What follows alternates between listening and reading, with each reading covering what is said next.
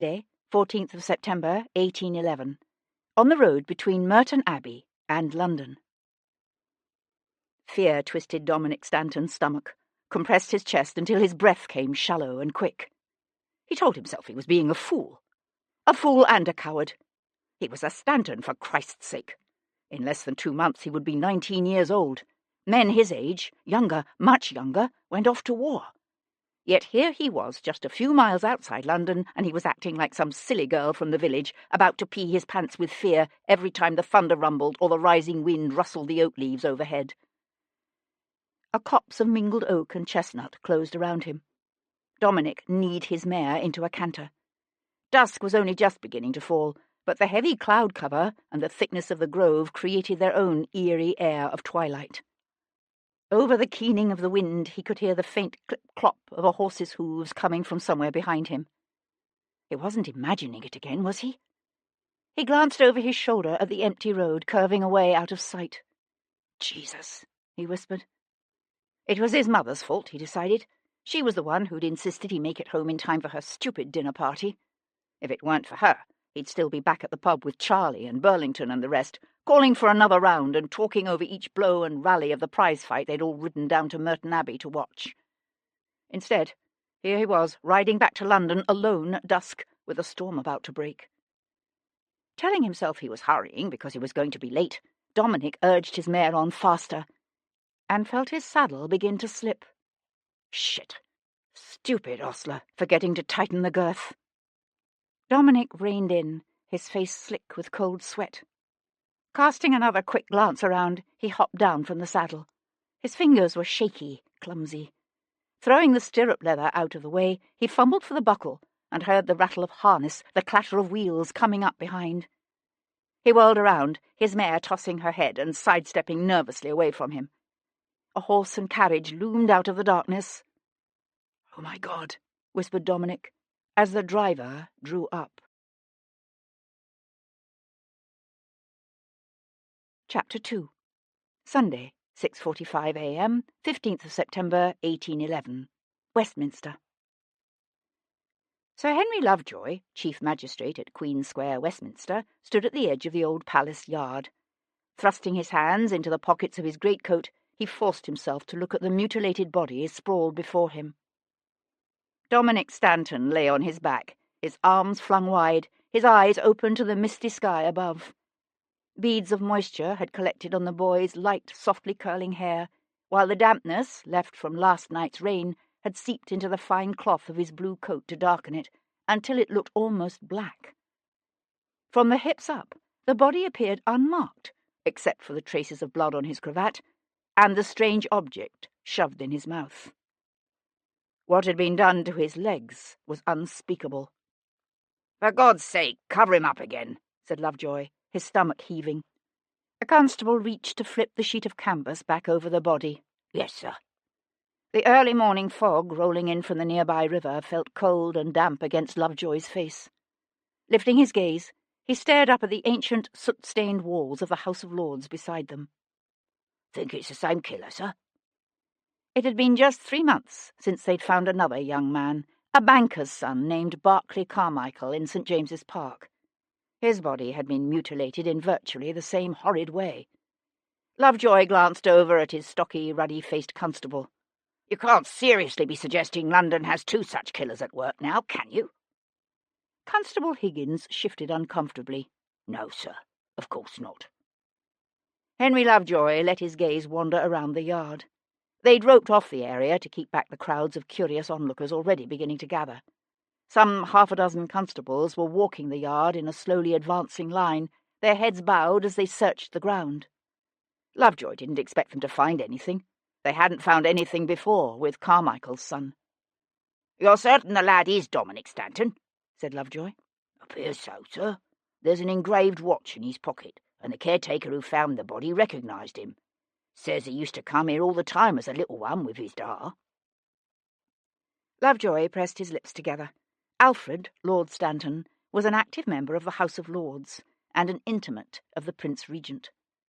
As bad as things had been after the murder of young Berkeley Carmichael last June, this time would be worse. The disembodied sound of a foghorn drifted in with the mist from the river. Lovejoy shivered. It might only be September, but already the morning held a chill that told of the coming of winter. "Lord Devlin is here, sir." Lovejoy swung around. A tall, aristocratic-looking gentleman crossed the yard toward them. His breeches were of the finest doeskin, his coat inimitably tailored, his waistcoat of white silk. But a day's growth of beard shadowed a handsome face set in hard lines, and Lovejoy knew a moment of misgiving. From the looks of things, Devlin had yet to make it to his own bed, and Lovejoy was not at all certain how the young Viscount would react to what the magistrate was about to propose. "Thank you for coming, my lord," said Lovejoy as Devlin came up to them. "I apologise for the unseemliness of the hour." Heir, and only surviving son to the Earl of Hendon, Sebastian St, Viscount Devlin, glanced down at the canvas-covered figure at their feet, then up again. "Why precisely am I here?" he asked, his eyes narrowing as he followed the line of slowly advancing constables. The man had strange amber-coloured eyes that still had the ability to make Lovejoy uncomfortable, even after some 8 months of acquaintance. Lovejoy cleared his throat. "We've had another young gentleman killed, my lord, and partially butchered, just like Barclay Carmichael." The Viscount's brows twitched together. "Let me see. I'm afraid it's rather a distressing sight, my lord." Ignoring him, Devlin hunkered down beside the body and flipped back the canvas. A faint quiver of distaste passed over his lordship's features, but that was all. Watching him, Lovejoy supposed the Viscount must have seen many such sights, and worse, during his years at war. Devlin's gaze travelled over the dew-dampened coat to the point where the boy's breeches had been cut away. What was left of the Stanton boy's legs looked like something one might see hanging up for sale in a meat market, the flesh hacked and raw, the exposed bones gleaming white. "Carmichael's body was butchered like this." Lovejoy brought up a handkerchief to wipe his face. "Yes, only in Carmichael's case it was the arms, not the legs." Devlin studied the boy's smooth-skinned face, framed in soft blonde curls. "Who is this one?" "A young man by the name of Dominic Stanton, eldest son of Alfred Lord Stanton, just 18 years old." Devlin nodded. "I still don't understand why I'm here." Lovejoy hunched his shoulders against the damp cold. He hadn't expected this to be easy. "I was hoping perhaps you might be able to help us understand what is happening." Devlin held his gaze steadily. "Why me?" "These young men are of your world, my lord." "And you think their killer might also be of my world? Is that what you're saying?" "We don't know, my lord. The boy was obviously killed someplace else and then brought here." "And the missing flesh?" "Has not been found, my lord." Devlin stared across the yard to where the apse of Westminster Abbey loomed out of the mist. Beyond that, one could just make out the ancient bulk of Westminster Hall. "Why leave the body here, do you suppose?" "It's a public spot," suggested Lovejoy. "The killer obviously wanted the body to be seen, and quickly found." "Perhaps. Or perhaps he was trying to send some sort of message." Lovejoy fought back a shiver. "A message? To whom?" From the fog-shrouded river 100 yards or so away came the sound of another horn, followed by a burst of laughter from unseen men on a passing barge. Devlin pushed to his feet. "Where does Lord Stanton say his son was last night?" "We've yet to speak to his lordship." Devlin nodded, his forehead creasing with a frown as he studied the distorted face of the desecrated body before them. "What's that in the boy's mouth?" Lovejoy had to turn away again and swallow a few times before he could answer. "We're not certain yet, but it appears to be the severed hoof of a goat." Chapter 3. Leaving the yard, Sebastian cut behind the massive stone walls of the House of Lords to where a set of stairs led down to the banks of the Thames. The fog was beginning to lift with the strengthening of the sun. In the clear morning light, the water showed flat and silver. He didn't want this again, he thought, pausing at the top of the steps to stare off across the river to where a wherryman worked his oars in slow, rhythmic strokes. Didn't want to find himself once again sucked into the midst of the kind of tortured emotions that destroyed people's lives. Murder always seemed to lead to more killing, and Sebastian was tired of killing, tired of death. He'd spent last night in the arms of the woman he would make his wife, if only she'd let him. But she wouldn't let him, and so he had left her bed before the sun rose. He'd just reached his own house on Brook Street when Lovejoy's constable found him. He rasped his hand across his unshaven face and wished he'd stayed in Cat's bed. He heard the magistrate, Sir Henry, come up behind him. "Tell me about the other one, about Berkeley Carmichael," said Sebastian, keeping his gaze on the river. "His body was also found early in the morning," said Sir Henry, "hanging upside down from a tree in St. James's Park. But it was obvious he hadn't been killed there." "You say he had been mutilated as well?" "Yes. The arms." Sir Henry paused at the water's edge, a slight distance away. "He'd been with friends the night before, left them at White's, and said he was walking home.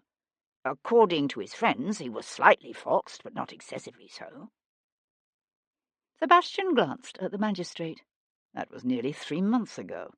What have you discovered?" "Very little. No one remembers seeing him after he left White's." Sir Henry lifted the collar of his coat against the breeze blowing off the river. "When we found him, Mr. Carmichael's throat had been slit, and his body drained of all blood. The flesh was missing from the arms." "Who did the examination of the body?" "Dr. Martin from St. Thomas. I'm afraid he was able to tell us little beyond the obvious." "You'll be ordering a post-mortem on Stanton?" "Of course.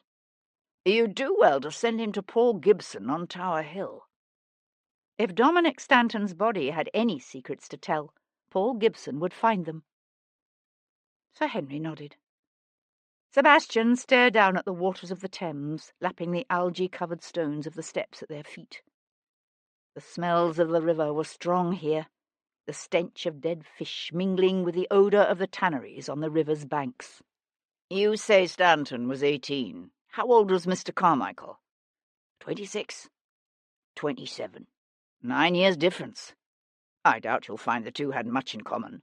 "Not much in common, my lord, but both were wealthy young aristocratic men from the West End." "You think that's why they were killed?" "I fear it's what people will say." Sebastian lifted his gaze to the far side of the river, where the bulky outlines of the barge houses were just beginning to emerge from the mist. The fortunes of both families were indeed immense, but there were subtle differences. For while the Stantons were one of England's oldest families, Sir Humphrey Carmichael had been born the simple son of a weaver. Sir Henry cleared his throat, his voice coming out sounding tight, worried. "May I count on your assistance, my lord?" Sebastian glanced over at the magistrate. He was a funny little man, with a shiny bald head, pinched unsmiling features, and an almost comically high voice. Painstakingly moral, upright and fastidious, he was also one of the most sincere and dedicated men Sebastian had ever met. The urge to say no was strong, but the memory of the dew beading on the dead boy's fair curls haunted him, and the kind of debt Sebastian owed this earnest little magistrate could never really be repaid. "I'll think about it," said Sebastian. Sir Henry nodded and turned toward the yard. Sebastian's voice stopped him. "When you found Berkeley Carmichael, was there anything in his mouth?" The magistrate swung back around, his Adam's apple visibly bobbing as he swallowed. "As a matter of fact, yes, although we could never determine its significance." "What was it?" The breeze from the river fluttered the hem of the magistrate's coat. "A blank page torn from a ship's log, dated 25th March. Chapter 4. Sebastian arrived at his house in Brook Street to find his father, Alistair St. Cyr, the 5th Earl of Hendon, just turning away from the door. Hendon's own townhouse was in Grosvenor Square. He seldom visited his son's residence, and never without a reason. The Earl was a big man, taller than Sebastian, and more solidly built, with a barrel-like chest and a massive bull-like head. His hair was white now, but once it had been dark, nearly as dark as Sebastian's own. "Well," said Hendon, his gaze travelling from Sebastian's unshaven face to his less than impeccable cravat.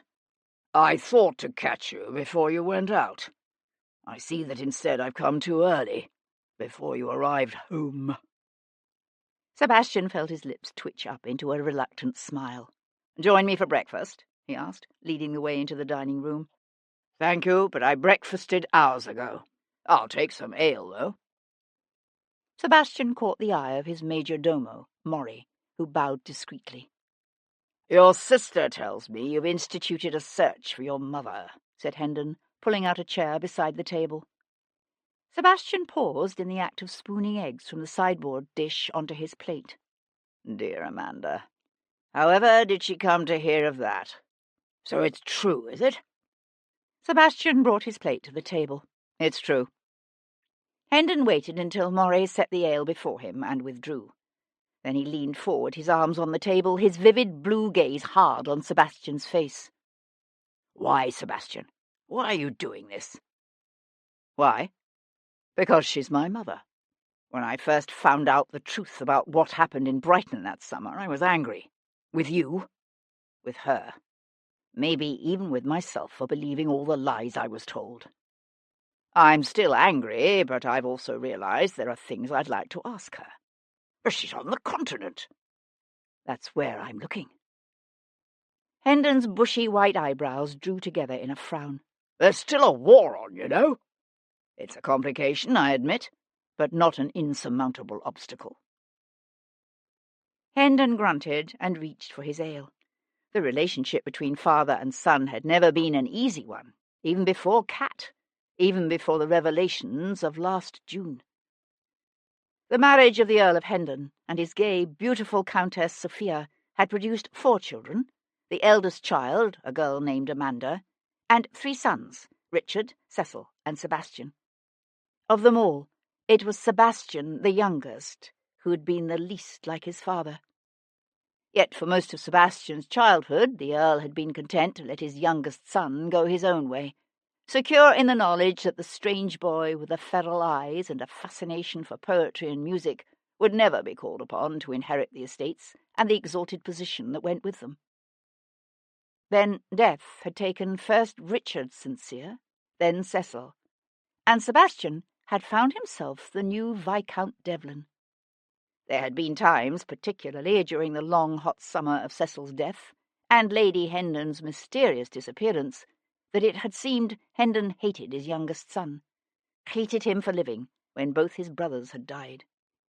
"Your Aunt Henrietta tells me you've refused her invitation to this ball she's giving tomorrow night," said Hendon, his heavy jaw jutting forward in that way it did when he knew he was about to start a fight. "I have a previous engagement." Hendon gave a scornful laugh. "Where? At Covent Garden Theatre." Sebastian took a deep breath and let his father's barb slide past. "If Aunt Henrietta is particularly desirous that I attend her ball, it's because some acquaintance of hers has a marriageable daughter she's determined to fling in my path." The remark might have sounded arrogant, but it wasn't. Sebastian knew well that if he was still the youngest of 3 sons, no ambitious mother in London would let him anywhere near her daughter. "You need someone casting marriageable young females in your path," said Hendon tartly. "You'll be 9 and 20 in a month." "The last eligible female my dear aunt inflicted upon me did nothing but prate endlessly about Alcibiades and the Sicilian expedition." "That's because when she introduced you to the Duke of Bisley's daughter, you described the girl as a pretty widgeon with more hair than sense." Hendon cleared his throat. "I hear the young woman Henrietta has in mind this time is quite out of the common." Sebastian laid down his fork. "I already have a woman in my life, as well you know." "A man can have both a mistress and a wife, for God's sake." Sebastian met his father's fierce gaze and held it. "Not this man." Hendon growled a crude oath and pushed up from his chair. He was nearly at the door when Sebastian stopped him by saying, "Rather than wasting your time trying to find me a wife, I wish you'd bend your purpose instead to finding me a new valet." Hendon swung around. What? I thought you just hired a new man last summer. I did. He quit. Quit? Why? Sebastian hesitated. In actual fact, the valet had quit because he'd spied Sebastian's tiger teaching the second footman how to pick pockets. But Sebastian wasn't about to tell Hendon that.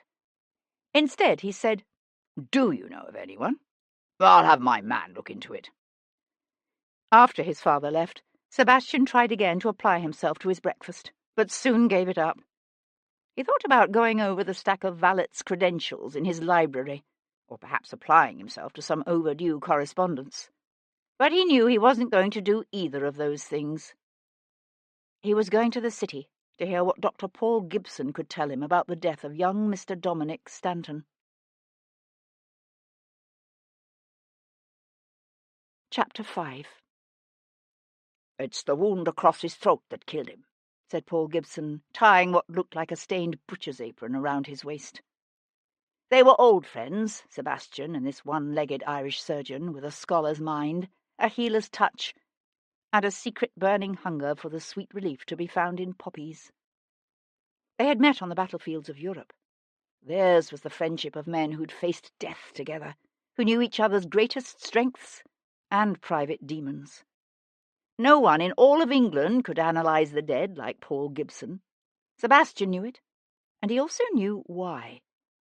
The human body was Gibson's Bible. He ministered to its ills and injuries. He studied and taught it.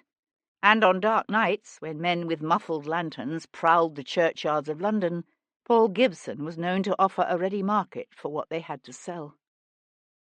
They were in the small stone building behind Gibson's surgery near the tower, where Gibson performed his autopsies and dissections.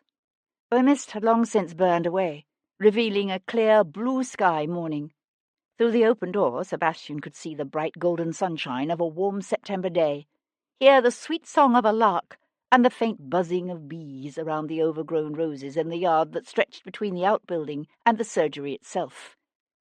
But in here, the air was close and dank, and scented by death. Sebastian stared down at the naked, ravaged body of Dominic Stanton, lying on the thick granite slab before them. Gibson hadn't yet progressed beyond the preliminaries in his post-mortem, but even to Sebastian's untrained eye, the slice across the boy's throat looked neat and precise, in sharp contrast to what had been done to his legs. I hope for his sake that was the first cut. It would appear so. Moving awkwardly on his one good leg, Paul Gibson limped around to the other side of the table. He'd lost the lower part of his left leg on a battlefield on the continent. The slash was made from left to right, probably from behind. Sebastian looked up at his friend's lean, dark face. But there was hardly any blood on the cravat. I suspect it was removed, along with the coat, waistcoat, and shirt, before his throat was slit. The body was then drained of its blood and dressed again. Jesus, just like Barclay Carmichael. Gibson frowned. You mean the man who was killed last June? I'm afraid so. Sebastian studied the body lying stiff and rigid before them. His experiences in the war had taught Sebastian more than he cared to know about the changes the passing hours bring to the remains of the dead. At about what time would you say Stanton was killed? Around midnight. The youth appeared to be in the full grip of rigor mortis. Probably. Give or take a few hours either way. Any signs of a struggle? A struggle? No, but this is interesting. Gibson picked up one of the body's arms. There are abrasions on his wrists, see? And signs of irritation at the corners of his mouth. He was bound and gagged, said Sebastian. So it would appear. Sebastian studied the boy's well-developed shoulders and tall frame. Dominic Stanton might have been young, but he was still a big, strong lad. It wouldn't have been easy for one man to overpower him. Any sign of a head wound? No. Sebastian had to force himself to look at what was left of the boy's legs. It doesn't strike me as a particularly professional job, he said after a moment. No, it's quite clumsy, in fact. Done with some sort of cleaver, I'd say. Post-mortem, thankfully. Do you know a Dr. Martin at St. Thomas? According to Lovejoy, he did the autopsy on Barclay Carmichael last June. The Irishman's mouth thinned into a humourless smile. The man's a bloody pompous ass, but I'll try talking to him. See if he noticed anything that didn't make it into his report. The stench in the room was starting to get to Sebastian. He went to stand in the open doorway and draw the clean, fresh air of the day into his lungs. From behind him, Gibson said, "Sir Henry Lovejoy told me he's asked for your help." "And why?" "He said you hadn't agreed." "I haven't." Sebastian narrowed his eyes against a sun so bright it hurt. The boy was obviously brought to the old palace yard after being killed and cut up someplace else. Any idea where? Gibson turned away to reach for a scalpel. "Ask me tomorrow." Chapter 6. Sebastian was crossing Whitehall, headed towards St. James's Park and the site where the first victim's body had been found, when he heard an imperious voice call, "Devlin!" He turned to find Alfred, Lord Stanton, striding toward him.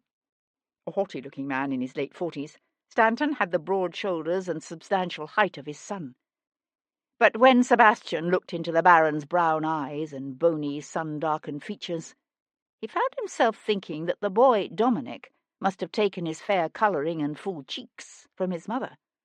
"I understand you're responsible for my son ending up in the hands of some common Irish surgeon." Sebastian stood and let the Baron walk up to him. "It's within the magistrate's power to refer a murder victim's body for a post-mortem." "Bloody hell, this is my son we're talking about. My son, not some back-alley whore to be handed over to a bog-Irish nobody." Sebastian stared off beyond the guards toward the park and tried to make allowances for the anguish of a father who just lost a son in one of the worst ways imaginable. Although from the sounds of things, it wasn't the post-mortem Stanton was objecting to as much as the social status of the surgeon conducting it. "Paul Gibson is the best student of anatomy and death in London. If anyone can help discover who killed your son, it's he." Stanton's jaw jutted out. "And what business is it of yours who killed my son?" There were those, Sebastian knew, who still believed him guilty of the terrible rapes and murders that had frightened London the previous winter. It was always possible that Lord Stanton was one of that number, although Sebastian doubted it. "Do you know if your son had any enemies?" he asked, as much to see the man's reaction as anything. "Someone who might wish him harm?" Stanton's face darkened with anger. Sebastian could see a father's grief in the man's slackened facial muscles and bruised eyes. But there was something else there, too, something that looked very much like fear. Stanton poked the air between them with one meaty finger. "You stay out of this, you hear? It's no affair of yours, none." Sebastian watched the big man stride away toward the Privy Gardens, the September sun golden on his broad shoulders. "Well, that was interesting," said Sebastian. He followed the canal in St. James's Park to a slight rise with a single black mulberry tree, where, on a warm summer's morning 3 months before, the rising sun had shed its rays on another butchered young man. Barclay Carmichael had been found with his ankles lashed together by a stout rope thrown over an arching branch of the mulberry. Hoisted high, his mangled arms dangling toward the grass, he'd been found at first light, just like Dominic Stanton. 2 wealthy young men, thought Sebastian, one 18, the other 7 and 20. One the son of a powerful banker, the other the scion of one of England's oldest families. Both bodies butchered and left, as if on display, in very public spaces. Standing on the rise, Sebastian turned in a slow circle. From here he could see the Palace of St. James's and the Houses of Parliament, the old Admiralty building, and the Horse Guards Parade. Why here? He wondered, and then he thought, where next? He found Sir Henry Lovejoy descending the steps of the public office on Queen's Square. At the sight of Sebastian, the magistrate paused and made to swing around. "My lord, please, come in." "No, I won't keep you," said Sebastian. "I just had a few questions I wanted to ask. I take it you've had the opportunity to speak with Lord Stanton." An indefinable quiver passed over Sir Henry's normally bland features. "Yes. Unfortunately, his lordship was rather upset by the choice of surgeon for his son's post-mortem, as well as by my possible involvement in the investigation into the circumstances of his death, I gather." Sir Henry blinked. "As a matter of fact, yes. How did you know?" Sebastian simply shook his head. "Where does his lordship say his son spent last night?" "It seems the boy made one of a party of friends who rode down to Merton Abbey for yesterday's prize fight." Bare-knuckle boxing was illegal and could, technically, be stopped by the magistrates, which is why the matches were typically held several hours' ride from London. But the match between the champion and his Scottish challenger MacGregor had been the subject of such intense speculation there couldn't be a magistrate in the area who hadn't been aware of it. "They set out from London for Merton Abbey as a group just before 11 yesterday morning," Sir Henry was saying. "So what happened?" "Mr. Stanton was expected home for a dinner party his mother was giving. He never arrived." Sir Henry paused. "Lady Stanton is said to be hysterical." The bells of Westminster Abbey began to chime the hour, the rich notes floating out over the city.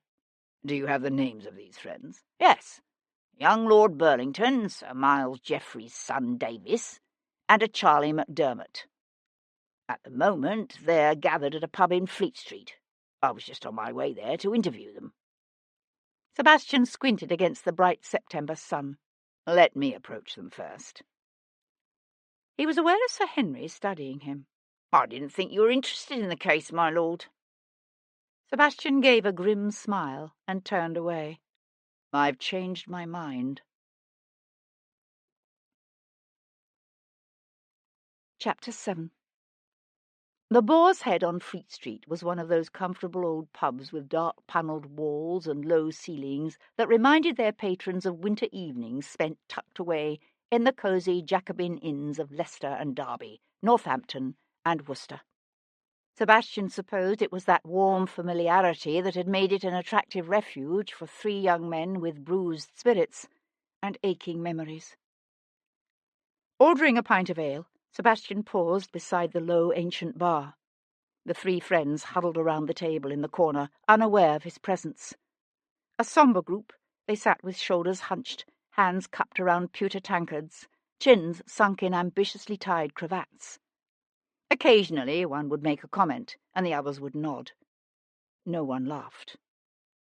The eldest of the 3, Davis Jeffreys, was but 20, a slight, incredibly gaunt young man who looked more like 16.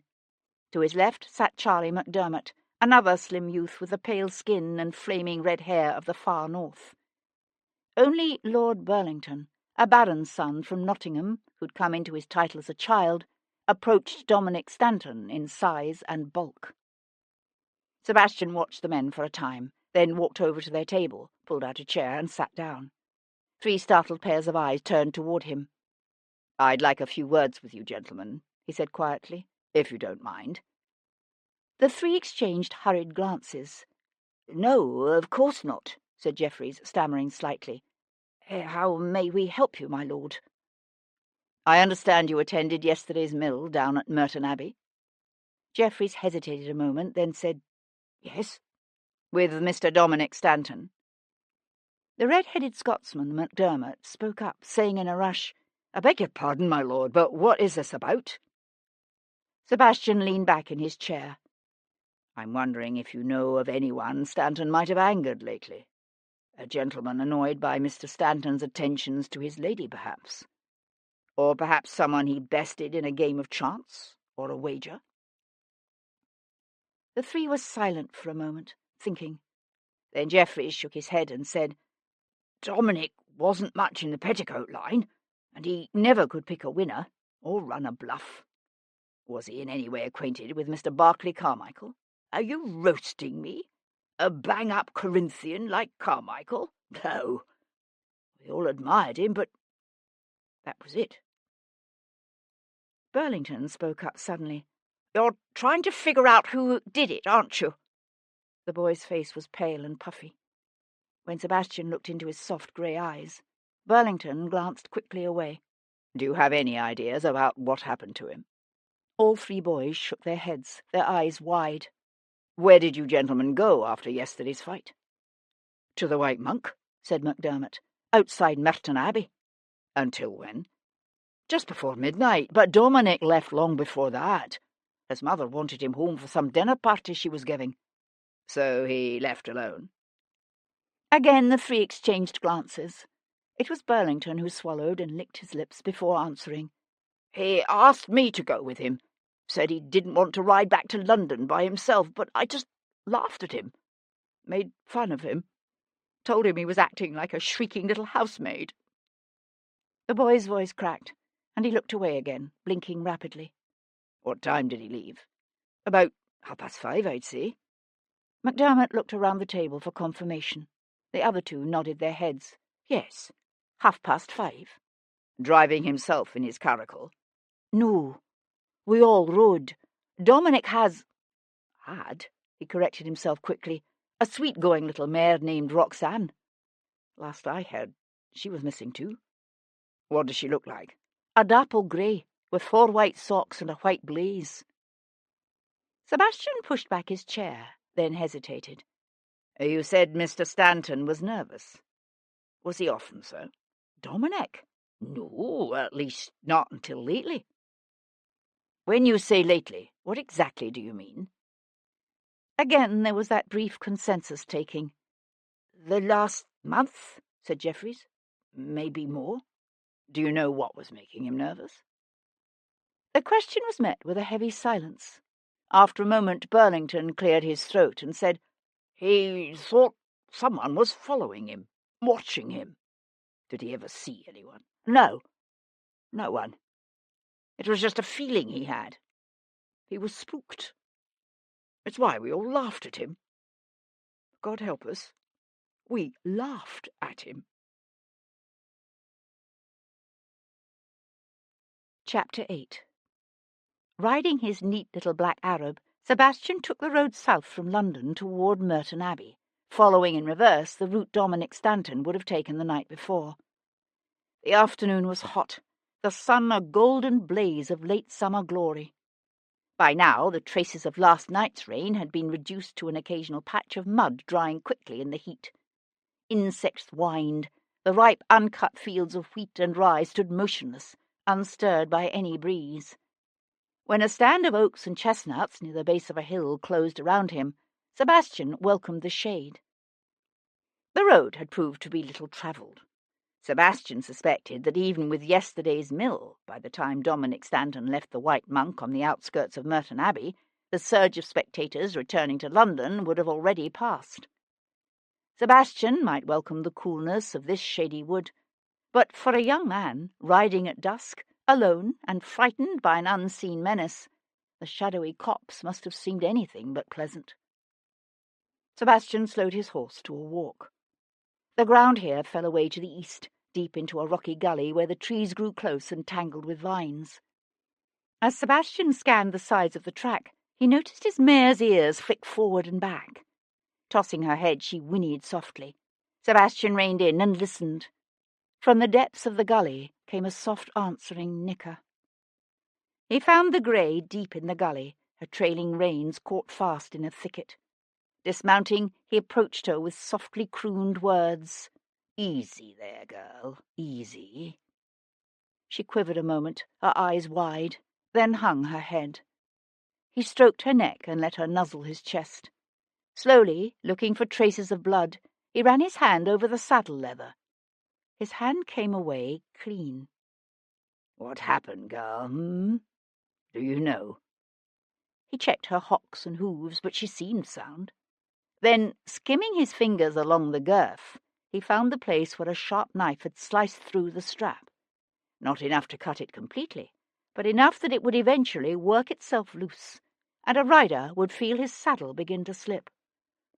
Leading the grey, Sebastian followed the faint trail of broken branches and bruised leaves back up to the road above. Last night's rain, coupled with the day's traffic, had obscured any trace that might have been left on the roadway itself.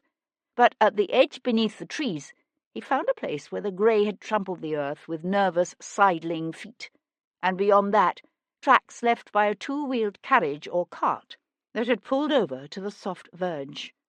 Whether the tracks had been laid down last night or at some other time he had no way of knowing.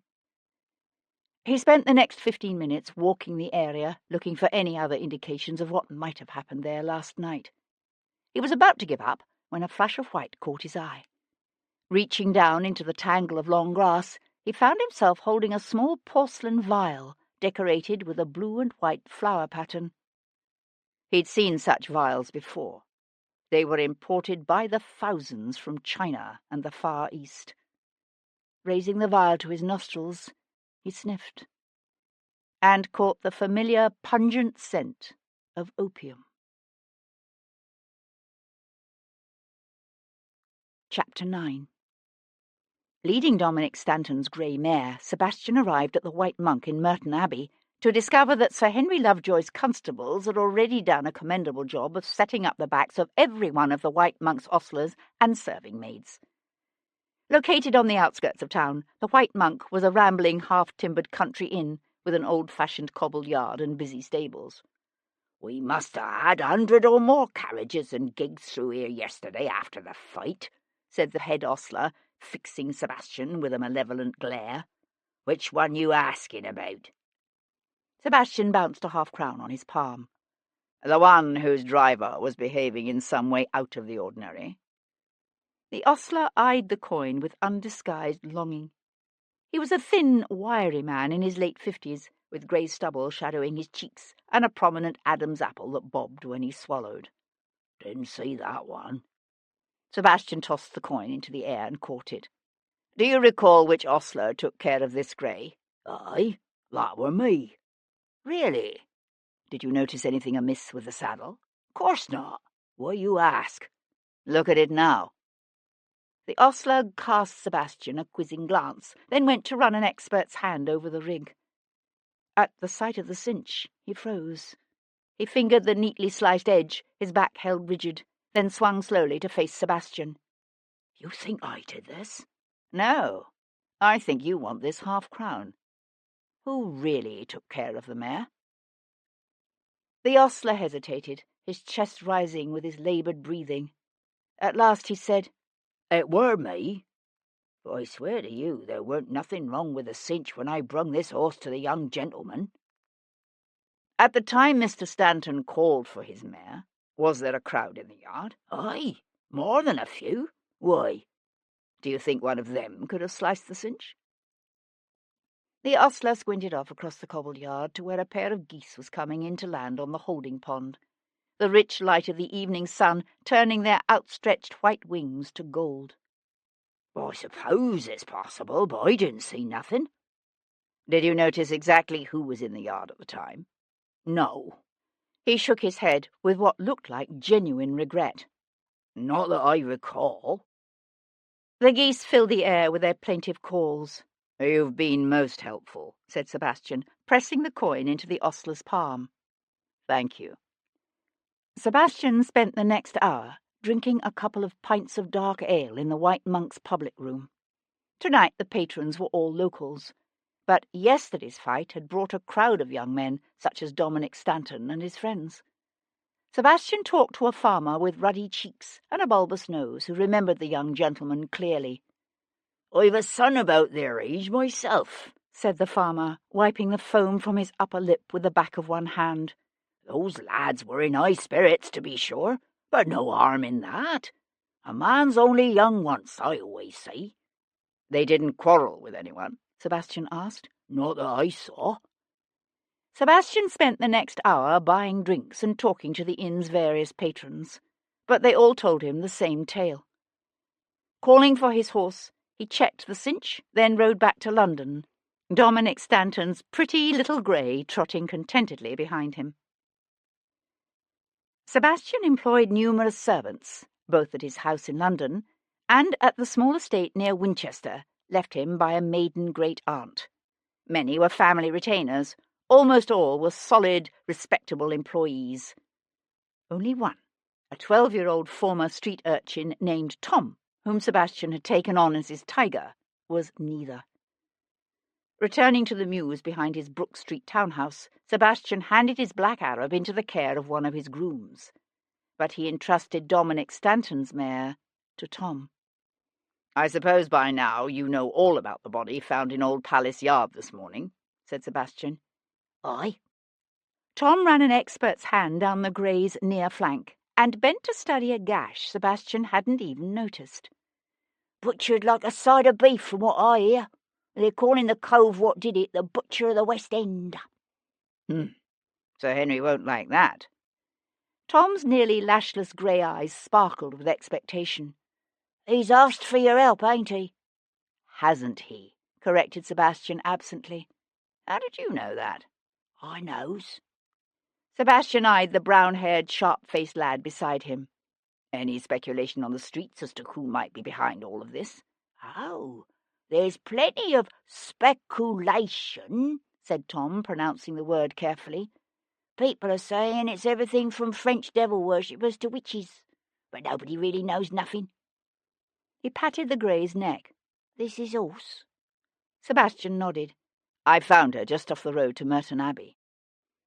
Tom fingered the cut cinch and pushed a low whistle through the gap in his front teeth.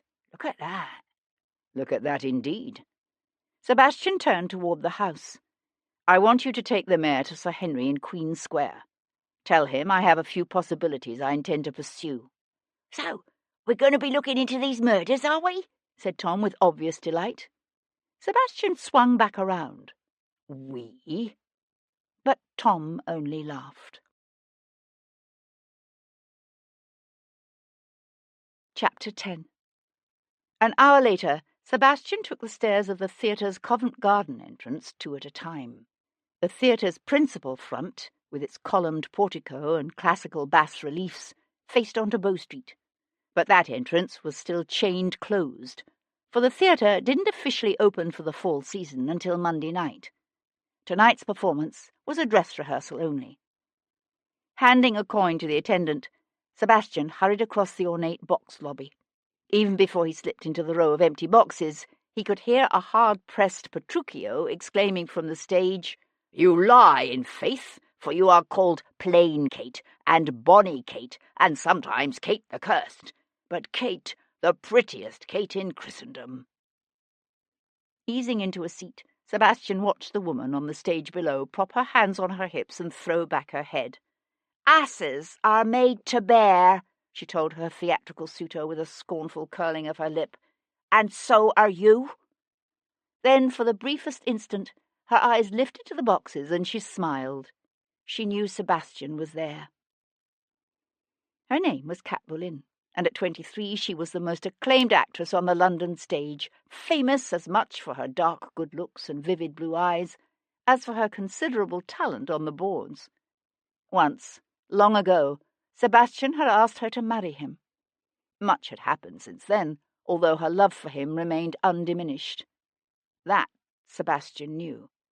It was, after all, the selfless strength of her love for him that made Cat determined never to become his wife. She had this idea in her head that by marrying him she would destroy him, and nothing Sebastian could say or do would change her mind. As the dress rehearsal ended, Sebastian headed backstage. He found Cat seated at her dressing table, busy with the task of wiping grease paint from her face. She looked up, her gaze meeting his in the mirror. She smiled. "I thought perhaps you meant to renege on your offer to escort me to supper tonight." He pressed a kiss against the nape of her neck, where it arched delicately below the upswept tumble of her rich auburn-lit hair. "I've been to Merton Abbey," he said, resting one hip on the edge of her dressing table. "Merton Abbey?" she frowned. "Whatever for?" "It's the last place anyone saw a young man named Dominic Stanton alive. Someone dumped his mutilated body in Old Palace Yard last night, and Sir Henry has asked for my assistance." "You agreed?" He heard the concern in her voice, saw it in the way she searched his face. Of all the people in Sebastian's world, only Cat, and perhaps the surgeon Paul Gibson, understood what his involvement in this murder would cost him. Why? Sebastian gave her a wry smile.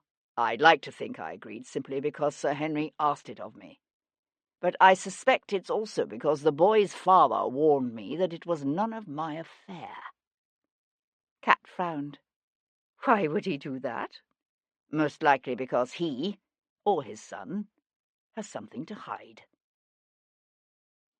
Later, as they supped on lobster bisque and a cold joint at Stephen's in Bond Street, he told her of the day's events. She listened to him in silence, her intelligent gaze thoughtful. When he finished, she said, "So what are you suggesting? That someone tampered with Dominic Stanton's cinch while he was drinking with his friends in the White Monk, and then followed behind him in a carriage until his saddle began to slip?" Sebastian reached for his wine-glass. "There's no way of knowing for certain that the wheel tracks I found on the verge of the London road were made last night. But if I were planning to move a body, I would certainly bring along a carriage." Was he killed there, by the side of the road? "I doubt it. The marks Gibson found on his wrists suggest the boy was tied up and taken elsewhere. He certainly wasn't butchered there." She pushed aside her plate. Sebastian smiled apologetically. "Sorry, this isn't exactly supper-table conversation." Reaching out, she cupped her hand over his where it rested on the tabletop. "What do you think is the connection between Stanton and Carmichael? Apart from the fact that both were young men from wealthy families, I wouldn't have said they had much in common." "Neither would I. Dominic Stanton was a raw young man, newly on the town, while Barclay Carmichael was a Corinthian, a regular out-and-outer. According to Stanton's friends, he admired Carmichael, but that was all." How horrifying to think someone simply chose them at random. She paused. Although I must admit, I couldn't see why that seems more frightening than the idea that the killer knew them. Perhaps because the randomness of it would make us all somehow vulnerable. A hint of amusement lit up her deep blue eyes. Perhaps that's it. The amusement faded quickly. "You say Lord Stanton seemed to fear your involvement. Do you think his lordship is doing something he doesn't want anyone to find out about?" Sebastian reached for the wine bottle to refill her glass. "Or he knows his son was involved in something that would disgrace the family were it to become known."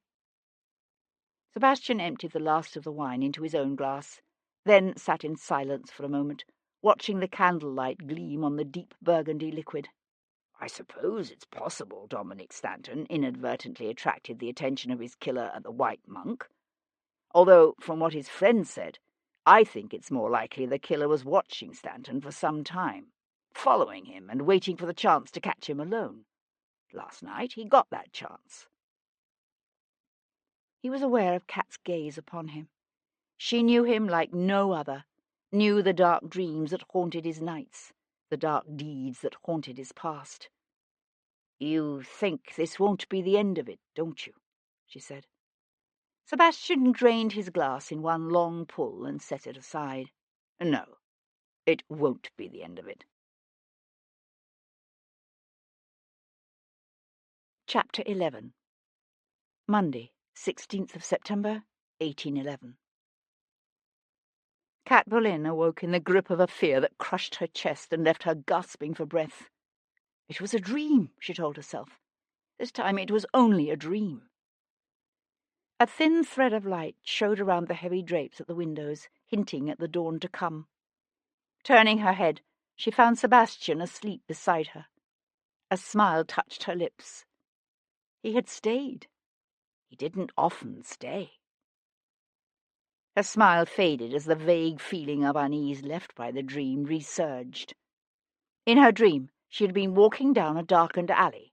She couldn't see anyone, but she knew a man was there behind her. She could hear his footsteps, see his shadow. She'd had the same dream every night for a week, and she knew why. Someone was following her. She had never seen him, but she sensed him often. At the theatre, on Bond Street, in the stillness of the evening when she went to close the curtains at the windows, he was there, watching, waiting. Why? It was always possible he was simply an admirer. An admirer who lurked in shadows and watched in silence would frighten any actress. But a woman who had spent years spying for the French and passing secrets to Napoleon's agents knew fears that went beyond those of an ordinary actress. She called herself Cat Boleyn, but she'd been born with a different name, to a woman who'd once been the toast of London, a woman who had taken wealthy, titled men into her bed, then left it all to return to her native Ireland. It was in Ireland that Cat's memories began, in a whitewashed house on the edge of a green in Dublin, a snug little house filled with laughter and so much love. And it was in Ireland that those halcyon memories had ended in a night of terror, when a troop of English soldiers pulled Cat and her mother screaming from their beds. They'd made Cat and her stepfather watch what they did to Cat's mother. Cat had tried to shut her eyes, but they told her if she didn't watch, they would do it to her too. And so Cat had opened her eyes. When they were done using her mother like a dog, they'd hanged Cat's mother and stepfather both, and left their bodies twisting slowly in the smoke-filled dawn at the edge of the green. Everything Cat had done for France, she'd done in their memory, to hurt the English, so that Ireland might one day be free. She would never regret what she had done, although she had cut her ties to the French months ago when Devlin came back into her life.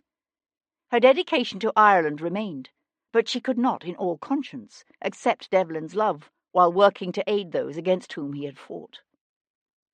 Yet Cat knew well that her activities in the past had left her vulnerable. She was vulnerable both to those to whom she had once provided information, and to their enemies, her enemies, the English. The man who now slept beside her knew nothing of the deeds she had committed in the past. He himself had spent years in the army, fighting the very country she'd sought to aid. There had been times this past week when she'd been tempted to tell him of the man who watched her from the shadows. But she understood the concept of unforeseen consequences, and she feared Devlin learning the truth about her past even more than she feared the shadowy man who followed her. She realized that at some point Sebastian had awakened. He lay watching her, his eyes gleaming faintly in the growing light. He had the strangest eyes, the amber colour of a wolf's eyes, with a wolf's ability to see in the dark. His other senses were acute as well, so acute that he sometimes disconcerted her. "Did I wake you?" she said. "I'm sorry." A smile quirked up one corner of his mouth. "I'm not."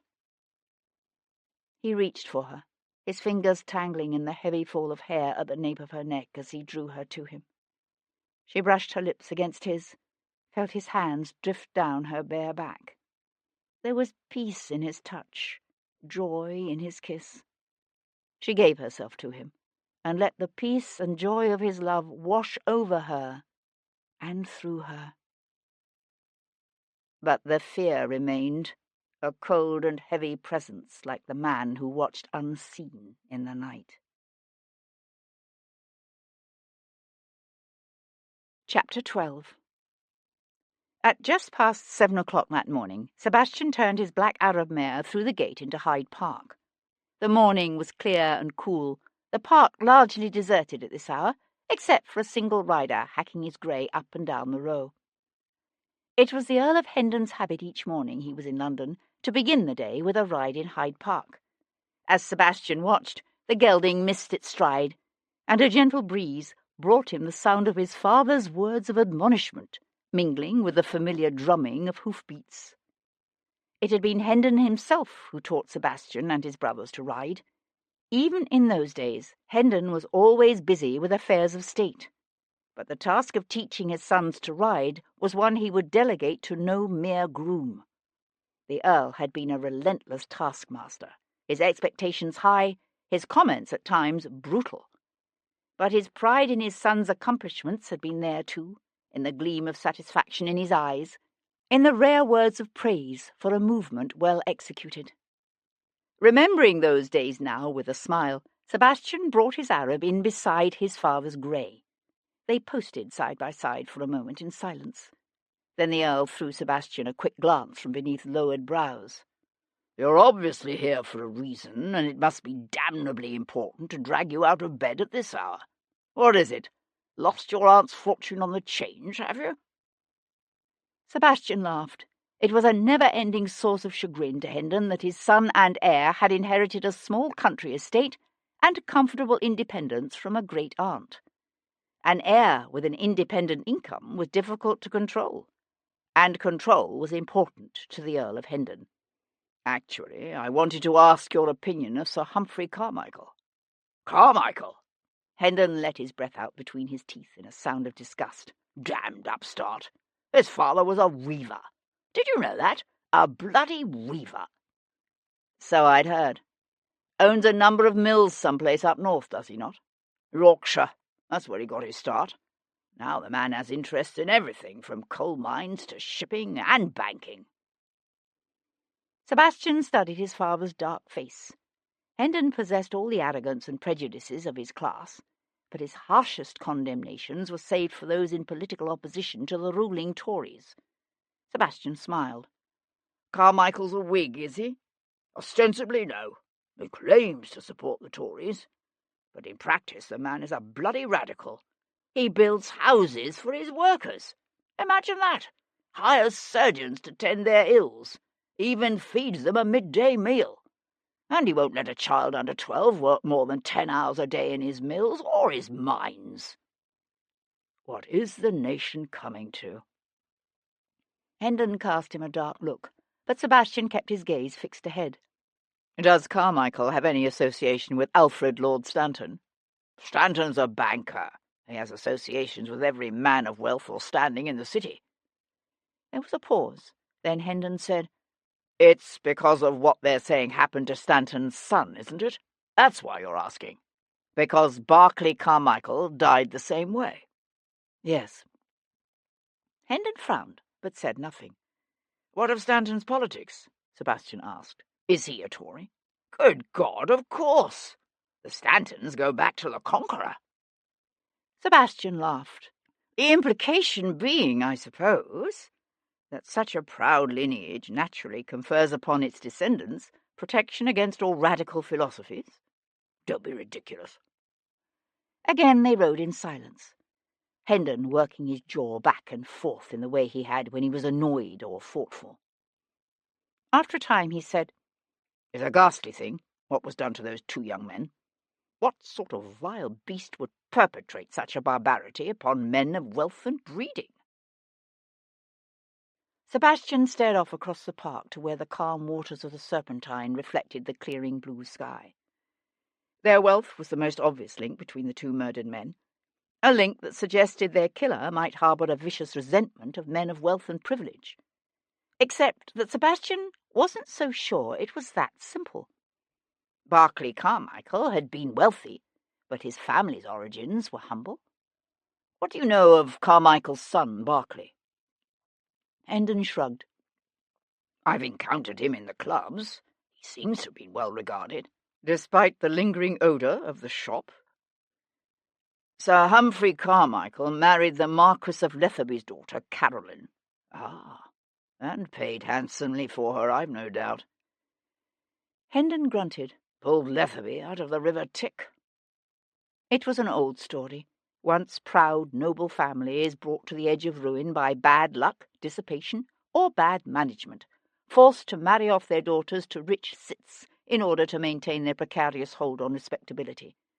Mere wealth could never buy its possessor true acceptance into the innermost circles of society, but it could buy a lord's daughter, and through her, social acceptance for one's sons. A sudden thought occurred to Sebastian. Is there a connection between the Stantons and the Marquis of Lethaby? You need to ask your Aunt Henrietta about that. The woman's a walking Burke's peerage. You could ask her about it tonight, if you went to her ball. Sebastian laughed out loud and turned his horse's head to leave. Sebastian. Sebastian hesitated, the black Arab tossing her head. Hendon worked his jaw furiously back and forth. This killer, whoever he is, the man is dangerous. Dangerous and disturbed. You will take care. It was an order, not a request. Sebastian let his gaze drift over the blunt-featured, white-haired man astride the big grey, and felt the annoyance raised by his father's earlier remarks begin to drain out of him. In Sebastian's memories, his father was a commanding, intimidating figure, his vivid blue eyes flashing, his body large and hale. Once, Hendon had been unforgiving, merciless, and fearless. He was still unforgiving and merciless. But when had he begun to grow old? Sebastian wondered. Old and afraid. I'll be careful. Chapter 13. At 27, Barclay Carmichael had been just a year younger than Sebastian, a slimly built man with light brown hair and pleasant, even features. Sebastian had known him only slightly, for while Sebastian had been sent to Eton and Oxford, Carmichael had been educated at Harrow and Cambridge. Yet he'd been a familiar face in the clubs of St. James's, at Ascot and Menton's, Cribb's Parlour and Angelo's. Sebastian knew nothing to the man's discredit, and a morning's discreet inquiries produced nothing to disrupt that image. The picture that emerged was of an easy-going, affable man, known for both his prowess on the hunting field and his willingness to help a friend. The worst anyone said of him was that he always paid his tailor's bills on time. Increasingly puzzled, Sebastian turned his steps toward the imposing stone bulk of the Bank of England. The bank was a private institution, controlled by some of the wealthiest men in England. Their relationship with the government was both sympathetic and self-serving, and Sebastian doubted there was a man among the bank's 24 directors who was not a staunch Tory. The never-ending war with France had been very good for business, or at least good for these men's business. Sebastian had heard it said that in 1790 the bank had employed only 200 clerks. They now numbered over 1,100. He found Sir Humphrey Carmichael walking briskly across the rotunda toward one of the fund's offices. "Sir Humphrey," called Sebastian, "if I might have a word with you." Sir Humphrey turned, an expression of annoyance shadowed by something else crossing his face. He looked to be in his late 50s or early 60s, a jowly man with pale, hooded eyes and an unusually long upper lip. He sucked on his lip for a moment, those secretive lids lowered as if to hide his thoughts. Then he tightened his jaw, said curtly, "For a moment," and led the way to an office of rich green velvet and polished mahogany that overlooked Threadneedle Street. "I understand you're the man to see if one is interested in making investments," said Sebastian, declining the banker's offer of a seat. "Yes, but I don't think you're here to discuss investments, are you, my lord?" Sebastian met the older man's hard stare. His eyes were light grey and utterly inscrutable. Here was a man to be reckoned with, thought Sebastian. In the space of something like 30 years, Carmichael had risen from being a weaver's son to become one of the wealthiest men in London, with a marquis's daughter as his wife. It was a journey no one made without being brilliant and cunning and utterly ruthless. Hendon's talk of factory housing and noonday meals had sketched a portrait of a philanthropist, but that portrait seemed difficult to reconcile with the man now before Sebastian. Sebastian smiled. "Very well. Let's cut to the chase, shall we? Sir Henry Lovejoy has asked for my help in discovering what happened to Dominic Stanton, and I was wondering if you knew of any possible connection between young Mr. Stanton and your son Barclay." Sir Humphrey Carmichael went to stand at the far side of his broad, gleaming desk. His hands clasped behind his back, the features of his face utterly composed. They might have been discussing the price of cotton or the latest American challenge to Britain's naval supremacy, rather than the brutal murder and mutilation of his firstborn son just 3 months before. Only the gleam of pain in the banker's eyes, quickly hidden by those heavy lids, betrayed the raw agony of a father's loss. "Apart from the manner of their deaths," said Carmichael slowly, "no, I know of no connection between them." Sebastian let his gaze wander the office. It was an elegant chamber, the walls hung with dark oils depicting sleek horses and racing hounds, the paintings sandwiched between massive bookcases crammed with books and curious objets d'art that could only come from a lifetime of travel. "Is there a connection between you and Lord Stanton?" "I have dealings with most of the wealthy and influential men in this city, Lord Stanton being no exception." Which didn't exactly answer the question, Sebastian noticed. I understand you're a follower of Robert Owen and the Reformers. Carmichael grunted. Not me. My wife. Sebastian knew a flicker of surprise. So it was the Marquis's daughter, rather than the weaver's son, who had interested herself in the needs of the working poor, who had built houses and hired surgeons and served soup. It said something unexpected about the relationship between the banker and his lady wife, that he had allowed her to indulge her concern for his workers, even if he didn't share it. Yet you encourage her, said Sebastian. Her projects have proved to be surprisingly good for business. I encourage anything that's good for business. And Berkeley, did he interest himself in his mother's projects? At 27, hardly. Sebastian's gaze fell on a dark wooden statue prominently displayed on a table near the window. Some 14 inches high, it depicted what he thought might be a woman, although the figure was wrapped in an Eastern cloak, making it difficult to be certain. Seated on a lion, she waved something like 8 or 10 arms in the air. An interesting piece, said Sebastian, moving to examine it more closely. It's from Ceylon. Carmichael's tongue flicked out to moisten his lips in a quick gesture. And Sebastian thought, he's nervous. Why is he nervous? I have interests in a firm that imports tea, Carmichael was saying. He moved to take the statue into his large hands. The hands were scrubbed so clean they were pink, the nails carefully manicured. But these were no gentleman's hands. The fingers and palms still bore the calluses left by the labours of his youth. It's a statue of the Hindu goddess, Shakti. Have you been to India? Several times.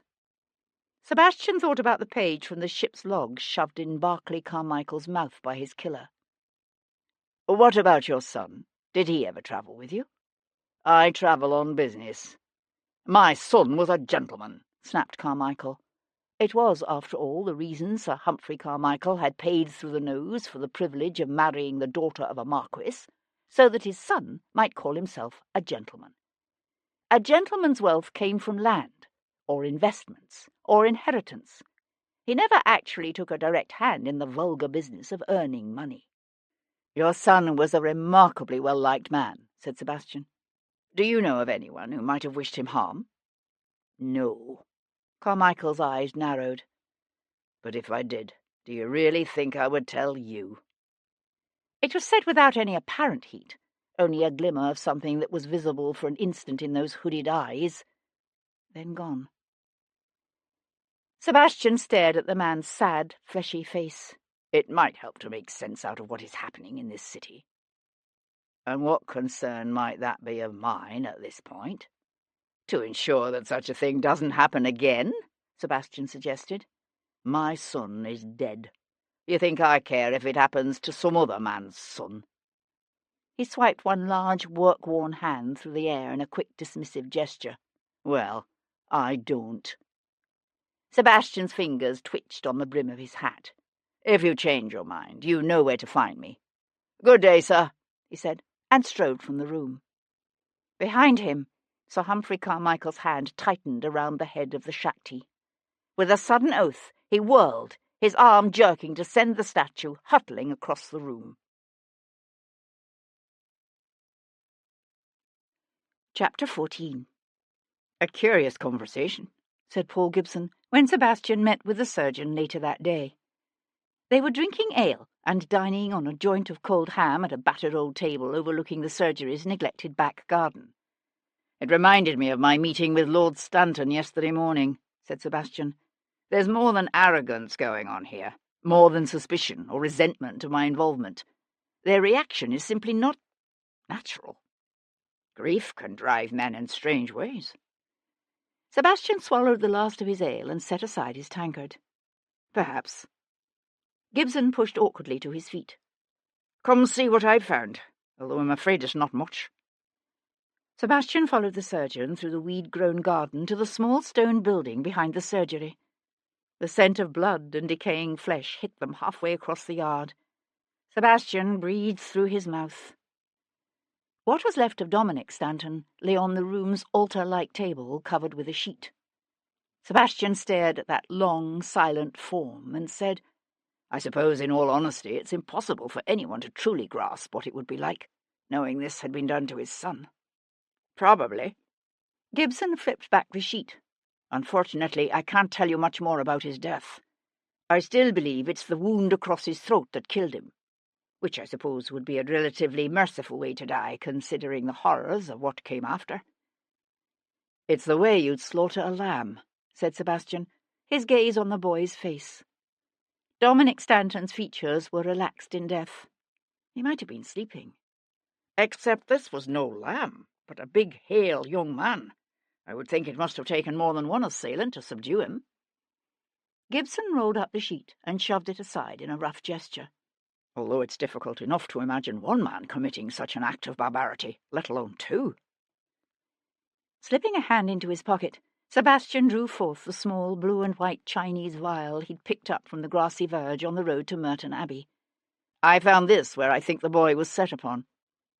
Taking the vial, Gibson raised it to his nostrils and sniffed. He looked up, one eyebrow raised. "Opium?" Sebastian watched Gibson's hand clench around the vial, then relax. Gibson's own dark love affair with opium dated back 3 years or more, to the blood-soaked surgeon's tent in Portugal, where he'd lost the mangled remnant of a leg left him by a French cannonball. "Is there any way to tell if Stanton ingested the drug before he died?" Sebastian asked. Gibson sighed and held the vial out to him. "Unfortunately, no. You think Stanton was a habitual user?" "I suppose it's possible, although I've found nothing that would suggest it. I'm thinking, perhaps, the drug was used to make him more manageable. It would do that, particularly if the lad were unused to its effects. But to force it down his throat wouldn't have been easy if he resisted." "No, but if someone held a gun on him and gave him a choice between the opium and instant death, he would drink it." As bad as the room had smelled yesterday, today it was indescribably worse. Sebastian went to stand in the open doorway and breathe. "According to Mr. Stanton's friends, the boy was nervous the past few weeks, convinced someone was following him. Whoever killed him must have been watching him, waiting for the chance to catch him alone. His friends thought he was imagining it. They even laughed at him for being afraid." "Aye, he was afraid, poor lad. He wet himself at some point before he died." "Not at the moment of his death?" "No, it was when he was still wearing his shirt." Sebastian turned to gaze at the fair curls and full cheeks of the silent face on Paul Gibson's granite slab. Dominic Stanton had probably thought himself a downy one, awake on every suit, whereas, in fact, he'd been little more than a child. A scared child. "Jesus!" His gaze rose to the enamelled basin on a nearby table where something bloody and vaguely familiar lay. "The object he had stuffed in his mouth. What was it?" Gibson followed his stare. "The hoof of a goat. It probably came from a butcher's stall. Whoever dismembered that goat was far more familiar with a cleaver than the man who hacked up Stanton's legs. Any idea what it signifies?" Sebastian shook his head. "No. According to Lovejoy, Barclay Carmichael had a page from a ship's log stuffed in his mouth." Gibson nodded. "I spoke to Martin, the surgeon, who did the post-mortem on young Carmichael." His lip quivered in disdain. "The man's a bloody idiot. I asked him if the body showed signs of having been bound and gagged before death, and he said he'd never thought to notice." "But you were right. Carmichael's throat was slit, and the body drained of all blood. The flesh was hacked from his arms." "Not the legs?" "No, just the arms." Sebastian walked around the slab. He had to force himself to look, really look, at the mangled boy. "Barclay Carmichael's body was found at dawn in St. James's Park," he said, "hanging upside down from a mulberry tree. Dominic Stanton was found in Old Palace Yard, again at dawn. Both very public places. Both young men were last seen the night before their deaths by friends whom they then left. Sometime between when they were last seen and when their bodies were discovered at dawn, Both young men were set upon by at least one assailant, perhaps more. They were taken, God only knows where, stripped of their shirts, their throats slit, and the blood drained from their bodies. Then the killer, or killers, hacked the flesh from Carmichael's arms and from Stanton's legs, and dumped the bodies where they'd be quickly found the next morning. He glanced up to find Gibson watching him. "Does that sound right?" "I'd say so, yes." Sebastian blew out a long, slow breath. Was there nothing to indicate where Stanton might have been killed? "Just these." Gibson walked over to pluck what looked like pieces of straw from the table and hold them out. "I found one in his hair, the others caught in his shirt and coat." Sebastian took the fragile stems between his fingers and sniffed. "It's hay. I asked Martin if Barclay Carmichael had hay in his hair and clothes. He said yes, although he couldn't imagine why it might be significant." Reaching for the sheet, Gibson shook it out over the body, his motions unexpectedly gentle as he smoothed the covering over the boy's mutilated feet. He stood for a moment, his gaze on the silent, shrouded form before him. When he spoke, his voice was hushed. "What kind of person would do something like this? Butcher a human body like a slab of meat?" "You do it." Gibson looked up, his lips pressed together so tightly that two white lines bracketed his mouth. "I dissect cadavers for knowledge, to help save lives, and I respect and honour every body that comes to me. Whoever killed these two young men was acting out some twisted hatred, not pursuing any scientific inquiry. He desecrated their bodies in a way that violates every standard of decency, every tenet of civilization as we know it." "Yet we've both seen men do such things, and worse. Well-bred young men of birth and fortune." There was a silence, as both men's thoughts drifted back to another time and another place, and a fellow officer who had once delighted in the pain and dismemberment of his enemies. "That was war," said Gibson. "This isn't war. Besides, he's not here." "No, this isn't war. But he is here, in London." "Quayle," said Gibson. Sebastian nodded. "Captain Peter himself." Captain Peter Quayle was not the kind of fellow officer one easily forgot. A tall, lanky barrister's son from Devon, with cornflower blue eyes, a shank of straight blonde hair, and a ready laugh that came loud and often. He had served with Gibson and Sebastian in Portugal. He was every regiment's dream with a cricket bat, and poetry in motion on horseback. And he had taken a fiendishly sadistic delight in butchering informers, or men he suspected of being informers.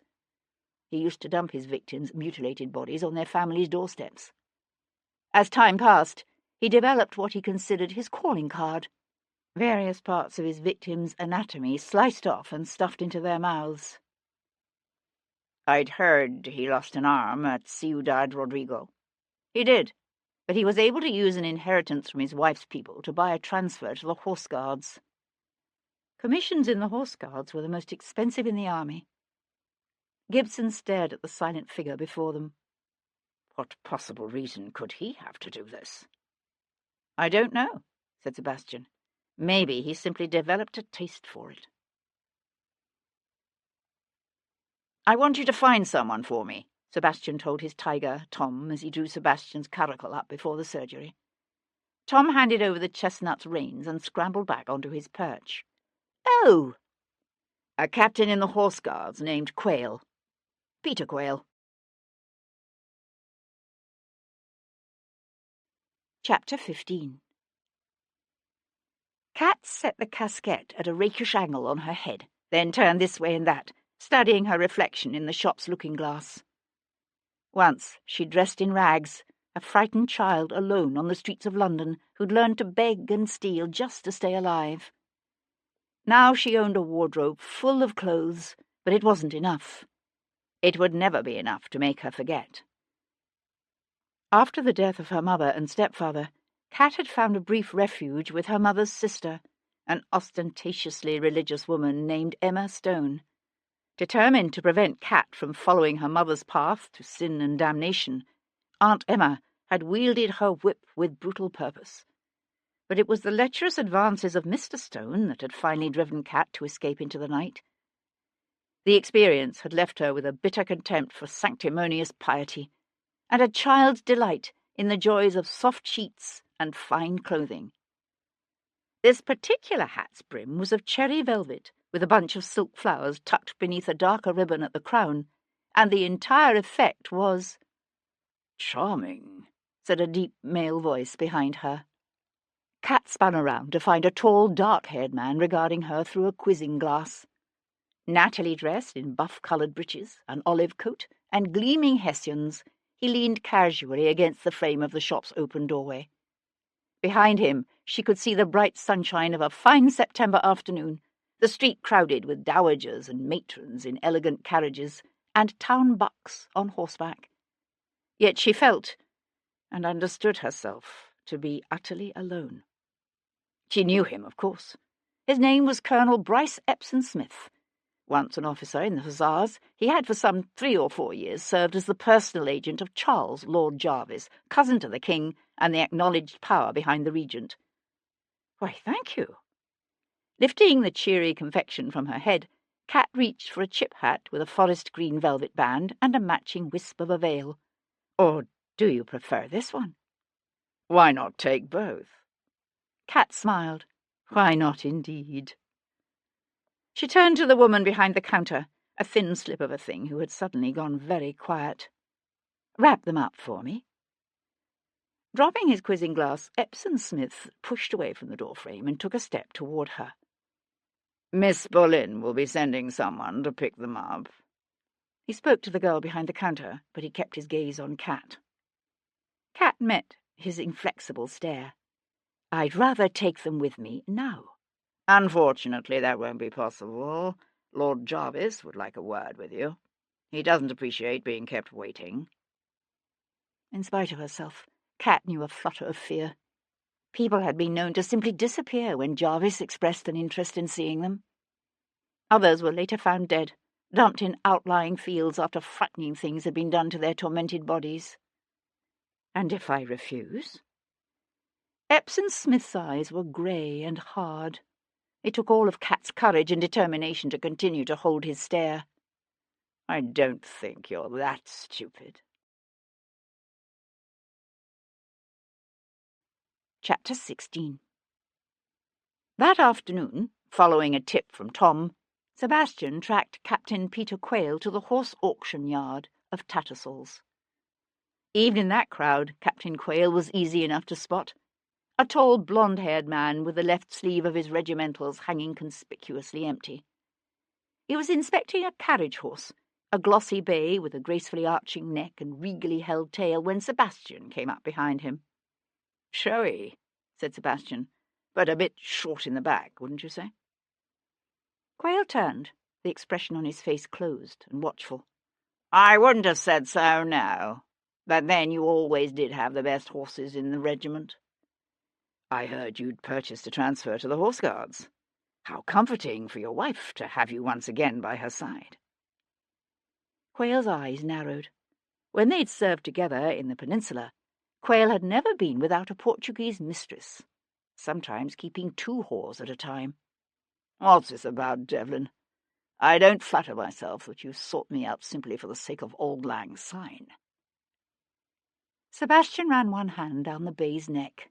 She really was a splendid animal. "I suppose I'm curious. You didn't by any chance know a young gentleman named Dominic Stanton?" "You mean the Lord's son who's just got himself butchered?" Quayle gave an abrupt huff of laughter. "Not hardly." "Yet you've heard what happened to him." "Who in London has not?" The bay nosed Sebastian's pockets, looking for a carrot. "What about Barclay Carmichael? Did you know him?" A muscle twitched along the man's handsome jawline, his nostrils flaring on a quickly indrawn breath. "I know where you're going with this." "I should rather think you would," said Sebastian, his attention seemingly all for the horse. "That's what happens when you acquire a reputation for torture and mutilation. Young men start showing up butchered, and suspicion naturally turns toward you." Quayle's chest swelled, the brass on his regimentals gleaming in the late afternoon light. I did what I did in Portugal for king and country, and loved every minute of it, didn't you?" Sebastian turned to study the man beside him. "So what happened? Did you acquire a taste for it, and then find you missed it when you had nothing to do besides parade up and down the Mall and provide an ornamental backdrop for the prince?" Quayle stared back at him, breathing hard but saying nothing. The afternoon sun struck the dust in the air, turning it to gold. The smell of expensive horseflesh and manure drifted on the afternoon breeze. "Where were you Saturday night, anyway?" Sebastian asked. "At home, in bed, with my wife?" Quayle leaned in close, his blue eyes like ice. "Why, whose bed were you in, my lord?" Sebastian smiled. "Not my wife's." He started to turn away. Quayle stopped him, his voice rising. "You're wrong about this, you hear me, Devlin? You're wrong. I had nothing to do with either Carmichael or Stanton." "Really?" Sebastian gathered the bay's lead and slapped it against the captain's chest. "Then why are you lying?" Sebastian stood in the shadows of the auction yard's Palladian facade and watched as Quayle glanced quickly around, then disappeared into one of the subscription rooms. "Follow him," Sebastian told Tom. "I want to know where he goes, whom he sees." Tom pulled his hat low enough to shade his eyes and grinned. "Aye, governor." Chapter 17. Charles, Lord Jarvis, lifted a pinch of snuff to his nostrils and sniffed. He was a big man, tall and fleshy, with large appetites and a power unmatched by any in England. Although he could claim a distant kinship to the king, Jarvis owed his position of power not so much to his birth as to the nearly incomparable brilliance of his intellect, his shrewd ability to manipulate men, and a fierce dedication to king and country that no one could question. If it weren't for Jarvis, the Hanovers would have lost their fragile hold on the throne of England long ago, and both the regent and the old king knew it. Or at least the king knew it when he was in his right mind, which was seldom these days. Jarvis kept offices in both St. James's Palace and Carlton House, although it was at Carlton House that he spent most of his time since the proclamation of the Regency some 7 months before. His own house, in Berkeley Square, he visited as seldom as possible. The place was overrun with females, a species for which Jarvis had little patience and even less tenderness. His mother was a foul-tempered, grasping harpy, his wife an idiot, while his daughter Hero. Jarvis felt his chest burn and rose to pour himself a brandy. At the age of 25, Hero was headstrong and stubborn, forever engaged in a nauseating string of good works, and unlikely ever to wed. Once, Jarvis had had a son, a weak-willed namby-pamby named David. But David was dead, which left only Hero. If she'd been born a son, Jarvis would have been fiercely proud of her, except for those radical notions of hers, of course. As it was, she was a sore trial to him. He took a sip of his brandy. The woman he'd ordered brought to him today was of a sort he understood well. A whore, she used her beauty and the ecstasy to be found between her legs to entice and ensnare men. It mattered not whether she served the French out of conviction or for greed. She would tell Jarvis what he wanted to know and allow herself to be used, or he would crush her and Devlin both, if need be.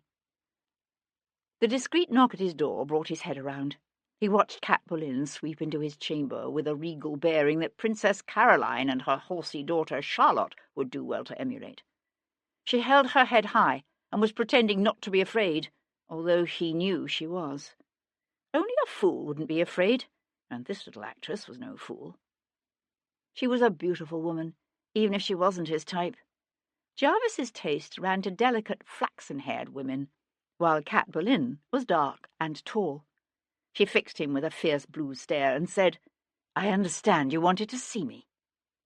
"Admirable," he said, and saw her eyebrows rise in inquiry and surprise, "but unnecessary. We both know why you're here. I trust you won't waste either my time or yours with protestations of innocence." It's difficult to protest my innocence when I don't know what I'm being accused of. She had her voice flawlessly under control. Jarvis took another sip of his brandy. He did not offer her wine, nor did he invite her to sit. Your association with the French is known. Has been known, actually, for quite some time now. Really? If this is a fishing expedition, I'm not biting. She turned toward the door. May I go now? He went to lounge in a chair beside the empty hearth, his legs crossed in front of him. No. She hesitated, then swung slowly to face him again. We have a report compiled by 2 of our agents last winter. A copy of it is there on the table. He nodded to the black notebook that lay on a nearby ebony side table. Do take a look at it. I'm convinced you'll find it fascinating reading. She picked up the book with a hand that didn't tremble and flipped through the pages. Once or twice she paused, her lips parting on a quickly indrawn breath. When she finished, she set the book aside and looked up at him, her famous blue eyes huge in a pale face. I deny it all. It doesn't matter. I didn't bring you here to discuss the contents of that most interesting little book. Then why am I here? Jarvis folded his hands together and rested them on his broad chest. As you are no doubt aware, Monsieur Pierrepont's activities on behalf of Paris were known to us. We left him alone because it suited our purposes. But his hasty departure last February has disrupted what was a nice, tidy situation. Our agents tell us Napoleon has a new spy master in London. We want his name.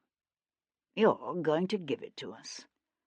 She started to say something, but he held up his hand, stopping her. It's immaterial if you know his name now or not. But if you do not know it, I suggest you learn it. Quickly. You have until Friday. She stared back at him, her head held high, her posture defiant. He knew what she was thinking. He smiled. You're thinking I've given you something of a reprieve. That left to your own devices until Friday, you will simply flee the country for France. That would not be wise. You're being watched. If you make any attempt to flee, or to warn the gentleman whose name I seek, you will be seized. He pushed up from the chair and walked toward her. I have men in my employ who enjoy hurting people, and they are very good at what they do. It wouldn't take them long to extract whatever information you might possess. Only, I'm afraid they wouldn't stop there. Before they finished with you, you would no longer be pretty or whole. You would be begging them to kill you, and they would, eventually. Reaching out, he touched her cheek. Before she could stop herself, she flinched. And if that still is not enough to convince you of the wisdom of cooperating, then I suggest you give some thought to the consequences for Viscount Devlin should it become known that his mistress is a French spy. You think you wouldn't implicate him, but believe me, by the time my men were through with you, you would. She stared at him, with a cold, murderous fury that almost gave him pause.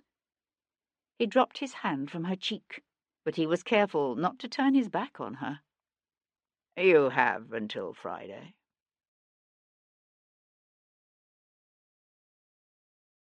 Chapter 18. Sebastian was in his dressing room, shrugging into a black evening coat with the clumsy help of his footman Andrew when Tom came in to deliver his report. Discover anything of interest? Sebastian asked, nodding the footman's dismissal. Quayle spent most of the afternoon in St. James's, in his club. Then he went home. To his wife? That's unusual. Do you think he knew you were following him? I don't think so, no. Want I should trail him again tomorrow? Sebastian smoothed his lapels. Yes, I won't need you in the morning. I'm interviewing some gentleman's gentlemen who look promising. Tom dug the toe of his shoe into the carpet and tried to look innocent. Smiling to himself, Sebastian reached for a small flintlock and slipped it into his pocket. Pistols weren't exactly standard evening wear, but the low-heeled pumps that were de rigueur for balls meant he couldn't carry a knife in his boot. Tom's eyes widened. Expecting trouble? When it comes to murder, I always expect trouble. Henrietta, Dowager Duchess of Claiborne, stood at the top of the imposing stairs of her Park Street townhouse, her hands clenched into fists at her sides. She had been receiving her guests, but the arrivals had long since begun to thin, and Henrietta was forced to admit that her handsome, if wayward young nephew, Viscount Devlin, was not coming. Turning away, she blew out a harsh, ungenteel breath of disgust. Beside her, her son, the present Duke of Claiborne, leaned toward her to say, "You didn't really expect him to show now, did you?" "Of course not, but I'm still annoyed with him." At the age of 70, the former Lady Henrietta St. was one of the grandes dames of society. She had never been beautiful, but she had always been fashionable, and very, very astute. She had erred, she knew, in presenting both Bisley's daughter and the Fenton girl to Devlin. The one was too frivolous, the other too severe. But she had high hopes for this newest possibility, the Dillingham girl. Lady Julia was breathtakingly lovely and satisfyingly intelligent without being a dead bore. As Devlin would discover, if he'd simply condescend to meet the poor girl. Abandoning her post at the top of the stairs, Henrietta moved through her guests with the practised ease of an accomplished hostess. She was steering a wayward buck toward a shy young girl in ivory-figured silk when she became aware of a stir around her, like the fluttering of hens when a wolf threatens the chicken house. Turning, she saw a solitary figure climbing the marble steps. Devlin. He wore the standard male evening attire of black silk knee breeches, black dress coat, and black silk waistcoat, with a graceful ease that somehow managed to be both negligent and exquisite at the same time. Reaching the top of the steps, he paused, his gaze scanning the crowded rooms. He had his mother's tall, fine-boned good looks, with dark hair, and the strangest pair of yellow eyes Henrietta had ever seen. Eyes that lit up with a smile as he came toward her. "Aunt," he said, bowing low over her hand. She rapped his knuckles with her fan, hard. "Don't think to turn me up, sweet. I'm surprised you bothered to show up at all as late as it is." Devlin grinned. "I hadn't intended to, but I had some questions I wanted to ask you." Far from being annoyed, Henrietta knew a quickening of curiosity. "Questions? About what?"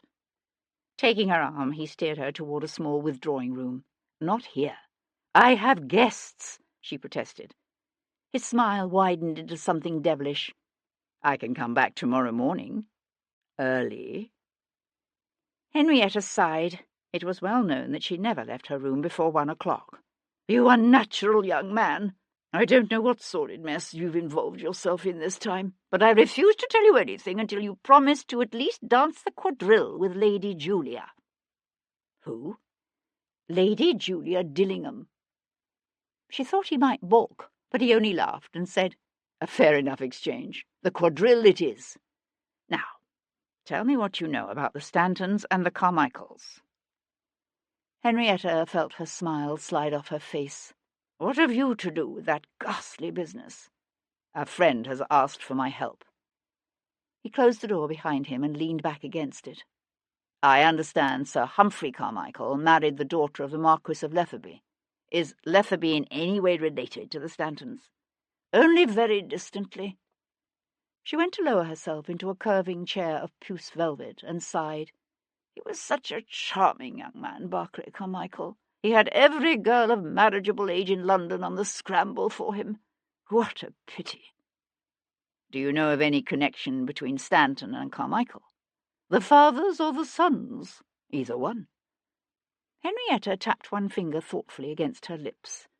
"I do seem to recall they were both involved in something a few years back, but I couldn't say now exactly what it was." "A scandal?"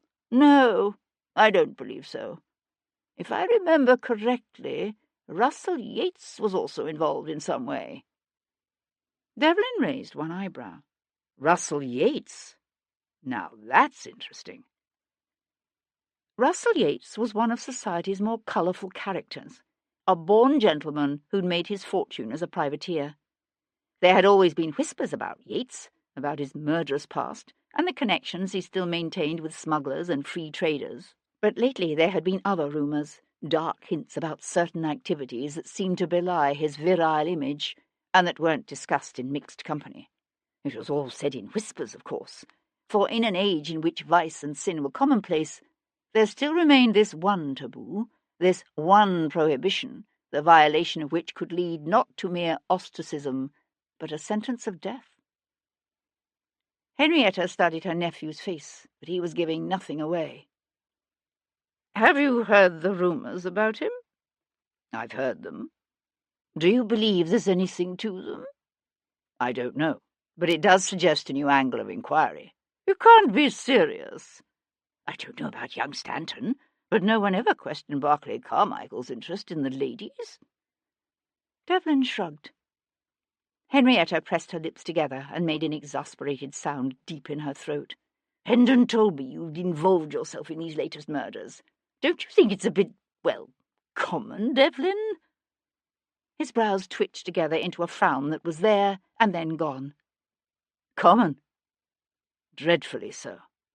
In fact, if you had the least regard for the reputation of this Lady Julia, you would most definitely advise her not to dance the quadrille with me." Henrietta pushed to her feet with a grunt. "I fear it would take far more than an unnatural interest in murder to render you anything other than an enviable catch, my dear."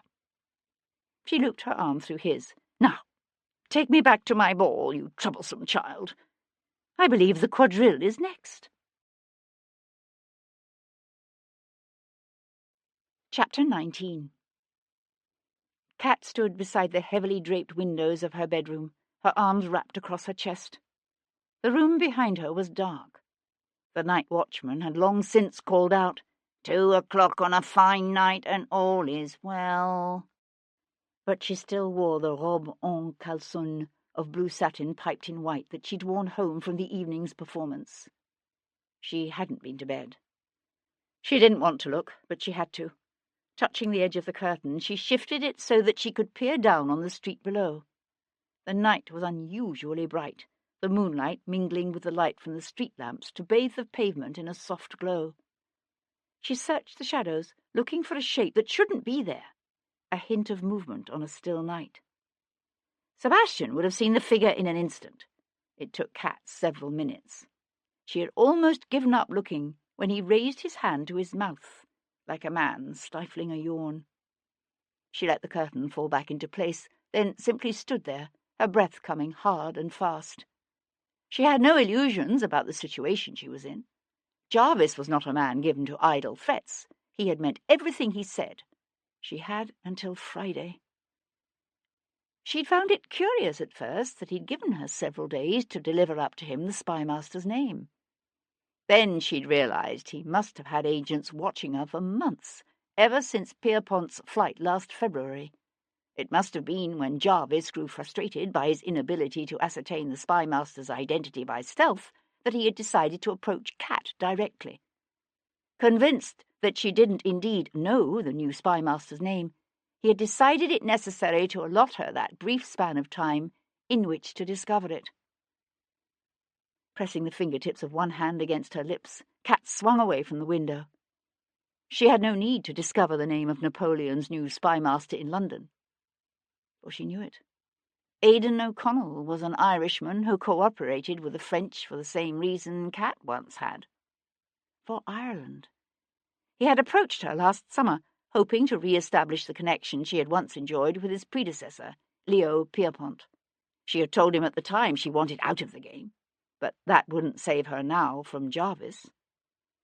Her options were limited, and she knew it. She could attempt to escape, but Jarvis was notorious for his network of spies, and her stomach roiled at the thought of the things his henchmen would do to her if they caught her. She could wait until Friday and nobly refuse to give up O'Connell's name, but Jarvis would then simply wrench the information from her by torture. She knew she would tell them anything they wanted to hear, anything, even as she knew it wouldn't be enough to save her. Or she could betray O'Connell freely and hope it would be enough. With a groan, Kat sank to the floor, her arms drawing her bent knees against her chest. Jarvis had left her no real choice, and he knew it. On Friday she would tell him Aidan O'Connell's name. The trick would be to find a way to do it on her own terms, because she harboured no illusions. Now that Jarvis had his hooks in her, she would never be free, never be safe. And neither would Devon. Leaving his Aunt Henrietta's ball, Sebastian descended the torchlit steps to discover a man in a rough greatcoat and slouch hat lounging against the wall near Sebastian's carriage, his hands in his pockets. As Sebastian approached, the man pushed himself upright and took a step forward. Sebastian's footman made to stop him, but Sebastian waved them back. "Nice evening," said the man, the skin beside his eyes crinkling in a smile. He looked to be about 30 years of age, with broad shoulders, and a kind of coiled restlessness that reminded Sebastian of men he'd known in the army, in the Secret Service. Sebastian casually slipped one hand into his own pocket and felt the smooth, well-crafted wooden stock of his pistol. Then why the coat? This time the man's smile showed his teeth. "You know why." His speech was not that of a gentleman, yet not of the streets either. Moving deliberately, Sebastian brought the small flintlock from his pocket to hold it loosely at his side. He was careful to keep a calculated distance between them. "What do you want?" For an instant, the man's eyes left Sebastian's face, his gaze flicking to the flintlock at Sebastian's side. The man's expression never altered. "I've come to offer you some friendly advice." "Advice?" "Advice. I was hired to give you a warning. You know the kind. A dead cat on your doorstep, a brick through your window in the middle of the night. But then I thought, why play games? There's something the gentleman needs to understand, so why not simply explain it to him?" "Hence the advice." "That's right." The man in the slouch hat brought up his left hand to scratch the side of his nose. "The thing is, you see, you've been asking too many questions. The gentleman who hired me wants you to stop." "You mean asking questions about Barclay Carmichael and Dominic Stanton?" The man smiled again. "That's right. See, I knew you'd understand." "Who hired you, Lord Stanton or Sir Humphrey Carmichael?" The man's smile slid away. "Now there you go, asking questions. Not a good idea, remember." The man was starting to annoy Sebastian. "Just who are you, anyway? My name isn't important. I'm just the messenger." "And the adviser?" "So to speak." "And if I fail to heed your advice?" The man's smile was completely gone now. "That would be unwise." Sebastian signalled his footman, who leapt forward to let down the carriage steps. "Give your employer some advice from me, why don't you?" Sebastian said. The man pivoted to keep his face towards Sebastian as Sebastian moved past him to the carriage. The man's right hand never left his pocket. Sebastian never raised the pistol from his side. "Tell your employer, I don't like people who kill cats. I have a real objection to heavy rocks being thrown through my windows. And if he sends anyone after me again, I'll kill him." Something glittered in the other man's eyes, something that was both a warning and a promise. "Till we meet again, then," he said, and faded into the night. Sebastian settled into the corner of his carriage, the flintlock resting against his knee. He could hear the distant strains of music from his aunt's ballroom, and from nearer at hand, a woman's laughter. His questions were obviously making someone uncomfortable. The threat against him had been serious. The man who delivered it, a professional. Leaning forward, Sebastian signalled his coachman to drive on. He had no intention of heeding the man's warning, of course, which meant that he'd be meeting the gentleman in the slouch hat again. Only next time, Sebastian knew, he wouldn't see the man coming. Chapter 20. Tuesday, 17th of September, 1811. Early the next morning, Sebastian received an unexpected visit from a furtive little man with sun-darkened skin and an accent that could change from Geordie to Cockney or from French to Spanish to Italian and back again in an instant. His name was Emmanuel Jones, and he had once worked for Sebastian in the army. Now he was working for Sebastian again in an entirely different capacity. He was searching for Sebastian's mother. "That ship you was asking about," said Jones. "The San Remo? You were right. It didn't sink 17 years ago.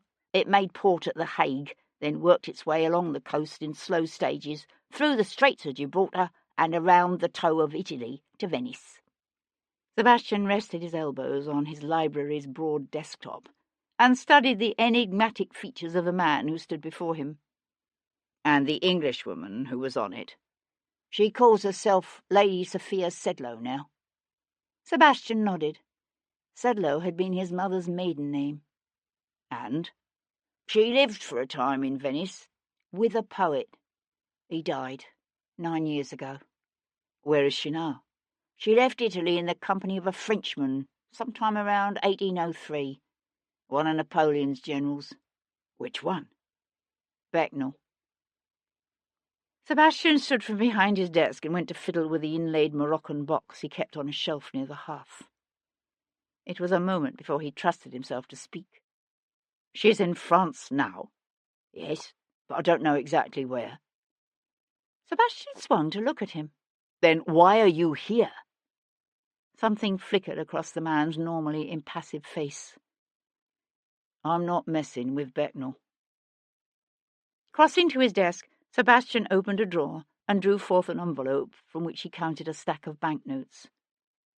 "Speak of this to anyone," he said, shoving the notes across the desk, "and I'll kill you. It's as simple as that." Jones folded the money out of sight with a sniff. "I know how to keep me mouth shut." After he had gone, Sebastian went to stand again beside the empty hearth, his gaze fixed unseeingly on the cold, empty grate.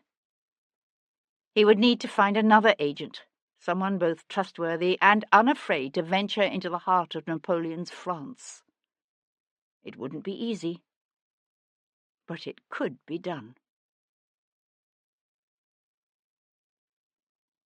He spent much of what was left of the morning interviewing applicants for the position of valet. "We come highly recommended," said one of the applicants, a softly rounded man named Flint, who affected a thin black moustache and punctuated his words with soft flutterings of his flawlessly manicured white hands. "Highly recommended indeed." Sebastian glanced through the valet's glowing credentials and felt a spurt of cautious optimism. In a field of applicants distinguished by nothing so much as mediocrity, the man looked promising. "So I see. You take considerable pride in your work, I understand." "We consider our work more than a vocation," said Flint, sitting painfully upright in a chair on the opposite side of Sebastian's desk. "For us, taking care of our gentlemen is akin to a calling. No measure is too extreme to achieve the best presentation. If a gentleman is a bit thin in the calf, we add padding to the stockings. If a gentleman grows corpulent in his advancing years, we are conversant with the discreet use of the corset. And for that unfortunate tendency displayed by some gentlemen to grow hair on the backs of the fingers, we are well versed in the art of hot waxing." Something of Sebastian's reaction to this speech must have shown on his face, for the valet hastened to add, "Not that your lordship requires any of these extreme measures." "Thank God for that." The valet tilted his head, subjecting Sebastian to an intense scrutiny that made him feel like a nag being offered for sale at Tattersall's. "We would, of course, press for a bit more precision in the presentation. Sporting gentlemen can sometimes be a tad too careless in their dressing, if you know what we mean. A few extra hours spent at the toilette each morning can make such a difference." "A few extra hours?" Flint nodded. "No more than 2 or 3. Sebastian leaned back in his chair and pressed his fingertips together. "I'm something of an eccentric creature, I fear. There are times when I find it expedient to dress in the type of garments one customarily sees for sale in places such as Rosemary Lane. I trust you would have no difficulty with that." Flint gave a nervous titter. Your lordship is most droll." "On the contrary, I am entirely serious." The valet's pained smile fell, just as Tom came catapulting into the room, bringing with him the scent of sun-baked streets, hot boy, and the pervasive earthy odour of the stables. "I've a message from Sir Henry," said the tiger, breathing hard. "He's discovered another murder he thinks might be linked to the two gentlemen what snuffed it here in London. Seems they found a body in a churchyard down in Kent, late last April. Gutted like a bleeding fish he was." "Merciful heavens," said the valet, pressing a snowy handkerchief to his lips. "And Sir Henry," continued Tom, casting the valet a curious glance, "he wants to know if you'd be interested in driving down there with him this morning." Sebastian pushed back his chair and turned to the valet. "If you'll excuse me, Mr. Flint." But the little man, with the neat black moustache and soft white hands, was already gone. "The boy's name was Thornton," said Sir Henry Lovejoy, one hand held up to anchor his round hat more firmly to his bald head, the other gripping the edge of the seat beside him. "Mr. Nicholas Thornton." Lovejoy was beginning to regret his decision to make the journey down to the Kentish town of Avery in Viscount Devlin's curricle, with that irreclaimable pickpocket Tom ensconced on the tiger's perch in the back.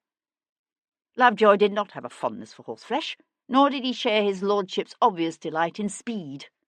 Lord Devlin feathered a turn, his horse's flashing hooves eating up the miles.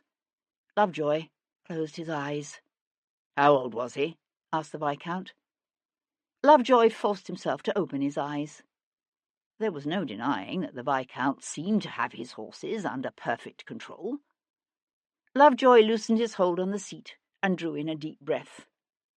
"Just 19. He was a divinity student up at Cambridge, studying to enter the church like his father." "The church?" said Devlin in surprise. Lovejoy nodded.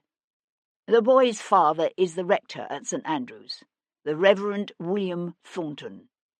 "What makes you think there's a connection between his death and the London murders?" Lovejoy himself found the similarities in the deaths difficult to comprehend. A rector, while considerably more distinguished than a vicar or a mere curate, was of a social rank far different from that enjoyed by either Stanton or Carmichael. "As I understand it, the boy's body was hacked open and his organs removed. I know little beyond that. I'm afraid young Mr. Thornton's killing attracted considerably less attention than the recent murders in London. Avery is, after all, some distance from town." "And the boy's father was only a clergyman," said the Viscount. Lovejoy kept his face wooden. "Just so." The white gate of a toll appeared up ahead. The urchin Tom blew a blast on his yard of tin as Devlin drew up and waited for the keeper to amble out of his cottage. "You say the boy was killed last April," said Devlin, after the toll was cleared. "When he came down for the Easter holiday. Took a pole and went out fishing sometime in the late afternoon." "By himself?" "So it would appear. They later found his pole beside a stream that runs behind the vicarage." "And the body?" "Wasn't discovered until the next morning at dawn. The killer left the boy in the rector's own churchyard, lying atop one of the tombs." Chapter 21. Avery proved to be a sleepy Kentish market town, with a wide high street curving down a gentle hill toward the banks of the Medway below. It was dominated by its old Norman church, St. Andrew's, which stood in the midst of an ancient but well-tended churchyard of scythed grass, dotted with worn grey tombstones. To the south of the church lay the rectory, a pleasantly proportioned house of mellow red brick, built late in the last century, with twin, two-story bay windows protruding gracefully on either side of a small white porch. The Reverend William Thornton received them in a study overlooking the rambling, untidy gardens that stretched away from the rear of the vicarage. The study was a scholar's refuge, filled with piles of manuscript pages and ancient leather-bound volumes that overflowed the room's many bookcases to spill onto tables and across the floor. They found him seated in a green leather chair beside the empty hearth, a frail-looking man with wispy grey hair and a prominent nose made more conspicuous by the gauntness of his cheeks. A rug covered his legs. He did not stand at their entrance. "You must forgive me for not rising to greet you," he said, when the stout middle-aged housekeeper in a mob cap ushered them in to see him. "I fear my legs no longer support me. But please do not allow my infirmity to lead you to deduce that you are unwelcome. It's not often I receive visitors from London. Please, sit down. Mrs. Ross, some tea?" "Please accept our apologies for intruding upon you," said Lovejoy, taking a seat on a nearby comfortably worn sofa. "But we must ask you some questions about your son." Declining a seat, Sebastian went to stand with one hip resting on the low sill of a window overlooking the garden. He watched as Thornton's pale cheeks sagged, his lips trembling for a moment before he pressed them tightly together. "It's because of these killings in London, isn't it? Do you think there's some connection?" "There may be," said Lovejoy. One of the Reverend's bony, heavily veined hands tightened on the edge of the rug in his lap. "Mrs. Ross told me about this last one, the Stanton boy. It's terrible, just terrible." "What can you tell us about the day your son disappeared, Mr. Thornton?" The rector sat in silence for a moment. When he spoke, his voice was hushed and oddly flat, as if he could speak only by sealing off his every emotion from the tale he was telling. "Nicholas was up at Cambridge, but he'd come down for the Easter holidays. He used to spend every minute he could when he was home in the wood behind the house, and that was where he went that morning. It was a Wednesday. He was due to return to Cambridge in just a few days. He went fishing. He took a pole with him, but I think it was something in the nature of a prop, so he'd look productive." Amusement gleamed, then was gone in an instant. "He said he'd be back in an hour or two, in time for luncheon. But he didn't come back." "No. I didn't worry at first. You know what boys are like. But as the afternoon wore on, I became concerned. Nicholas was not usually so careless. When the shadows began to lengthen toward evening, I finally decided to go looking for him. I found his pole and his shoes beside the stream, near his favourite fishing hole.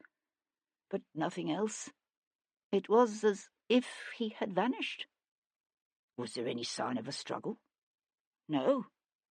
Some men from the town volunteered to help me search the wood and beyond." Thornton restlessly shifted his legs.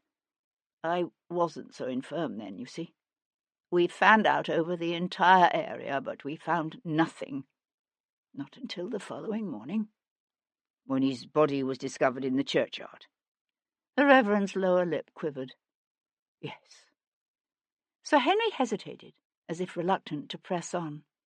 He glanced at Sebastian, who said, "Was your son by any chance acquainted with either Dominic Stanton or Barclay Carmichael?" Thornton's eyes widened. "No, not to my knowledge. Nicholas was up at Cambridge studying divinity. I can't imagine he would have met either one." "Tell us about your son, Reverend," said Sir Henry, his voice unusually gentle. "What was he like?" A sad smile touched the rector's lips and brought a brief spark of life to the tired old eyes. "He was one of the most curious children I've ever known, always asking questions, wanting to see how things worked." "And as a young man?" "He was little changed. He was still a child in so many ways. Not in his mind," the clergyman added quickly. "He was always very bright, but in his ways and interests." "Have you other children?" "No." Sebastian let his gaze drift over the neglected garden to the small glebe, and beyond that the stretch of wood where the boy had disappeared. "Can you think of anyone who might have had a grudge against your son?" Sir Henry asked, "either real or imagined?" The Reverend drew a deep breath that lifted his thin chest, then let it out in a sigh. "Not that I know of. Nicholas was a very quiet boy, quiet and serious. My wife used to worry about him. She used to say he was more at ease with books than with people." Again that wistful smile touched his lips, only to vanish, leaving him looking more stricken than before. "I thank God every day she didn't live to see what happened to him." "Your wife is dead?" The Reverend nodded sadly. "She died this past January, right after Christmas." Sebastian was careful not to look at Lovejoy. He'd heard it said that once the magistrate had had a wife and a child both, now long dead. "You have our deepest sympathies," murmured the magistrate. Sebastian found his gaze drawn again to the scene outside the window. To the north of the garden, with its brick paths and overflowing clumps of marigold and santolina, lavender and roses, lay the church of St. Andrew's. Through a gap in the high yew hedge, he could see the church's squat medieval buttresses and an ancient square tower that thrust up broodingly against the blue September sky. The churchyard was an expanse of carefully tended green, far tidier than the rectory's own garden, and crowded with a scattering of ancient grey headstones and tombs. He wondered if the Reverend had been the one to find his son's body, although it wasn't a question Sebastian felt inclined to ask. "Do you mind if we ask who examined your son's body?" said Sebastian. The Reverend appeared surprised by the question, although he answered it readily enough. "No, of course not. It was Dr. Newman, Dr. Aaron Newman. He lives here, in Avery, just across the green. Perhaps he can help you in a way I have been unable to do." The Reverend paused. "I keep reminding myself, 'Vengeance is mine, saith the Lord.' But it doesn't help. The man who did that to my son—" His voice broke. He paused to swallow hard, then said more quietly, "Whoever did that to my son was evil. To visit such an end on a poor innocent lad of 19. His voice failed him again, and this time he made no attempt to continue. Lovejoy rose awkwardly. "Please forgive us for intruding on you, Reverend. We won't trouble you any longer." The Reverend passed a trembling hand across his eyes. "But you must stay for tea." The magistrate gave one of his peculiar little bobbing bows. "Thank you, but no." Sebastian pushed away from the window, conscious of a sense of frustration. What could possibly be the connection between this clergyman's serious, studious son and a spoiled nobleman's son like Dominic Stanton, or a sophisticated town buck like Barclay Carmichael? He remembered what Cat had said about the seeming randomness of the killings, making everyone feel vulnerable. He wondered if that was why he was so anxious to find some link among the 3 murdered men, because the lack of a link in these savage murders made the act somehow that much more horrifying. "Are you from around here, Mr. Thornton?" he asked suddenly. The Reverend shook his head. "I come from Nayland, in East Suffolk, near Ipswich. This living was presented to me by my wife's uncle. When I was a young man, it was always my intention to devote my life to missionary work, carrying the good news of our Lord to the unfortunate heathens dwelling in sin and darkness in the benighted regions of the world. I never thought to have a parish of my own, let alone a benefice of this size." Sebastian knew a flicker of interest. "Did you ever go on a mission?" Mr. Thornton pushed himself up straighter in his chair. "As a matter of fact, yes. I spent 6 years in the Horn of Africa before I married, and then Mrs. Thornton and I had occasion to go on another mission 9 years ago, when I was able to leave my parish in the care of a curate." 9 years ago, Sebastian thought. Nicholas Thornton would have been 10 years old. "And Nicholas?" Sebastian asked. "Did he go with you?" "Oh, no. Nicholas was at Harrow by then. He never did come out, even for a visit. Mrs. Thornton was very jealous of the child's health, and she feared he'd take ill in such an insalubrious climate. He spent his school holidays with her brother." "Where precisely did you and Mrs. Thornton go?" asked Sir Henry, although Sebastian knew the answer even before Thornton gave it. "India." "A coincidence, surely," said Sir Henry, when Sebastian told him of the conversation with Sir Humphrey Carmichael. They were crossing the village green, headed toward the doctor's rambling white frame house. As they walked, a gaggle of white geese scattered, complaining before them, the sun bright on the birds' gleaming feathers. "I dare say thousands of Englishmen have visited the Indian subcontinent at some point in their lives. Have you?" "Yes." "There, you see. Besides, we don't know that Lord Stanton has ever been to India." "No, we don't." Sebastian stared off across a cluster of stone cottages half hidden beneath a riot of climbing roses putting on a final display of fall blooms. "All the same, if I had a son, I think I'd be worried." Chapter 22. Dr. Aaron Newman was a slim man in his mid to late 40s, with a prematurely silvered hair and kindly yet strained face of a man whose job required him to witness the private joys and agonies of too many lives. He received them in a parlour furnished simply with good old furniture, and listened while Sir Henry explained the purpose of their visit. He offered them brandy, which Sebastian accepted, and Sir Henry, predictably, declined. "It's been over 5 months now, and I still haven't managed to come to terms with what happened to Nicholas," said the doctor, pouring himself a drink. "Such a tragedy. Reverend Thornton and his wife were childless for so many years, and then they had the boy. He seemed a special gift from God, a child conceived so late in his parents' lives." Newman removed his spectacles and rubbed a hand across his eyes, his face slack with emotion. "But God took him back, didn't he?" Sir Henry cleared his throat uncomfortably. "How long have you known the Reverend?"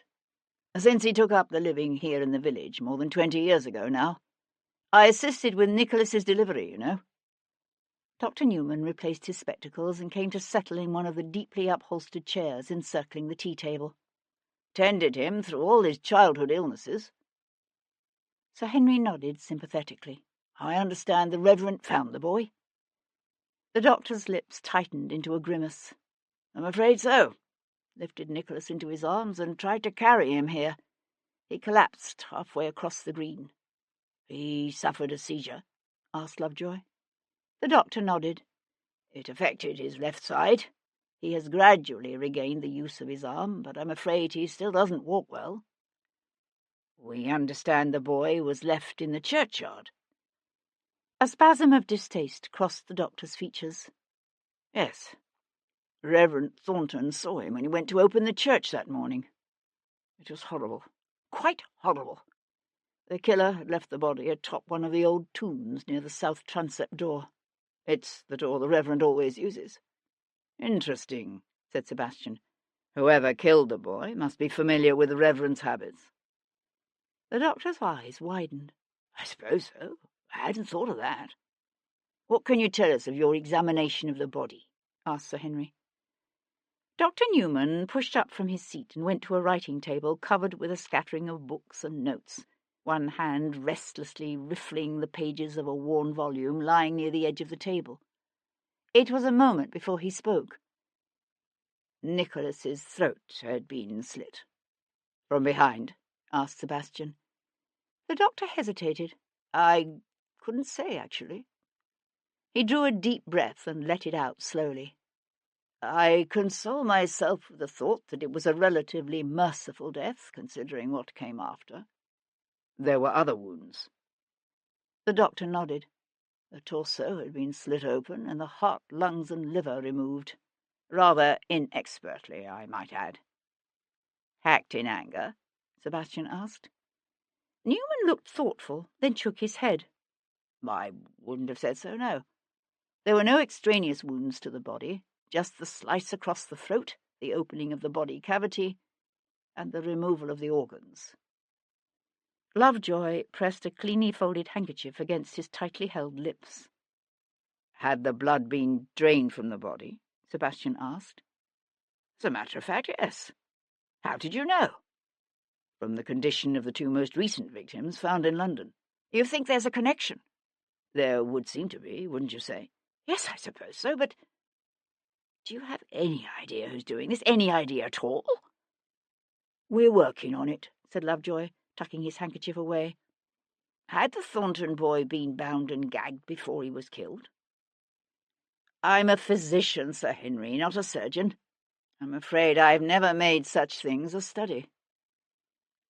It was said with gentle pride, for in the hierarchy of medicine, physicians were gentlemen.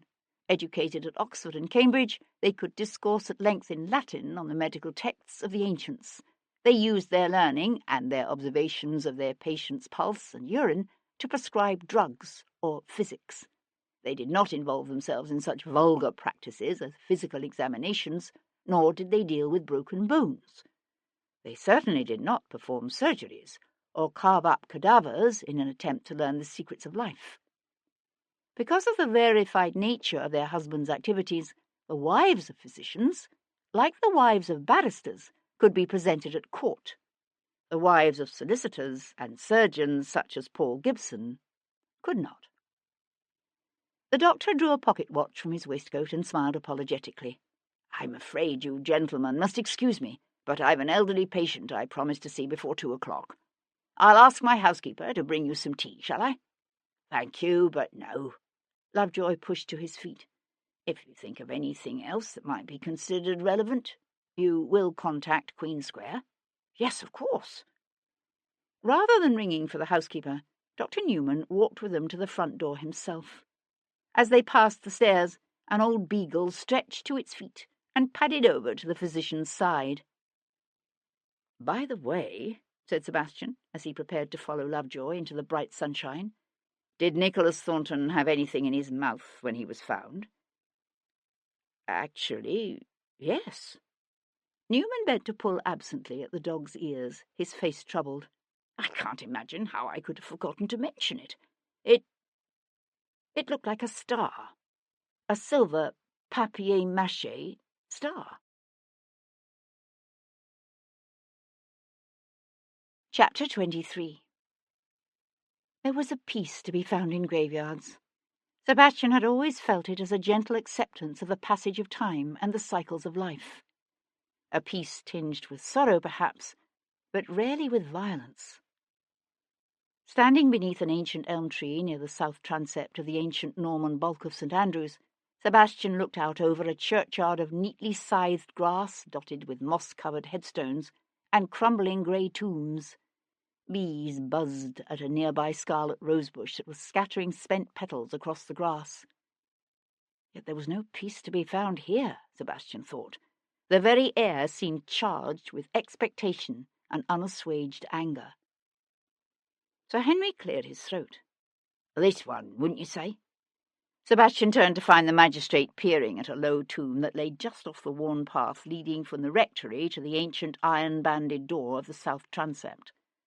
Sebastian walked over to stare down at the simple stone monument formed of grey stone sides, some 18 inches high, surmounted by a cracked flat slab. Its inscription was so weathered and encrusted with lichen as to be virtually unreadable. Probably. He glanced up. From here he could see the high street and the village green, and beyond that the stone bridge that arched over the stream. A rather public spot for a killing, wouldn't you say? Sir Henry nodded. According to the Reverend, the boy disappeared in the afternoon while fishing. They searched the woods and fields behind the rectory to no avail. It wasn't until early the next morning that his body was discovered here, which would suggest the boy was killed, then taken to an out-of-the-way spot to be butchered, before being brought back here to be found by the Reverend at first light. Sebastian shook his head. Nicholas Thornton's throat was slit. If the boy had been killed beside the stream, the men who searched for him that evening would have seen blood. They didn't. Whoever killed the boy might have overpowered him in the wood, but I suspect he was killed wherever he was butchered.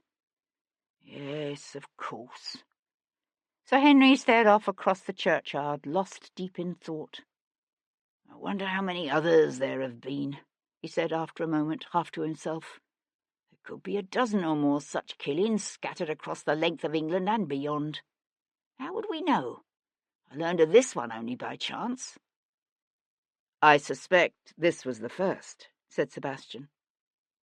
Sir Henry swung to look at him. "How could you possibly assume that?" Sebastian squinted against the bright sunlight. "Are you familiar with the poetry of John Donne?" "Somewhat. Why? Whatever is done to do with any of this?" "The objects left in the victims' mouths," said Sebastian. Sir Henry shook his head. "I still don't understand." "They're from a poem." Sebastian hunkered down to search the grass beside the weathered tomb. "Go and catch a falling star." "Do you know it?" "I don't believe so, no. I don't remember all of it, only the beginning, but listen. Go and catch a falling star. Get with child a mandrake root. Tell me where all past years are, or who cleft the devil's foot. Teach me to hear mermaids singing, or to keep off envy's stinging, and find what wind serves to advance an honest mind." "Merciful heavens," said Sir Henry. "The killer is following the poem.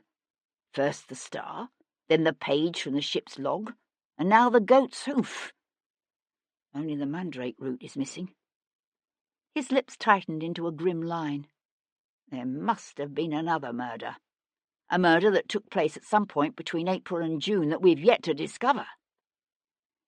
Reaching out, Sebastian traced the faded, incised cross on the tomb with his fingertips. "Perhaps. Or perhaps the killer simply skipped that line for some reason." "Skipped it? What possible reason could he have for doing such a thing?" "I suspect he has a reason for everything he's doing." Brushing off his fingertips, Sebastian pushed to his feet. The objects left in each man's mouth, the different ways in which each was mutilated, the manner in which each body was displayed after death. It's all been very deliberate. This killer has a reason for it all, and if we're to have any hope of stopping him, we need to find out what that reason is. Chapter 24. The drawing-rooms and ballrooms of Mayfair would forever be barred to women such as Cat Boleyn, women who displayed their charms on the stage, who had known a succession of men in their beds. But Cat was a frequent and welcome guest in those salons of Bloomsbury and Richmond, where the entree depended not on birth or wealth, but on possession of a keen wit and a sharp intellect, where conversation turned not so much to fashion, horses, and hunting, as to art and philosophy, literature and science. On the afternoon following her fateful meeting with Jarvis, Cat put in an appearance at the select salon of a general's daughter named Annabel Hershey. Miss Hershey was a small woman with pale skin and dark hair, green eyes, and a mind that might have made her an Oxford Don had she been born a man. She greeted Cat with a peal of merry laughter. "Miss Boleyn, you have been sent by the very gods. You'll find us in desperate need of a Shakespearean expert to solve our dispute. Do tell us, please, in The Merchant of Venice, is Jessica's father Shylock or Tubal?" Cat cast a quick glance around the crowded salon.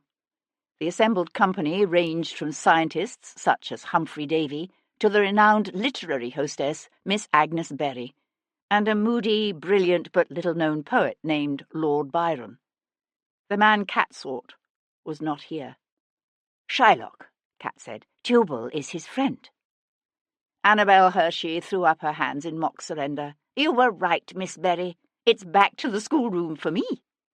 From there, the conversation slipped easily into a discussion of the rebuilding of the Drury Lane Theatre. Cat stayed chatting for some 15 minutes and was about to take her leave when Aidan O'Connell strolled into the room. Cat flashed him a wide smile, then immediately looked away. He approached her a few minutes later. A lean man in his late 20s, he had beguiling green eyes and a dimpled smile that made him a favourite with the ladies, despite his unfortunate position as a younger son. Any other man in the room would be in transports to have received such a welcoming smile from the most beautiful woman in London. So why am I filled with trepidation? Because you're not the fool you would have others think you are, perhaps. He opened his eyes wide. Do I play the fool? Very well. She leaned into him under cover of flirtatious laughter. I must speak with you, urgently, and alone. His gaze met hers, and whatever he saw in her eyes drove the amusement from his. When and where? I am being watched. Come to my dressing room at the theatre, tomorrow night after the performance. He was silent for a moment, considering this. Very well. Until then. He moved away from her to where Sir Thomas Lawrence was entertaining a small group with a tale of the antics of his latest subject's ferocious pet parrot. Cat watched the Irishman out of the corner of her eye. It had occurred to her that by warning Aidan O'Connell she was running a serious risk. If he knew she meant to betray him, he could very well decide to have her killed himself. Yet it was a risk she had decided she must take. She could not betray him to Jarvis without first giving the Irishman an opportunity to escape. How she would deal with Jarvis's fury when he discovered his quarry flown was a quandary she had yet to satisfactorily resolve. That evening, the wind blew in from the northeast, bringing with it the biting chill of the North Sea. Devlin sat in a wing chair beside the fire in Cat's bedroom, a volume of John Donne's poetry open on his lap. He was flipping through the pages when Cat came to stand behind him and loop her arms over his shoulders. "What are you looking for?" she asked. "Listen to this," he said, and began to read. "Go and catch a falling star. Get with child a mandrake root. Tell me where all past years are, or who cleft the devil's foot.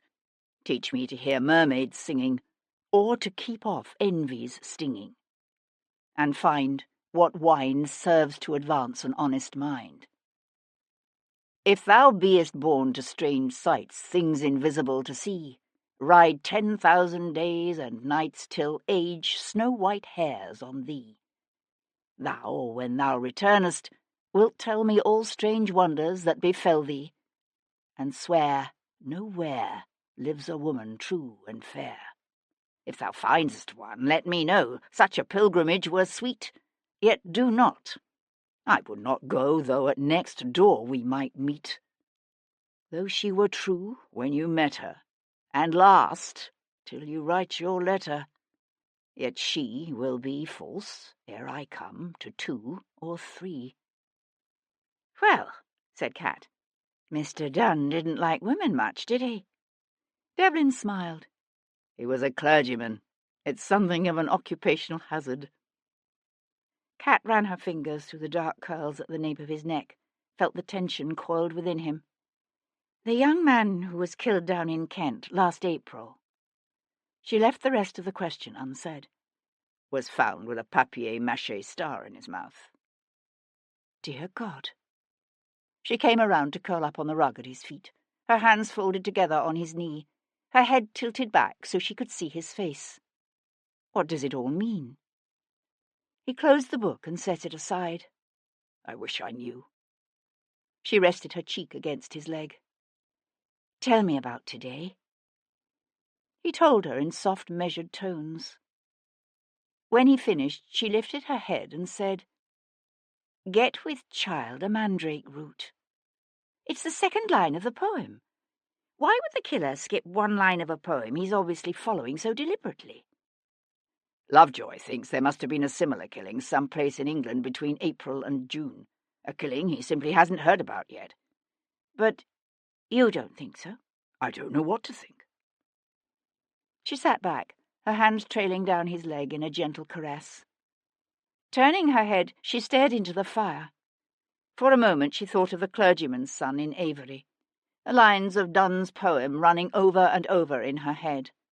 But it wasn't long before her thoughts slid away to her own problems, to Jarvis's threat, and her meeting with O'Connell tomorrow. Devlin touched her hair, his hand cupping her chin to turn her face to him again. "What is it?" he asked. She gave a startled laugh and shook her head. "What do you mean?" "Something troubling you. Something you're trying to hide from me." She laid her hand over his and shifted to plant a kiss against his palm. She kept her voice light, her smile in place. "Are you suggesting I'm a poor actress?" I'm suggesting I know you. Do you? She took his hand and placed it on the swell of her breast. What does this tell you? His hand tightened over her breast, caressing her through the thin muslin of her gown. She saw the leap of desire in his eyes and let her own eyes slide shut, her head tipping back as she sucked in a quick, delighted breath.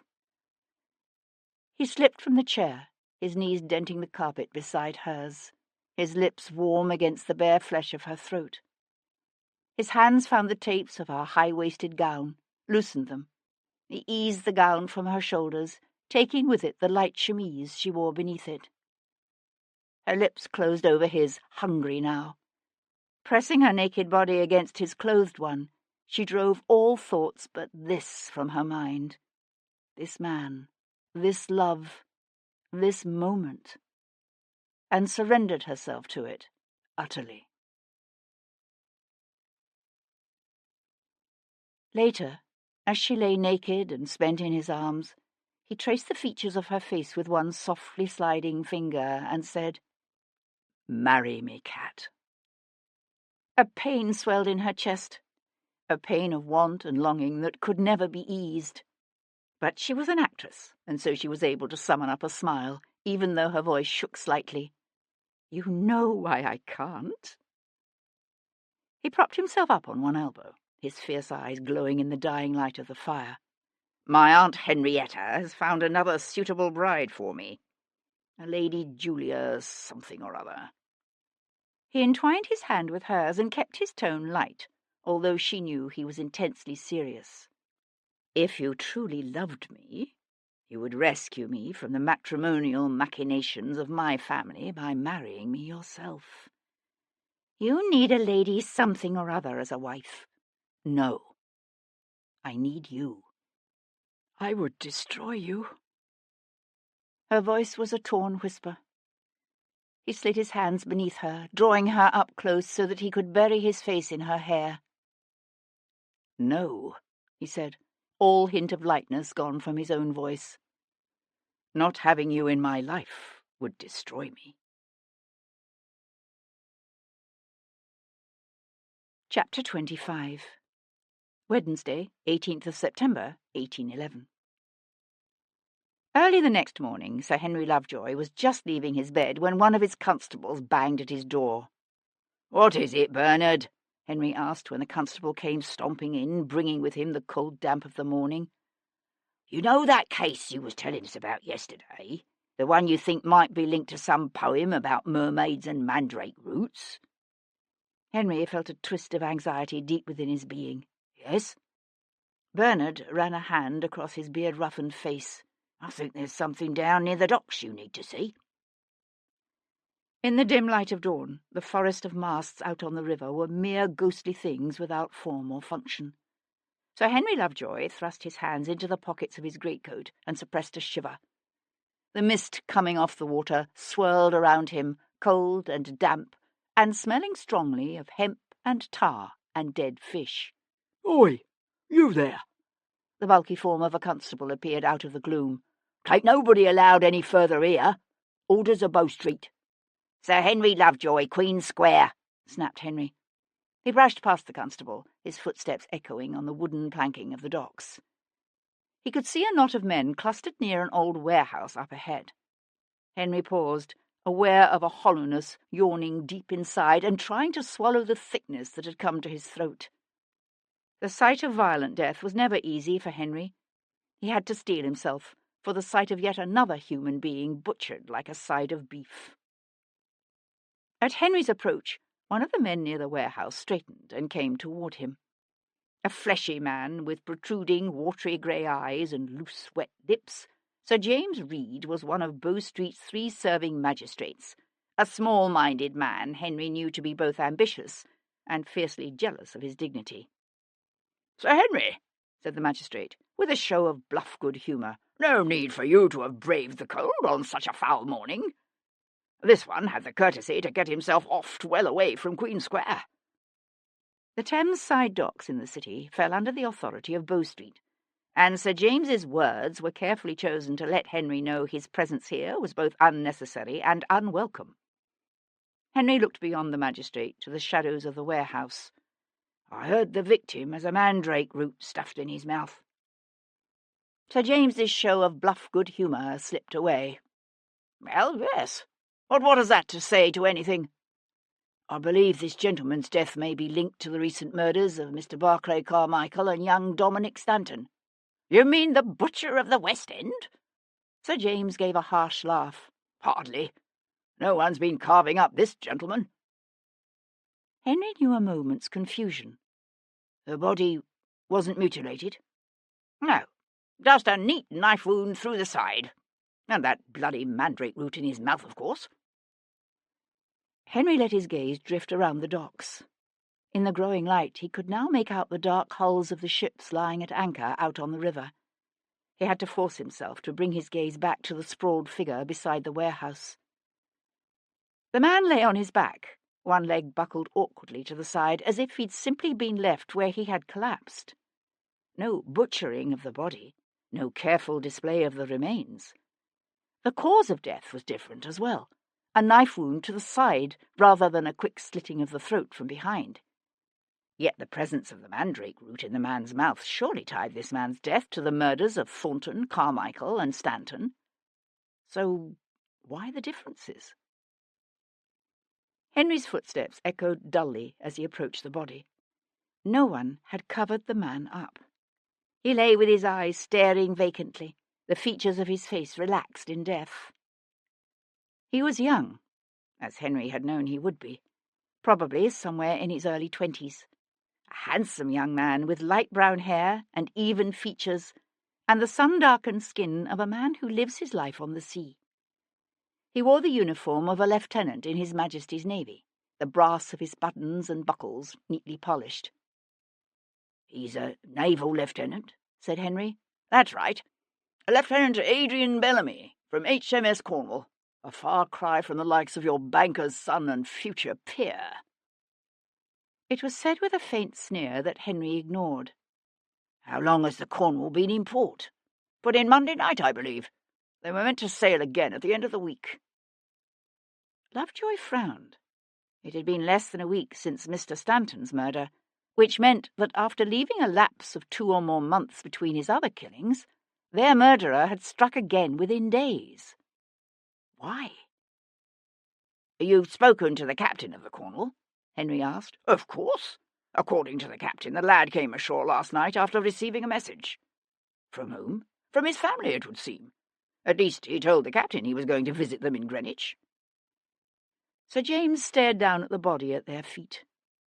For a moment the cloak of bluff insensitivity slipped, and a muscle ticked along the man's fleshy jawline. "He didn't make it far, did he?" "No," said Henry. "No, he didn't."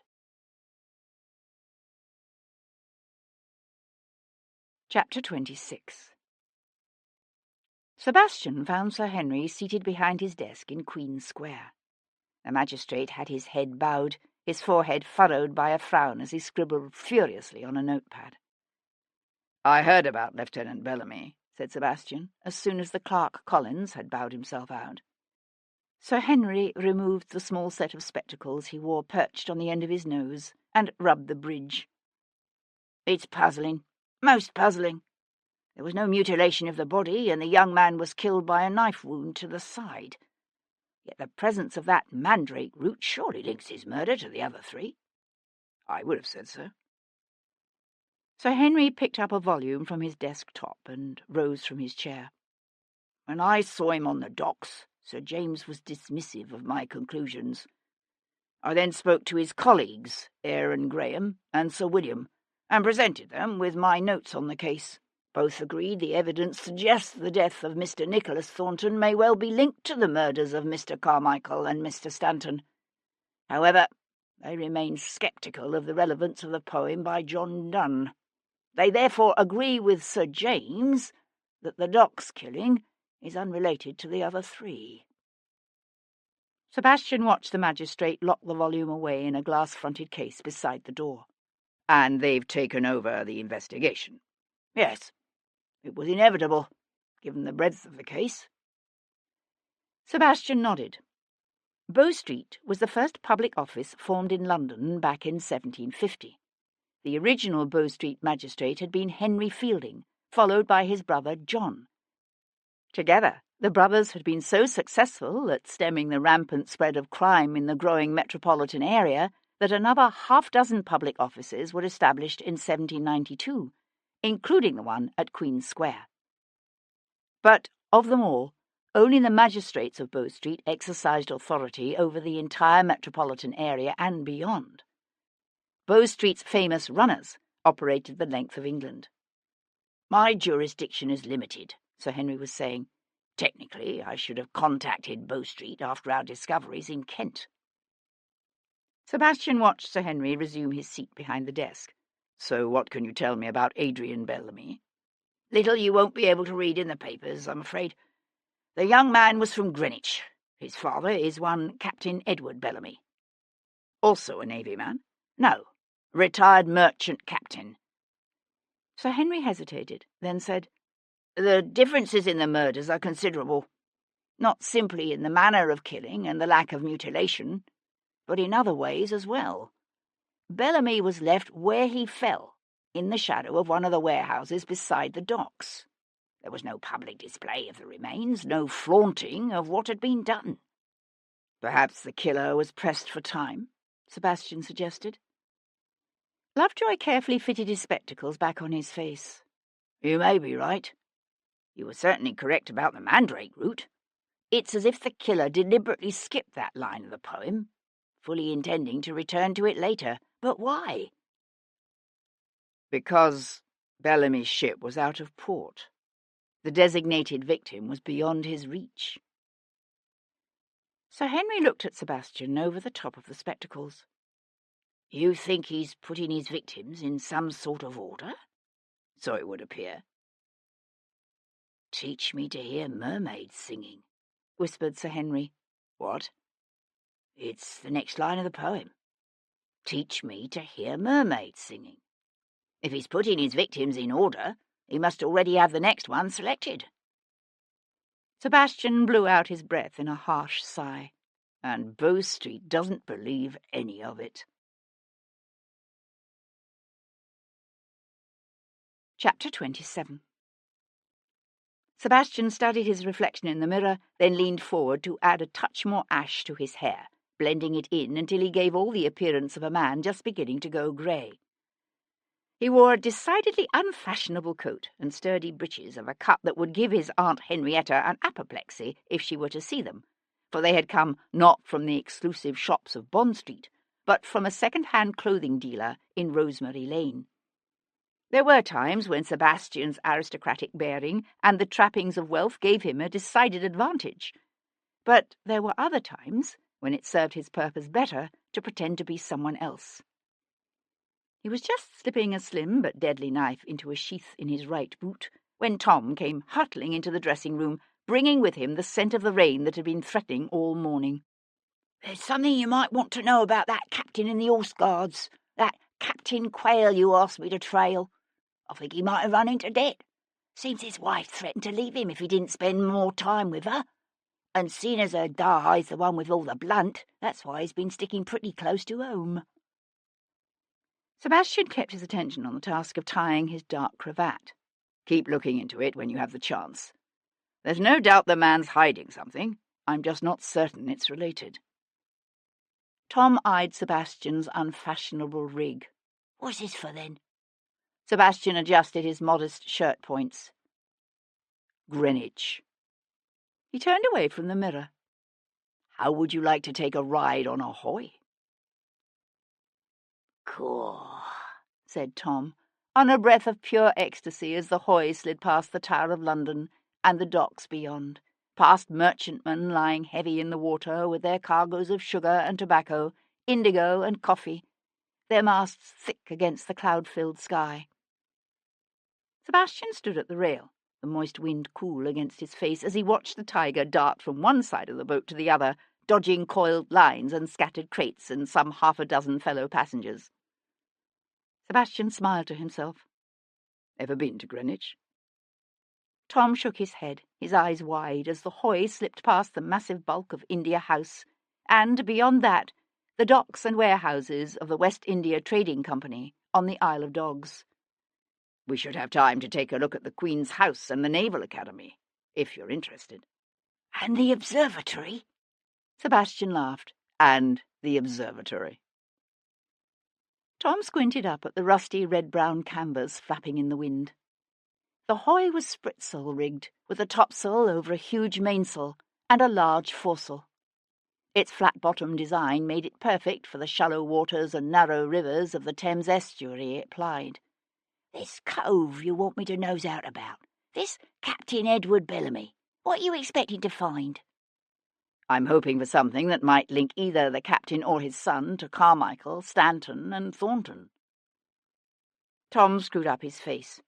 It don't seem likely. A clergyman, a ship's captain, a banker, and a lord? You'd be surprised at the threads that can bind one man to the next across all levels of society. Or one woman to the next. You want I should listen to the jabber about Mrs. Bellamy while I'm at it? If there is one? A line from Donne's poem kept running through Sebastian's head.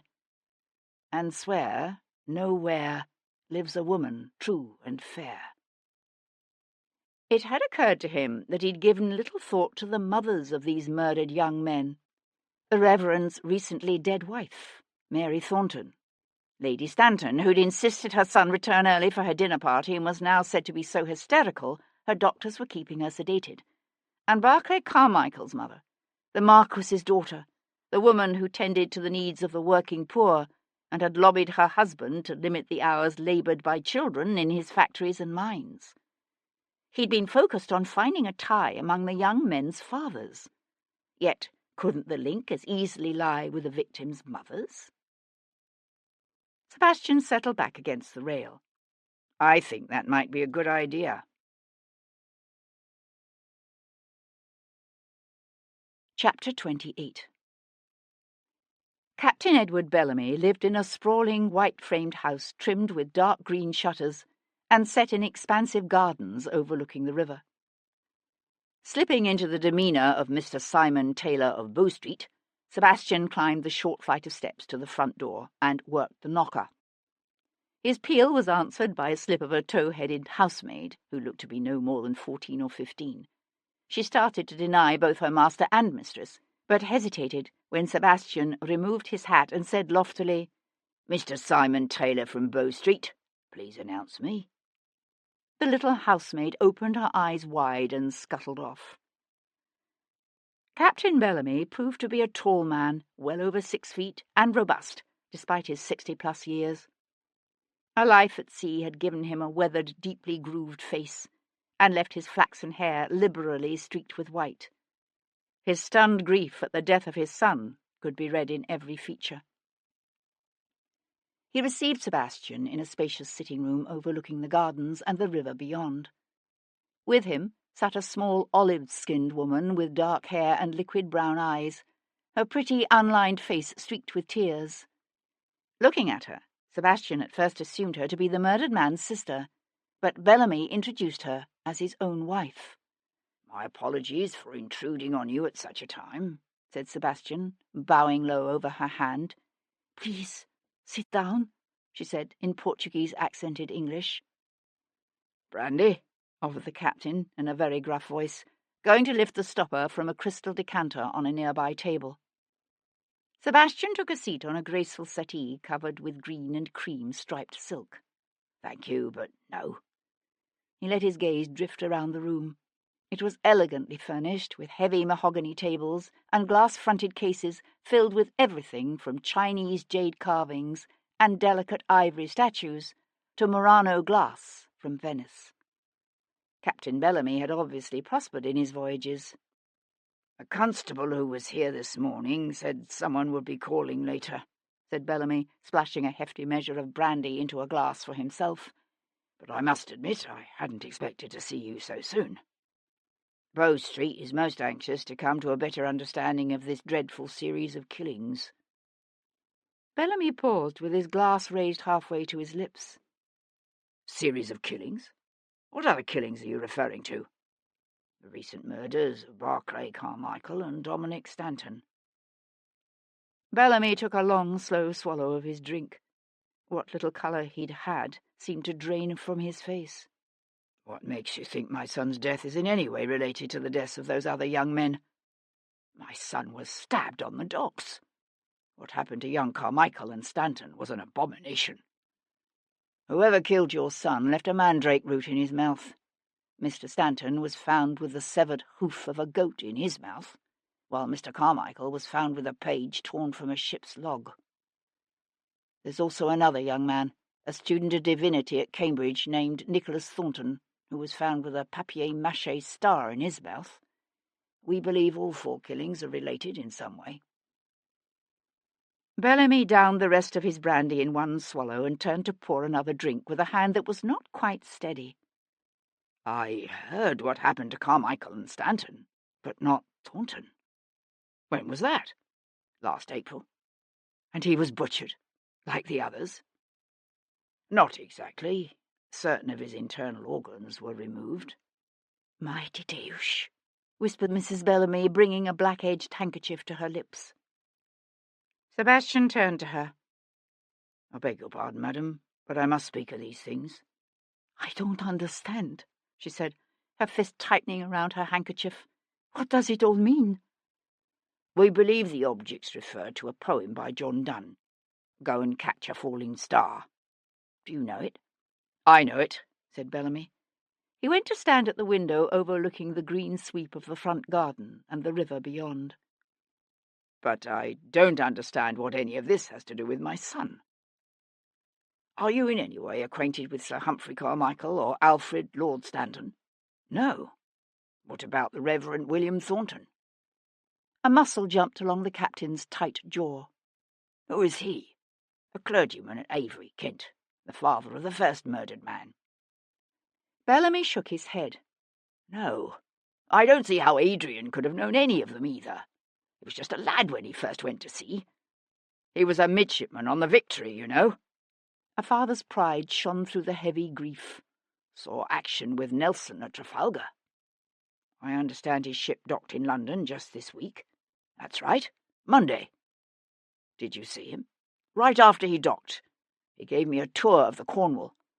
They took on some damage when they captured an American merchantman trying to run the blockade last month. It's the reason they put into port. Did you send a note last night asking your son to come to Greenwich? The captain's face went slack. No, of course not. Why? Did he receive such a note? So we understand, although the note itself has not been found. Sebastian watched Captain Bellamy move to pour himself another drink. He walked with the careful deliberation of a man who holds his liquor well, yet has been drinking heavily for some time. You're from Greenwich, Captain Bellamy? Bellamy shook his head and replaced the stopper on the carafe. Gravesend. My father was a sea captain in his time, and his father before him. What made you settle in Greenwich? My first wife was from Greenwich. She was Adrian's mother? Yes. She died 14 years ago now. That must have been shortly before young James joined the Navy, Sebastian thought. He looked at the sultry Portuguese beauty, now sitting quietly, her gaze on her husband, and wondered if the captain's remarriage had precipitated his son's entry into the Navy. You have other children? A daughter, said Mrs. Bellamy softly. Sebastian realized that she too was watching her husband's brandy consumption. A frown line had appeared between her brows. Francesca. She is 12. You're from Brazil? He said, giving her a smile. She returned his smile shyly. Yes. How did you know? I spent some time there when I was in the army. He glanced back at Bellamy. You sailed to South America and the West Indies, I gather. Frequently, and to China and the East Indies, Africa and the Mediterranean.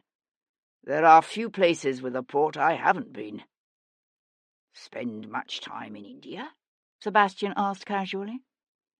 Bellamy's eyes narrowed, and he took a sip of his drink before answering. Been there many times. Why do you ask?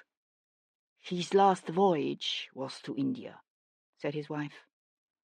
Sebastian turned toward her. "When was that?" The woman faltered, aware of her husband's intense gaze upon her. 5 years ago, she said in a small voice. "This has all been most distressing for my wife." Bellamy came to stand behind her and rest a hand on her shoulder. "Perhaps we could continue the discussion some other time, Mr. Taylor." Sebastian met the captain's steely gaze. "Yes, of course." Sebastian pushed to his feet. "Someone from Bow Street will be contacting you again." "And no doubt asking some very different questions," thought Sebastian as he turned to leave. "Mrs. Bellamy?" Shown to the front door by the nervous little housemaid, Sebastian was letting himself out the garden gate when he became conscious of being watched. Tilting back his head, he looked up into a pair of big brown eyes framed by dark ringlets. A half-grown girl perched on the stout branch of the spreading oak that grew near the gate, her brown scratched legs dangling from beneath the torn hem of what had once been a neat muslin gown. "You must be Francesca," he said, tipping his head back farther. "How do you do?" She regarded him intently for a moment without smiling.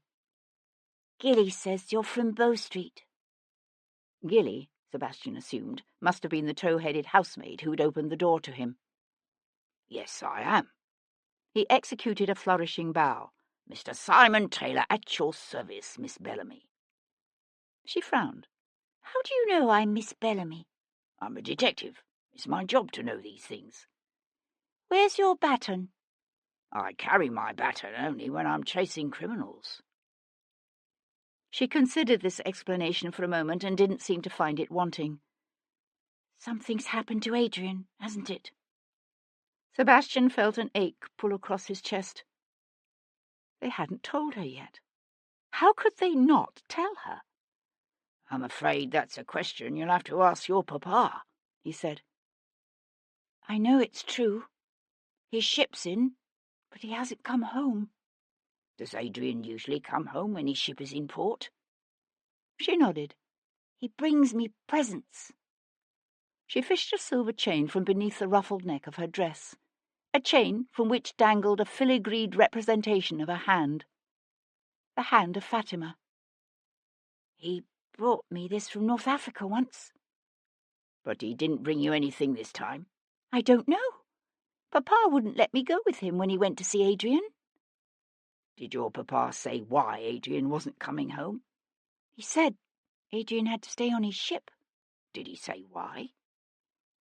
She shook her head, her curls bouncing around her face. "Only that it would be better."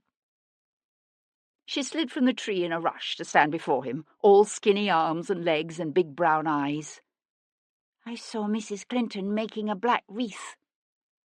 "He's dead, isn't he? Adrian is dead." "You ran out here and hid when you saw the wreath, did you?" She nodded. "Mamma thinks I'm in my room." "I think you need to go talk to your mamma." Tears welled up in her eyes, one escaping to run down her cheek. Sebastian watched, helpless, as another tear brimmed over to slide down her face, then another. "Are you really a Bow Street runner?" she asked in a small broken voice. "No." "But you'll find out who killed Adrian, won't you?" "How do you know someone killed him?" "I know," she said, and Sebastian had no doubt that somehow she did. Chapter 29. Sebastian noticed the man right away. He stood with one shoulder propped against the trunk of a chestnut tree near the banks of the river, his head half turned away so that Sebastian could see only his profile. Young and of medium height and build, the man wore a double-breasted olive coat with wide flaring lapels, full sleeves, and a long-tailed skirt. Once the coat must have come from a Bond Street tailor, but Sebastian suspected the coat, like the man's wide-brimmed hat and shiny leather breeches, had passed through one or two used clothing dealers before reaching its present owner.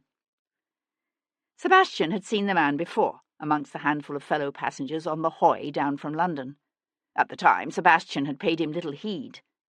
Now Without looking at the man again, Sebastian closed Bellamy's gate behind him and turned toward the cluster of elegant 18th-century buildings that formed the heart of Greenwich.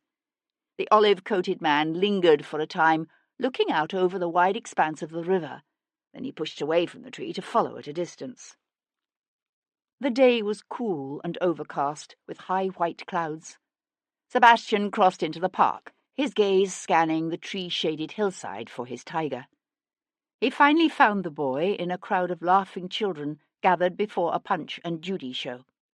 Tom threw one last look at the puppets, then came on the run, one elbow crooked skyward as he clapped his tiger's hat to his head.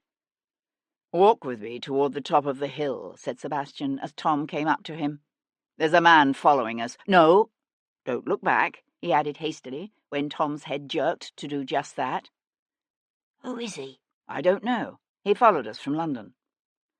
At the top of the hill they paused to look back toward the river. From here they could see the white jewel known as the Queen's House, and beyond that the stately bulk of Wren's Naval College on the banks of the river. London was a vast crowded sprawl to the west, bristling with spires and towers. "See him now?" asked Sebastian, his gaze on the distant city. "Aye." "Did you notice him earlier, when you were asking questions around town?" Tom shook his head. "No." "Learn anything interesting about Captain and Mrs. Bellamy during the course of your perambulations?" "Of my what?" "Perambulations. Travels or inspections by foot." "Oh, well, I heard this Mrs. Bellamy ain't the dead lieutenant's mum. She's Captain Bellamy's second wife. The captain's first wife died of consumption back in '97. It's her house they're living in now. Belonged to her da." "And the neighbours are suspicious of the new Mrs. Bellamy because she's a foreigner." Tom looked up in surprise. "How'd you know?" "Lucky guess. What else do they say about her?" "Not much, except that the captain is held to have married beneath him." "Because she's from Brazil?" "Because she can't read or write." "Really? That's interesting." "They've got a little girl, name of Francesca. Seems the lieutenant fair doted on her, even if she is half foreign." "What do they say of the lieutenant himself?" "Sounds to have been a likeable sort of lad when he were younger. Folks ain't seen him much since he joined the Navy." "And the captain?" "I'm thinking there's something queer about him, although no one would come right out and say it. He's been retired these last 5 years or so, ever since he lost his last ship." Sebastian brought his full attention back to the tiger. "Really? What happened?" "Come to grief in a storm. It were an East Indiaman, namer the Harmony." Tom shifted restlessly from one foot to the other, his gaze drifting from the olive-coated man, now watching the Punch and Judy show, to the twin turrets of Flamstead House. "What are we going to do about that cove?" "Let him follow us to the observatory if he likes." Tom's eyes shone with excitement. They turned together to descend the hill toward the neat 17th-century house designed by Wren himself. Sebastian's gaze narrowed as he studied the thunderheads building to the west. "According to Adrian Bellamy's little sister, the lieutenant always came to see her whenever he was in port. Yet he didn't come this time. Instead, Captain Bellamy went to see him as soon as his ship docked. I'm wondering if Captain Bellamy didn't perhaps warn his son not to leave the ship, that his life was at risk." "But the lieutenant did leave his ship." "Someone sent him a note saying he was needed at home." Tom did a little skip. "Maybe the killer's getting tired of having to follow these young gentlemen all over the place." "Perhaps," said Sebastian. "Or perhaps he feels he's running out of time." The wind was stiffening when they boarded the hoy for the return journey up the Thames, the clouds hanging low and ominous. The river had turned into a dancing cauldron of choppy waves that filled the air with spray and set the small 80-foot-long boat to rocking and pitching against its moorings. Tom lurched up the gangplank, laughing as the deck rose up to meet him, then fell away sharply. While the boy darted across the deck, talking non-stop to the skipper and his mate, and setting the boat's dog to barking with excitement, Sebastian went to stand near the forward hatchway, his face turned toward the wind. The man in the olive coat was one of the last passengers to board.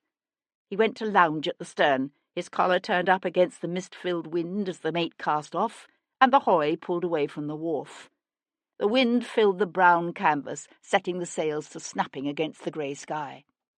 Olivecoat braced his legs wide against the steep pitch and fall of the deck, like a man who'd spent his share of time at sea.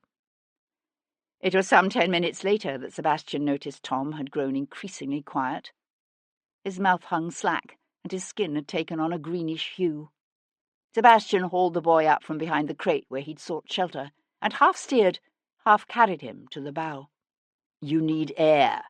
Lots of air. No, don't watch the deck. Keep your eyes on the horizon.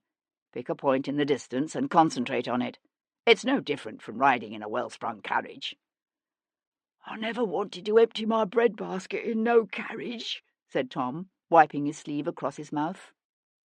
Sebastian cast a glance back at the stern.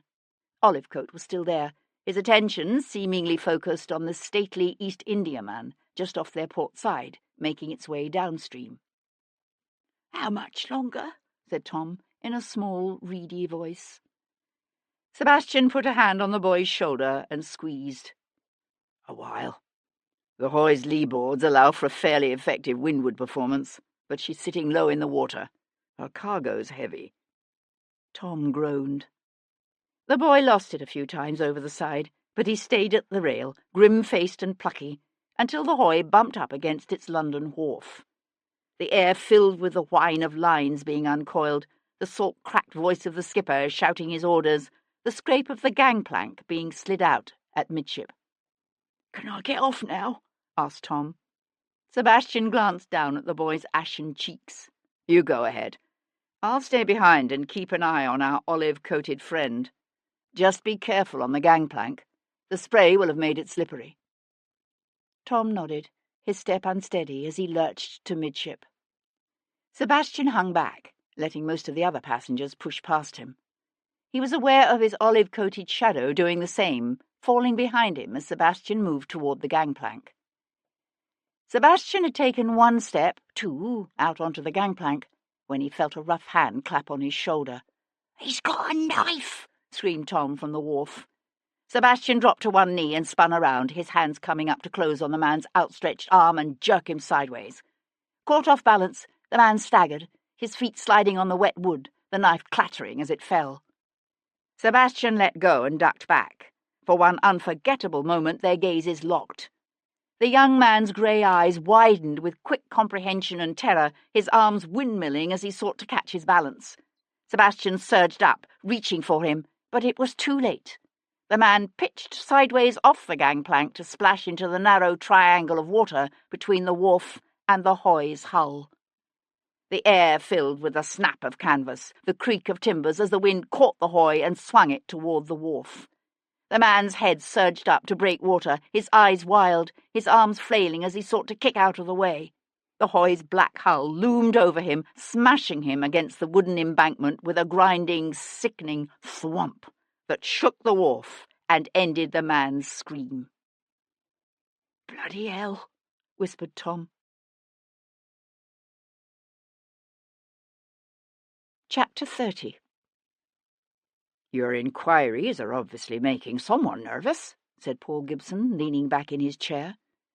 They were in a coffee shop near the Mall.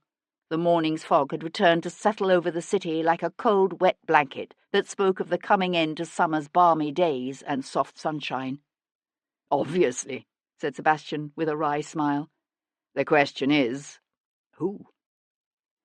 The surgeon stared down at the hot steam rising from his coffee. "Are you so certain this latest killing near the river is related to the other three? The docks are a dangerous place. What sort of dockside killer takes the time to stuff a mandrake root in his victim's mouth, but doesn't bother to relieve him of his purse and watch?" "You do have a point, but the method of killing is entirely different. And there was no draining of the blood, no butchery of the corpse." Sebastian leaned forward. "You talked to the surgeon who performed Bellamy's post-mortem?" A slow smile touched Gibson's eyes. "I thought you might be interested." "And?" The consulting surgeon found nothing beyond the stab wound. And the mandrake root, of course. Sebastian frowned. Perhaps the killer was interrupted. The other young men, Thornton, Carmichael, and Stanton, all seemed to have been waylaid and taken elsewhere to be killed. If Bellamy tried to resist his attacker, the murderer might have been forced to kill him on the spot. He wouldn't have been able to butcher the body in such a public place, so he simply left the mandrake root and fled. The tramp of marching feet brought Sebastian's head around.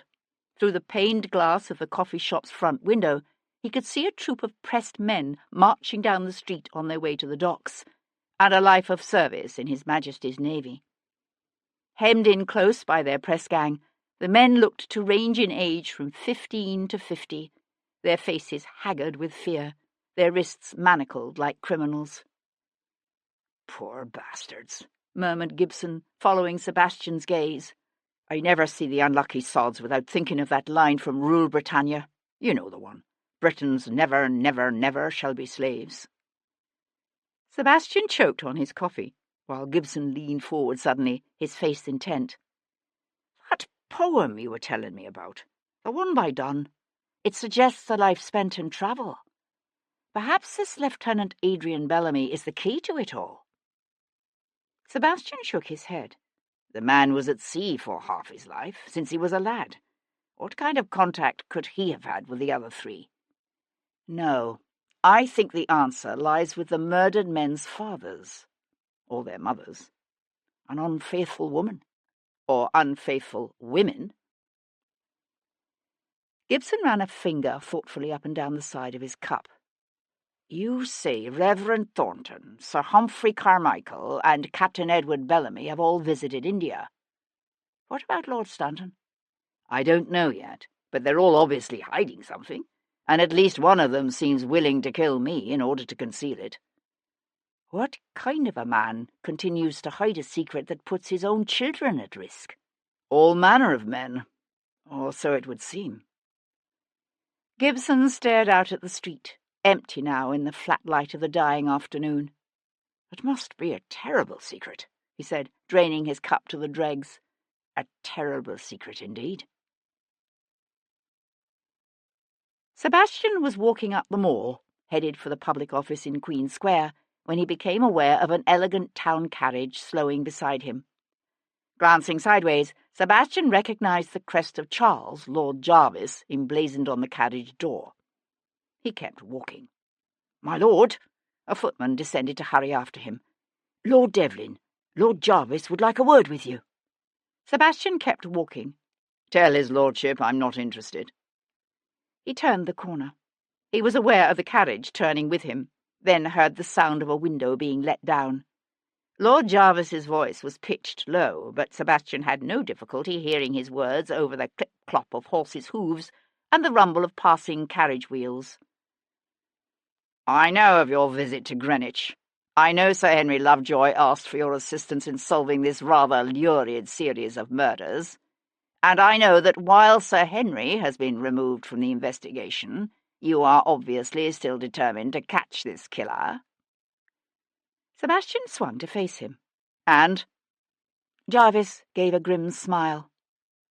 "And I know something that can help you." Chapter 31.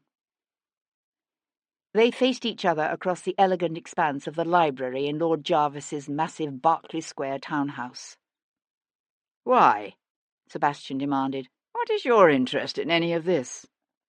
Jarvis drew a gold-enamelled snuff-box from his pocket. "Have a seat." "Thank you." "What is your interest in this?" Sebastian demanded again. Jarvis flicked open the snuff-box with one deft finger. "I brought you here because I'm concerned for the safety of my daughter, Hero." "Miss Jarvis?" The answer caught Sebastian by surprise. "What is she to do with any of this?" Jarvis lifted a pinch of snuff to one nostril and sniffed. "I had a son once, David. David was a year younger than Hero." Jarvis tucked his snuff-box away and dusted his fingers. "He was a strange child, very dreamy. At the age of 8, he announced he wanted to be a poet, but by the time he was 10, he decided he preferred to be an artist." Sebastian studied the big man's curling lip and narrowed eyes, but said nothing. Sebastian knew only too well what it was like for a son to disappoint his father, to never quite measure up to expectations. "He spent several years at Oxford," Jarvis was saying, "but found nothing to hold his interest. 6 years ago I sent David to my wife's younger brother, Sidney Spencer. Spencer's regiment was in India, and I thought the experience would do the boy good, toughen him up a bit." Sebastian sat forward, his attention now well caught. "And? The climate didn't agree with David. He was always sickly as a child, although it was my opinion that his mother and grandmother coddled him." Jarvis's jaw tightened. "After 8 months, Spencer decided to send him home." Sebastian thought he knew where this was going. "Let me guess. The ship was the Harmony, captained by Edward Bellamy." "That's right. All went well at first, but 3 days out of Cape Town, the ship was struck by a fierce storm that lasted days. Her sails were ripped asunder, her masts lost, her timbers strained and leaking badly. It seemed obvious to all aboard that the ship was sinking. Captain Bellamy prepared to abandon ship, but most of the ship's boats had been lost in the storm. Recognizing that there was not enough space for all those left alive, the ship's crew mutinied." "And took the remaining boat?" Jarvis nodded. "Along with most of the food and water. The captain, his officers, and the passengers were left to die." "So what happened?" Jarvis went to stand beside the empty hearth, one arm resting along the mantel. "The ship didn't sink. The captain and his officers managed to rig up a makeshift mast and sails, but it was useless. They were becalmed." "How long did it take the food and water to run out?" "Not long. They were a day or two from death when they were rescued by a naval frigate that happened to come upon them. HMS Sovereign." "And your son?" Jarvis turned his head away to stare down at the empty hearth. "David was injured in the mutiny. He died within hours of their rescue." Sebastian studied the big man's half-averted profile. His grief appeared genuine enough. Yet things were rarely as they seemed with this man. "I understand the connection to Adrian Bellamy, but what does any of this have to do with the murders of Dominic Stanton, Barclay Carmichael, and Nicholas Thornton?" Jarvis's head came up. "I don't know about Thornton, but Lord Stanton and Sir Humphrey Carmichael were both passengers on the Harmony." Sebastian frowned. When he'd asked Captain Bellamy if he'd known either Stanton or Carmichael, the captain had answered no. "You're certain?" "Of course I'm certain. Both men testified at the mutineers' trial. The crew was caught and hanged 4 years ago. The trial caused something of a sensation." Sebastian's eyes narrowed. 4 years ago he had been in the army on the continent. "What makes you think Miss Jarvis is in danger? You weren't on that ship. Her brother was. And it's not Captain Bellamy, Sir Humphrey, or Lord Stanton who have died, but their sons. David had no son, but Hero is his sister." From the street outside came a hawker's cry. "Cheers to Mend! Oh, cheers to Mend!" "How did you know I'd taken an interest in the murders?" "I know," Jarvis said simply. Sebastian turned toward the door. "Then I suggest you take some of your spies off the streets and set them to guarding your daughter. Good day, my lord." He expected Jarvis to stop him. He did not. But then it occurred to Sebastian that the big man had probably said all he'd intended to say. It was up to Sebastian to use the information or not, as he chose. He was crossing the hall when he encountered Miss Jarvis herself. She was a tall woman with plain brown hair, a direct grey gaze, and her father's aquiline nose. If ever there was a woman who could take care of herself, Sebastian had always thought, it was Jarvis's formidable daughter. "Good heavens," she said, pausing at the sight of him. "What are you doing here?" She tilted her head, making a show of studying him. "And not a gun or a knife in sight." The first time he'd encountered her here, in her father's house, He'd held a gun to her head and kidnapped her. He held up his empty hands and gave her a smile that showed his teeth. Not in sight. The smile was not returned.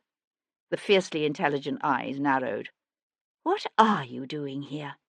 I suggest you ask your father. I believe I shall.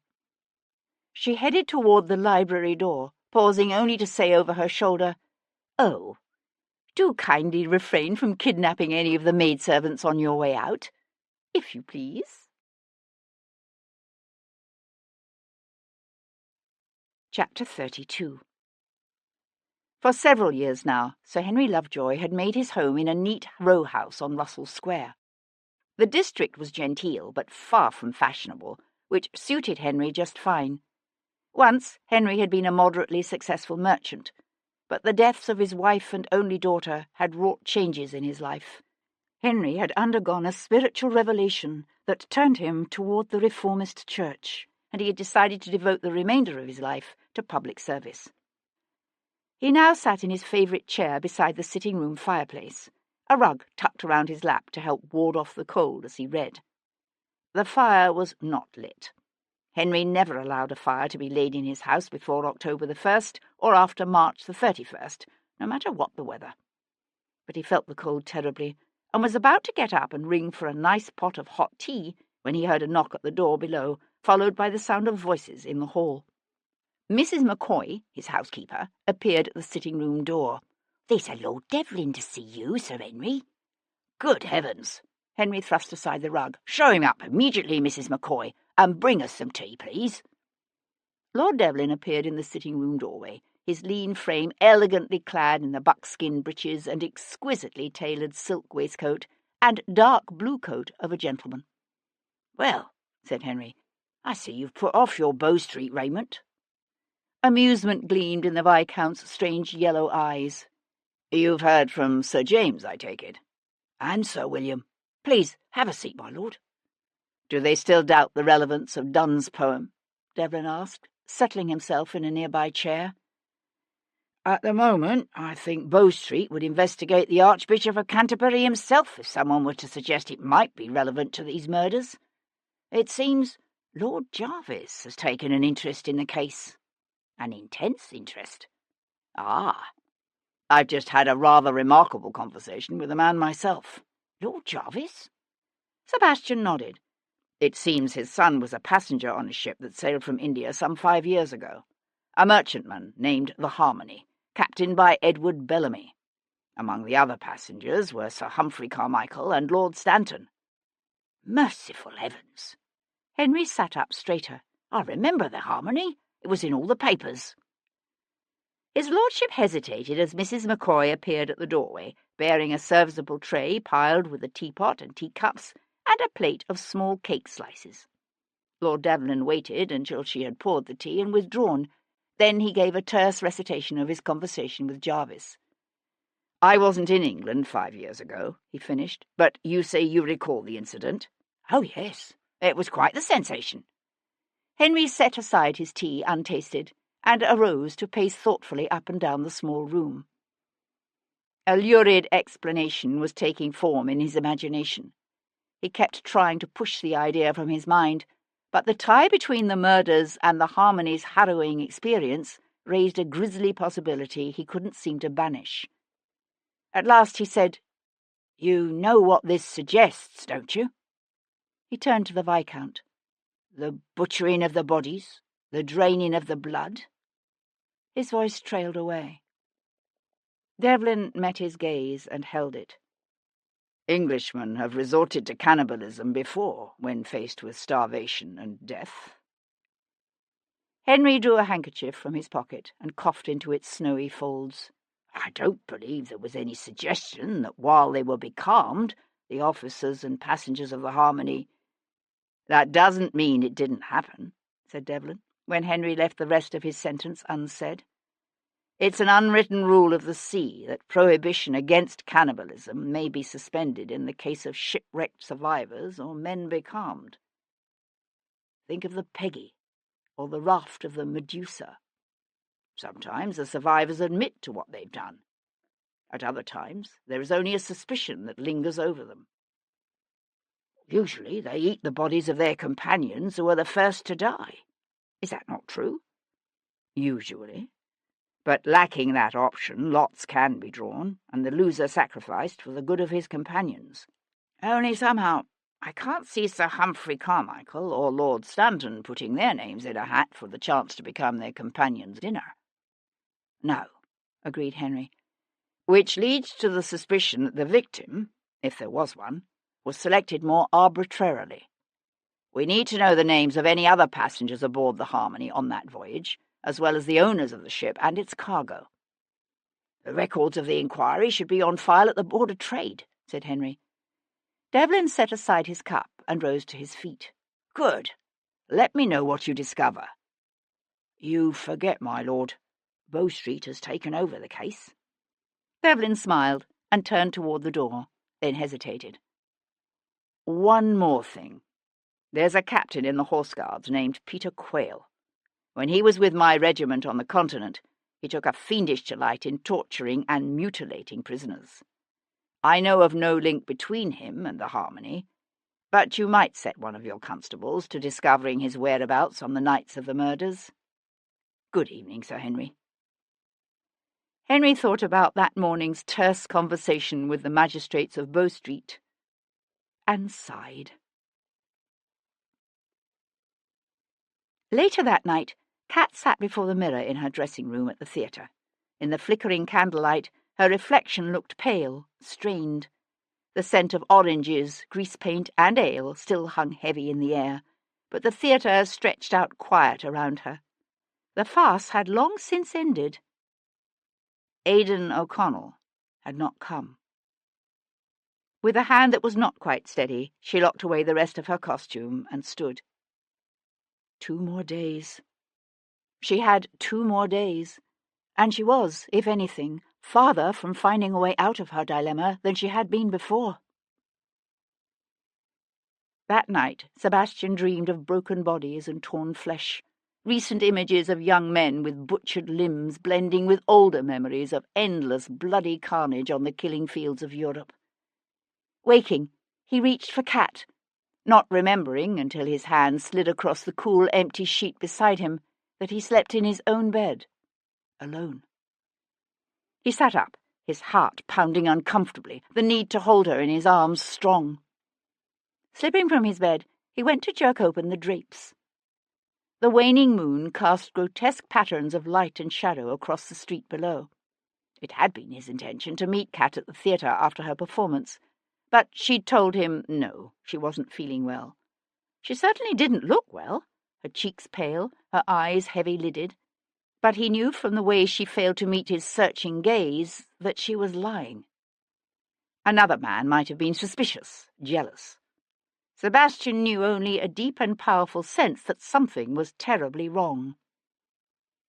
He was failing her. He knew that. She was in trouble, and for some reason he couldn't understand, she felt unable to confide in him. Or had she tried to turn to him for help, he wondered, only to find him so preoccupied with stopping this killer that she came away thinking he had no time for her? He realized he couldn't even be sure, which was, he supposed, a damning conclusion. Chapter 33. Thursday, 19th of September, 1811.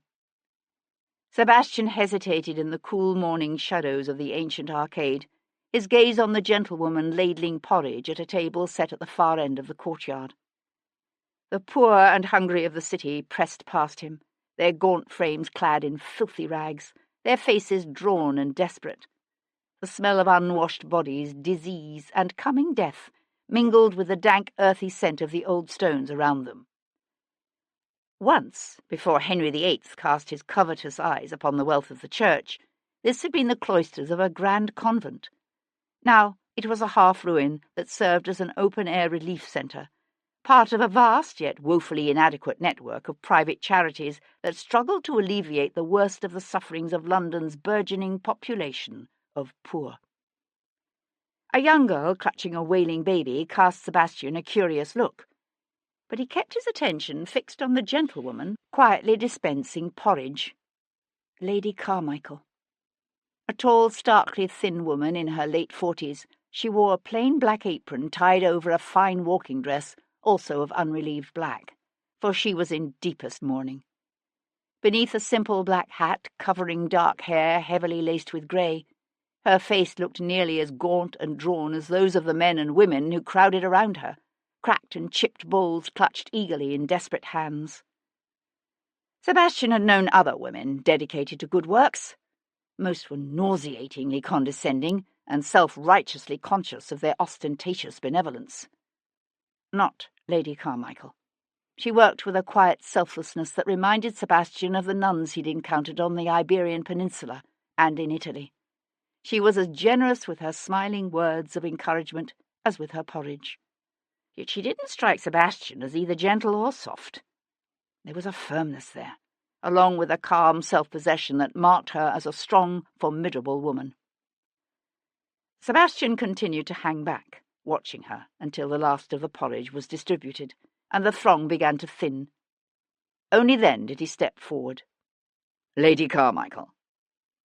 She turned at his words, her gaze assessing him. He had the impression she'd been aware of him, watching her from the shadows. "Yes?" Sebastian touched his fingers to the brim of his hat.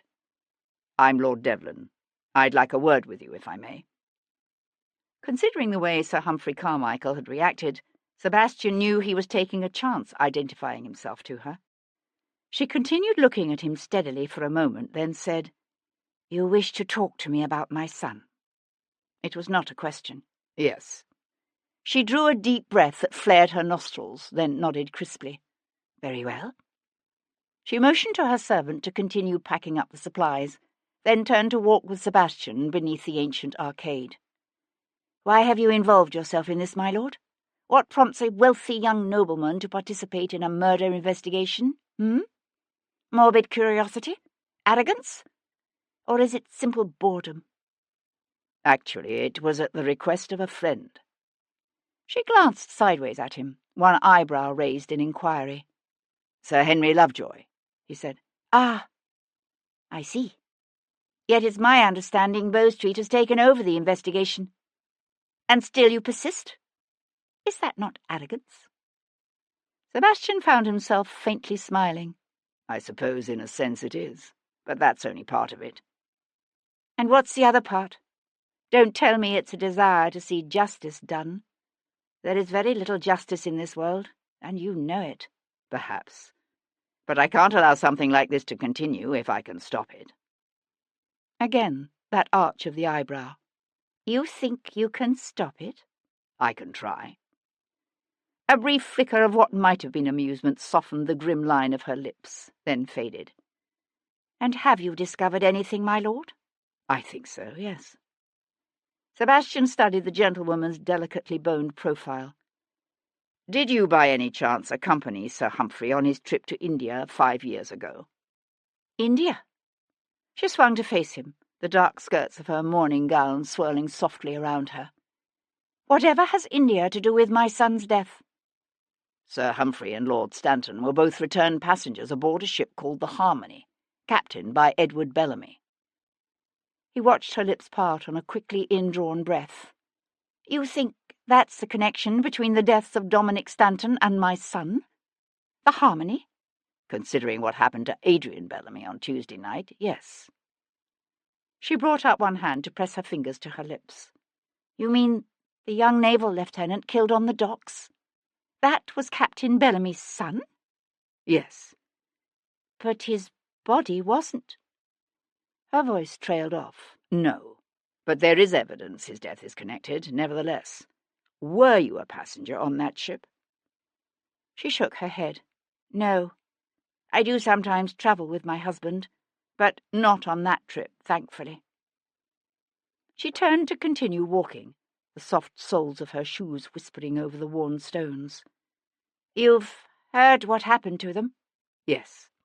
"Sir Humphrey was ill for months after his return. I sometimes think he's never entirely recovered from the ordeal." "Do you know who else was on that ship, besides your husband and Lord Stanton?" She hesitated, the frown lines between her eyebrows deepening with thought. Then she shook her head. No, there were some 6 or 7 others, but I don't recall their names. Was one of them a clergyman? Actually, yes. A missionary and his wife returning from some years' stay in India. I remember, because he annoyed Sir Humphrey excessively. Her gaze flickered over to Sebastian. Why? There was a young man murdered down in Kent last Easter, in Avery, the son of one Reverend William Thornton. And this Reverend Thornton was on the Harmony as well? I don't know for certain yet, but I suspect so, yes. I do know that he and his wife spent some years on a mission in India. They walked along in silence for a time, their footsteps echoing in the stone-vaulted corridor. At last she said, It makes no sense.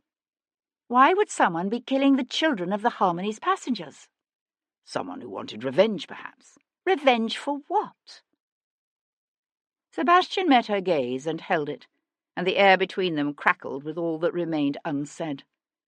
The desperate, starving men and women of the Harmony might have kept their secret for 5 long years, but there was no escaping the implications suggested by the butchered bodies of their children. Lady Carmichael's eyes widened. She shook her head fiercely, her throat working hard as if she were forced to swallow a rise of bile. No, you're wrong. Nothing like that happened on that ship. Can you be certain? Her voice throbbed with emotion. My husband is a hard man, Lord Devlin. A hard, brilliant man who can be brutal in business if he must. But only in business. He could never, ever have done what you are suggesting. Never. Sebastian stared off across the now silent, half-ruined cloister, all that remained of what had once been a thriving community. Most of us probably think we could never do such a thing, he said. Yet, when faced with a stark choice between that and death, I suspect we'd all be uncomfortably surprised by how few would choose death. You're wrong, she said again, but she was no longer looking at him, and Sebastian suspected she spoke the words in a futile effort to convince herself. Chapter 34. Kat was seated at the elegant little writing table in her morning room, attempting to draft a terse note to the Irishman, Aidan O'Connell, when she heard Devlin's rich voice in the hall below, mingling with the desultory tones of her maid, Elspeth. Quickly shoving the note out of sight, Kat stood and turned just as he entered the room. He was dressed in doeskin riding breeches and top boots, and brought with him the crisp scent of the September morning.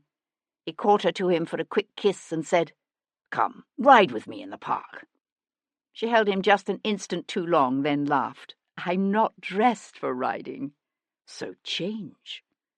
He touched his fingers to her cheek, his expression suddenly unexpectedly serious. I've hardly seen you in the last few days, and when I do, I find you looking tense. The urge to confide the truth to him welled up within her, hot and desperate. Yet even more than she feared Jarvis, she found she feared watching the love in Devlin's eyes turn to hate. And so she kept silent, although the need to confide in him remained, filling her with a bittersweet ache. She brushed her lips across his and somehow managed to summon up a smile. Give me 15 minutes.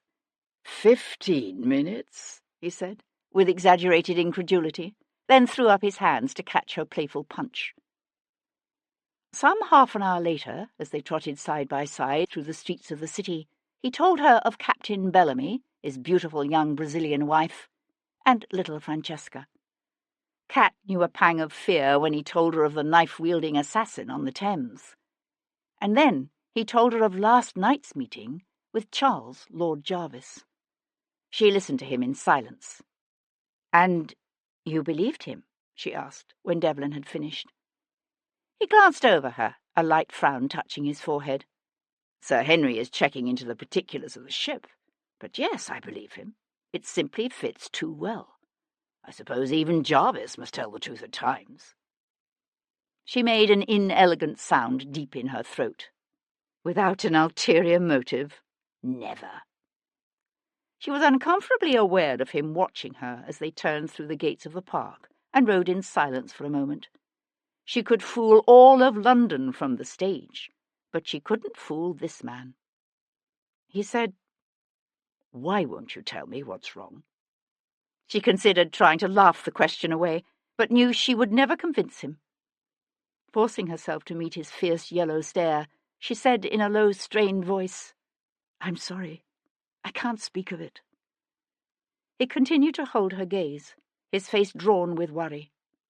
But he said no more. She looked away, her attention caught by a small man in a round hat and spectacles hurrying toward them across the park. As she watched, he raised one hand in a discreet attempt to catch their attention. Devlin reined in and swung to his feet. "My lord," said Sir Henry Lovejoy, coming up to them. Pivoting, he gave Kat an awkward little bow. "Miss Boleyn, my apologies for the interruption. Your young tiger told me I might find you here, and I thought you would be interested to hear that I've been to the Board of Trade." "And," said Devlin, "their records of the inquiry into the Harmony's loss appear to be missing. The clerk assures me they've simply been misfiled, and he has instituted a thorough search for them. But it's curious, very curious." Kat heard Devlin utter a soft oath. "You think someone could have taken the records?" she asked. "Surely not," said Sir Henry. Reaching into his coat, the magistrate drew forth a slip of paper. "I was, however, able to ascertain the names of the owners of both the ship and the cargo." "What was she carrying?" asked Devlin, taking the paper. "Tea. In an effort to stave off the mutiny, Captain Bellamy was forced to allow the crew to throw the entire shipment overboard in an attempt to delay the ship's sinking. The owner of the cargo, Mr. Wesley Oldfield, was ruined. Utterly ruined. He's in debtor's prison at the Marshalsea." "That's interesting." Devlin glanced down at the paper in his hand and gave a wry smile. "What is it?" said Kat, watching him. Devlin handed her the paper. "The ship's owner. It's Russell Yates." Sir Henry cleared his throat. "You know Mr. Yates?" "Mr. Yates is a well-known figure around the West End," said Kat. "The man used to be a pirate." "A pirate?" She smiled. "Well, a privateer. He was the younger son of an East Anglian nobleman, but ran off to sea as a boy and came home a wealthy man. He still wears a gold hoop in one ear and talks like a pirate. Society professes to be scandalized, but they tolerate him because he's Yates and he was brought up a gentleman, and he is both amusing and very, very wealthy." Sir Henry was looking serious. "You think he could have something to do with these savage murders?" "Yates?" Kat thought about it. "I suspect he could be savage if driven to it. But to coldly murder 4 young men for something their fathers might have done? No, I don't think he could do that." "What finally happened to the Harmony?" Devlin asked. "Do you know?" Sir Henry nodded. "According to what I've been able to discover, a partial crew from HMS Sovereign tried to patch her up and sail her back to London, but she was too far gone. They finally had to abandon her when she foundered in heavy seas off Lisbon." "So Mr. Yates suffered a loss as well?" "So it would seem, although the ship might well have been insured. I plan to spend the afternoon in the offices of the city newspapers reading their back issues for more details on the incident." "I thought you were off the case," said Devlin with a smile. A rare gleam of amusement lit the magistrate's serious grey eyes. "I am."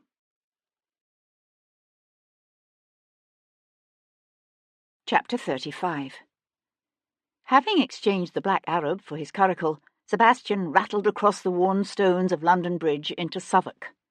The sun shone warm and golden on the river, but the lanes around the Marshalsea prison were dark and dank, the air heavy with a foul stench of rubbish and rot and despair. "Wesley Oldfield," said Devlin, pressing a coin into the shaky hand of an old man he came across within the prison's high grey brick walls. "Where might I find him?" "Up the stairs, last door to your right," said the man in a surprisingly cultured voice. "Thank you." Holding a handkerchief to his nose, Sebastian climbed the noisome, urine-stained stairs and made his way down a cold passage. The sound of a violin playing a sad, sweetly lilting tune came to him from the far side of the scarred old door at the end of the corridor. The music stopped when Sebastian knocked. "Who is it?" called a tight, anxious voice. Viscount Devlin. The door jerked open. An unkempt man stood on the far side. According to what Sebastian had been able to learn, Wesley Oldfield was in his late 30s. But the man before Sebastian looked a good 20 years older than that, his long, matted hair the colour of a winter sky, his face sunken and grey with ill health. He stood hunched over, one hand on the edge of the door as if for support, the other arm cradling a battered violin. He peered at Sebastian through watery, washed-out blue eyes, his jaw slack. "Do I know you?" "Mr. Wesley Oldfield," said Sebastian. The man ran one hand across the stubble on his chin in a self-conscious gesture. "That's right. May I come in?" Oldfield hesitated, then took a step back and swept a flourishing bow. "Come in, do come in.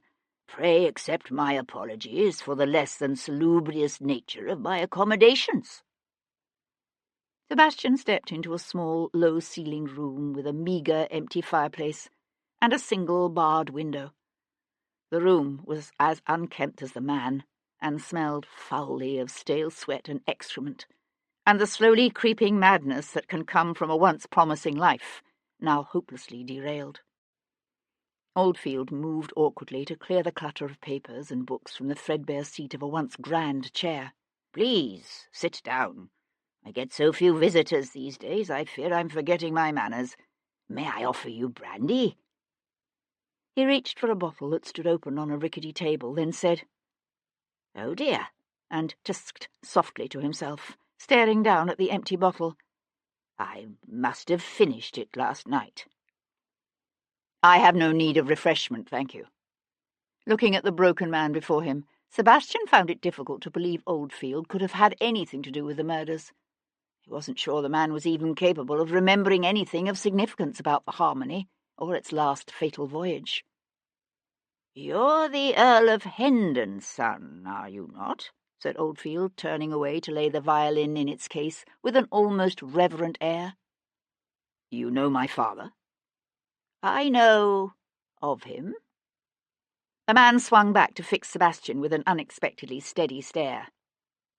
"Why are you here?" "I wanted to talk to you about the Harmony." The man's reaction to this bald statement was utterly unexpected. The Harmony might have led to his ruin, but at the mention of the ship's name he came to perch on the edge of his unmade bed, a strange excitement animating his features as he leaned forward. "You've noticed it too, have you?" "Noticed what?" "These killings. First the Reverend Thornton's son." "You know about Nicholas Thornton?" "Oh, yes, I know. First Thornton, then Carmichael and Stanton, and now Bellamy. Someone is killing their sons." Sebastian stared into the man's tortured, mad eyes. "Do you know why?" "Why? Not exactly, no. But when you think about the way those young men were butchered, it gives you some ideas, does it not?" He broke off to cast Sebastian a sideways glance. "Is that why you're here? Do you think I'm responsible?" "You're in prison," said Sebastian. An eerie smile played around the other man's lips. "Yes, but we're sometimes allowed out, you know." "Only during the day," noted Sebastian. "Carmichael, Stanton, and Bellamy were all killed at night, when you're locked in." Oldfield's smile slipped. "True." Then he brightened. "I could have hired someone." "You're bankrupt." "There is that," Oldfield sighed. "And I've no motive." Sebastian glanced around the cold prison cell. "No?" Oldfield tusked again and shook his head. "It was the crew who insisted my cargo be thrown overboard. They thought the ship was going to sink." Sebastian started to remind him that the ship actually had sunk in the end. Then he changed his mind. "It's the crew who ruined me," Oldfield was saying. His nostrils quivered, his hatred twisting his lips cruelly with each word. "Dirty, ignorant scum, panicking, abandoning the ship the way they did. taking all the food and water, leaving the others to die. I would gladly butcher every last one of their god-rotted carcasses, but—" He broke off, his voice and features suddenly returning to normal. "They're already dead." "They're dead?" "That's right. Most of them were killed by natives when their boat landed on the west coast of Africa. The few who survived were picked up by His Majesty's Navy and brought back to London to hang." "You attended their trial?" Oldfield cast him a scornful look. "What do you think? Every minute of it. Their trial and their hangings. One of the crewmen, I think his name was Parker, he made a bad end of it, struggling and shouting even after they had the rope around his neck. He kept swearing the men who testified at his trial were lying." Sebastian sat forward. "Lying? About what?" Oldfield shrugged. "I don't recall now. It had nothing to do with me." He scratched thoughtfully at the skin behind one ear. "But I do remember the man had a brother, a docker. He was there at the trial and at the hanging. Swore he'd see that the buggers paid for his brother's death." "See that who paid?" "Why, those who testified at the trial, of course." "And who was that?" Oldfield smiled. "Bellamy, Stanton, Carmichael." The smile slipped. "But not Thornton." He looked confused. "At least, I don't think Thornton was there." "Who else?" asked Sebastian, even as Oldfield turned to glance out the window. The man didn't answer. Sebastian raised his voice and tried again. "Who else was at the trial?" Oldfield swung his head to stare directly at Sebastian. The watery blue eyes widened with confusion. "What trial?" Sebastian found Tom outside the prison, walking the chestnuts up and down the lane. "Learn anything?" Tom asked as Sebastian leapt up to the curricle's seat. "Perhaps. Perhaps not. I'm afraid Mr. Oldfield's misfortunes have addled his brain." Sebastian took the reins. "I want you to find someone for me. A docker by the name of Parker. He had a brother hanged 4 years ago for the mutiny on the Harmony." Tom stepped back from the horses' heads, one hand coming up to hold his hat in place. "You think he might be the cove what's been doing the killing?" "He could be. Then again, he could also be a simple figment of Mr. Wesley Oldfield's imagination." Sebastian gathered his reins. He knew a powerful urge to confront both Lord Stanton and Sir Humphrey Carmichael with what he had learned. Yet it would be a mistake, he knew, to approach either man now, before he'd learned the full story of the Harmony's final voyage. It was time, Sebastian realised, for another visit to the Reverend Thornton in Kent. Chapter 36. Returning from her ride with Devlin, Kat tore up her half-written note to the Irishman Aidan O'Connell and burned the scraps. It had occurred to her that sending any written communication, no matter how carefully composed, would be folly. The danger of such a note falling into the hands of Jarvis's agents was simply too high. She had just over 24 hours left. Closing her writing desk with a snap, she went to change into a walking dress of straw-coloured lawn, decorated with plaiting at the bodice and waist, and set out to track down the Irishman herself.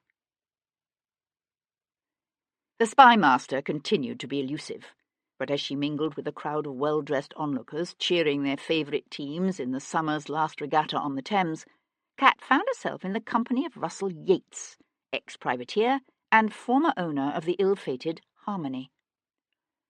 For a woman with Kat's talents, it was easy enough to manoeuvre herself next to Yates and engage him in conversation. He was an imposing figure, tall and large-boned, with broad shoulders and a solid physique he kept well-honed at Jackson's and Angelo's. He wore the buff-coloured breeches, striped silk waistcoat, and dark blue morning coat of a gentleman, but he still looked like a pirate, with his hawkish nose, sun-darkened skin, and dark hair he kept just a shade too long. "I saw you at Covent Garden last night," he said, the gold hoop in his left ear catching the light as he bowed over her hand. I must say you make a charming shrew, but then you also make a regal Cleopatra and an incomparable Juliet." Cat smiled. "We're considering doing Othello next. I thought of you when I read the text. You owned a ship that was lost at sea, did you not? The Helpmate, or the Handsome, or some such thing?" He lifted a glass of wine from the tray of a servant who hovered at his elbow and took a slow sip. "The Harmony, singularly inappropriately christened ship, considering its fate." "You've heard the rumours, I suppose, that these grisly murders are somehow linked to the ship's ordeal?" "No, I hadn't heard any talk, but I'm not surprised. Devilish business, that. Frankly, I'm glad the ship sank off Portugal. It would have been impossible to crew with that kind of history. And then what would I have done with it?" A cool breeze from the river flapped Cat's straw hat. She put up one hand to steady it. "The ship was insured, was it?" Yates laughed. "Oh, yes, I believe in insurance. Unlike Wesley Oldfield, poor sod." "Oldfield?" "The Harmony carried a shipment of his tea. Lost it all. Third cargo in as many months. Turned his brain, I'm afraid. That and the accommodations in the Marshalsea, I suppose." A shout went up from among the crowd of spectators. Cat swung to look out over the water, to where the lead crew was fighting hard to maintain their advantage, the spray from their oars sparkling in the sunshine. "Was Oldfield a passenger on the Harmony?" "Oldfield? No." She glanced back at the man beside her. "Were you?" A slow smile spread across his pirate face. "You know, I'm getting the distinct impression you engaged me in conversation this afternoon for the sole purpose of learning everything you could about the Harmony." "Acute of you," said Cat, returning his smile. He laughed, then abruptly sobered. "It's because of Devlin, I suppose. I've heard he's looking into these murders. I must admit, I didn't think about the possible connection to the Harmony when it was just Carmichael and Stanton. But now that they've found Captain Bellamy's son dead as well—" Cat studied his handsome, sun-darkened face. "Do you have sons, Mr. Yates?" "No, thank God, considering the circumstances." He brought one hand to his chest and gave an exaggerated sigh. "I've never yet found a woman to steal my heart." She laughed politely, as she was meant to do, then said, "Who else died on that ship, besides Lord Jarvis's son David?" "Let me see." Yates dropped his hand to his side and stared thoughtfully out over the river. 2 or 3 of the crew were killed in the storm, I believe. The rest either died under some African spear or at the end of a rope. But that's it.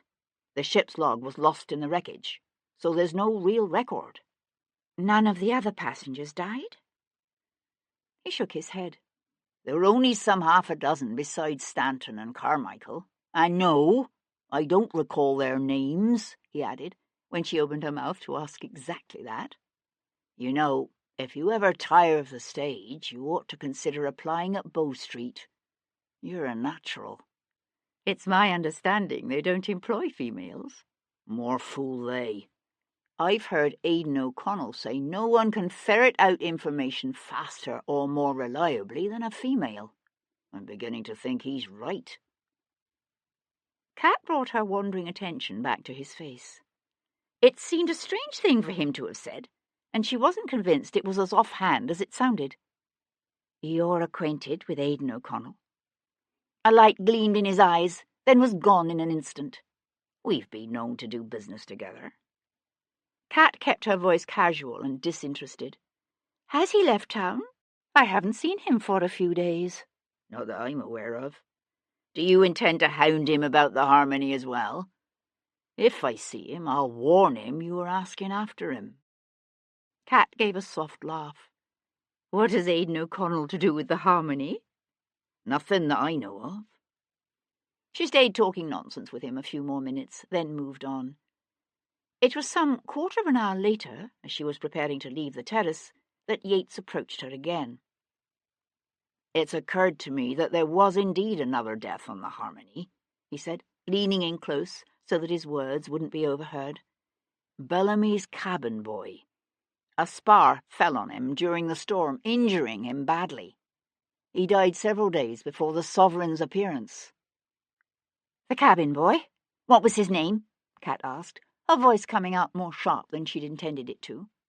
"That I can't recall, but if it comes to mind, I'll be sure to let you know." Cat had almost reached the steps of her house in Harwich Street when she became aware of a tall, well-dressed gentleman walking toward her, his boot heels tapping ominously on the empty paving. "Miss Boleyn," said Colonel Bryce Epsom-Smith, sweeping her a mocking bow. "How fortuitous." Cat's grip on the handle of her sunshade tightened, then relaxed. Inclining her head, she gave the man a faint, bored smile. "Colonel?"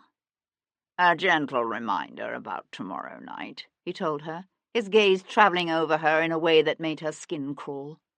"After the play, of course. We wouldn't want to deprive London of one last glimpse of the divine Miss Cat Boleyn, in the event that you should elect to be, shall we say, stubborn." Chapter 37. It was mid-afternoon by the time Sebastian drove into the village of Avery in Kent. Having left Tom searching the docks of London for a man named Parker, Sebastian was forced to consign the chestnuts into the care of a lad at the livery stable and walk across the green to the rectory. In the gentle sunshine, the red brick walls of the rectory seemed more sombre than ever, the heavy drapes closed tight at the windows. Sebastian plied the door's brass knocker, then listened to the summons echo into stillness in the depths of the house. He was about to knock again when he heard quick footsteps in the hall. The door was yanked open by the housekeeper, Mrs. Ross, who blanched at the sight of him and put up a hand to straighten her crooked cap. "My lord," she said with a gasp, "I do beg your pardon for leaving you standing here.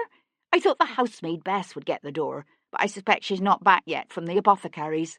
We've been at 6s and 7s here ever since the Reverend took his turn for the worse." "Reverend Thornton is ill?" said Sebastian, unravelling this. Mrs. Ross nodded her head vigorously. "He had a bad turn just after you left.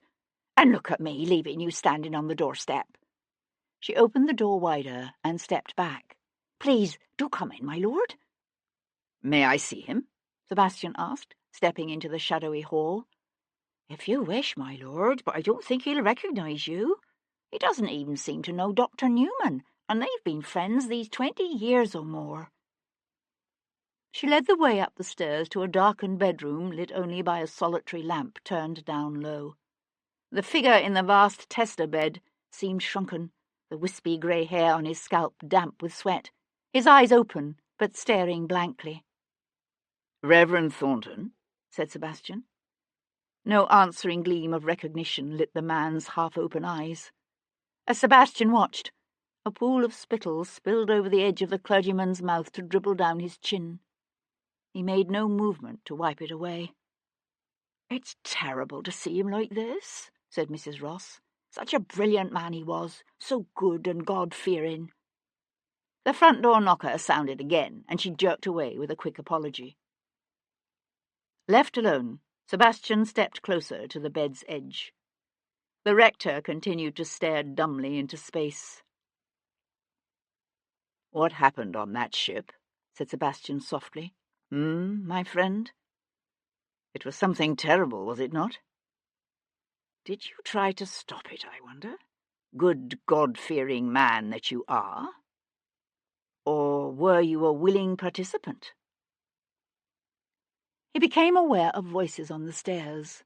Mrs. Ross's high-pitched, anxious notes answered by Aaron Newman's soothing words. A moment later, the physician entered the room alone. "Any glimmer of recognition?" he asked Sebastian. Sebastian shook his head. "How long has he been like this?" "Since shortly after you left." The doctor came to stand beside his patient.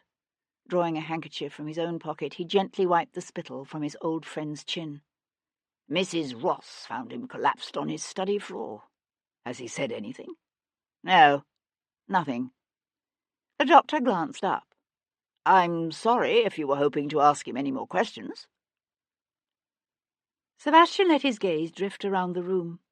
It was an old-fashioned chamber with solid oak furniture and a couple of gently worn tapestry-covered chairs drawn up to the empty fireplace. Beside one of the chairs sat a woman's sewing basket and embroidery frame, as if their owner had only just put them down. Has he ever spoken to you of what happened aboard the Harmony?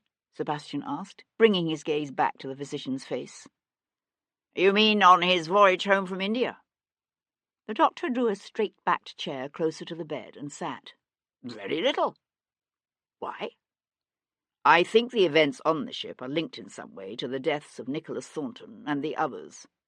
Sir Humphrey Carmichael and Lord Stanton were also passengers on that voyage. Good God! Then the inevitable conclusion must have occurred to him, because the doctor's eyes opened wide. Surely you're not suggesting that... He broke off, unable to put the thought into words. We have no way of knowing, said Sebastian.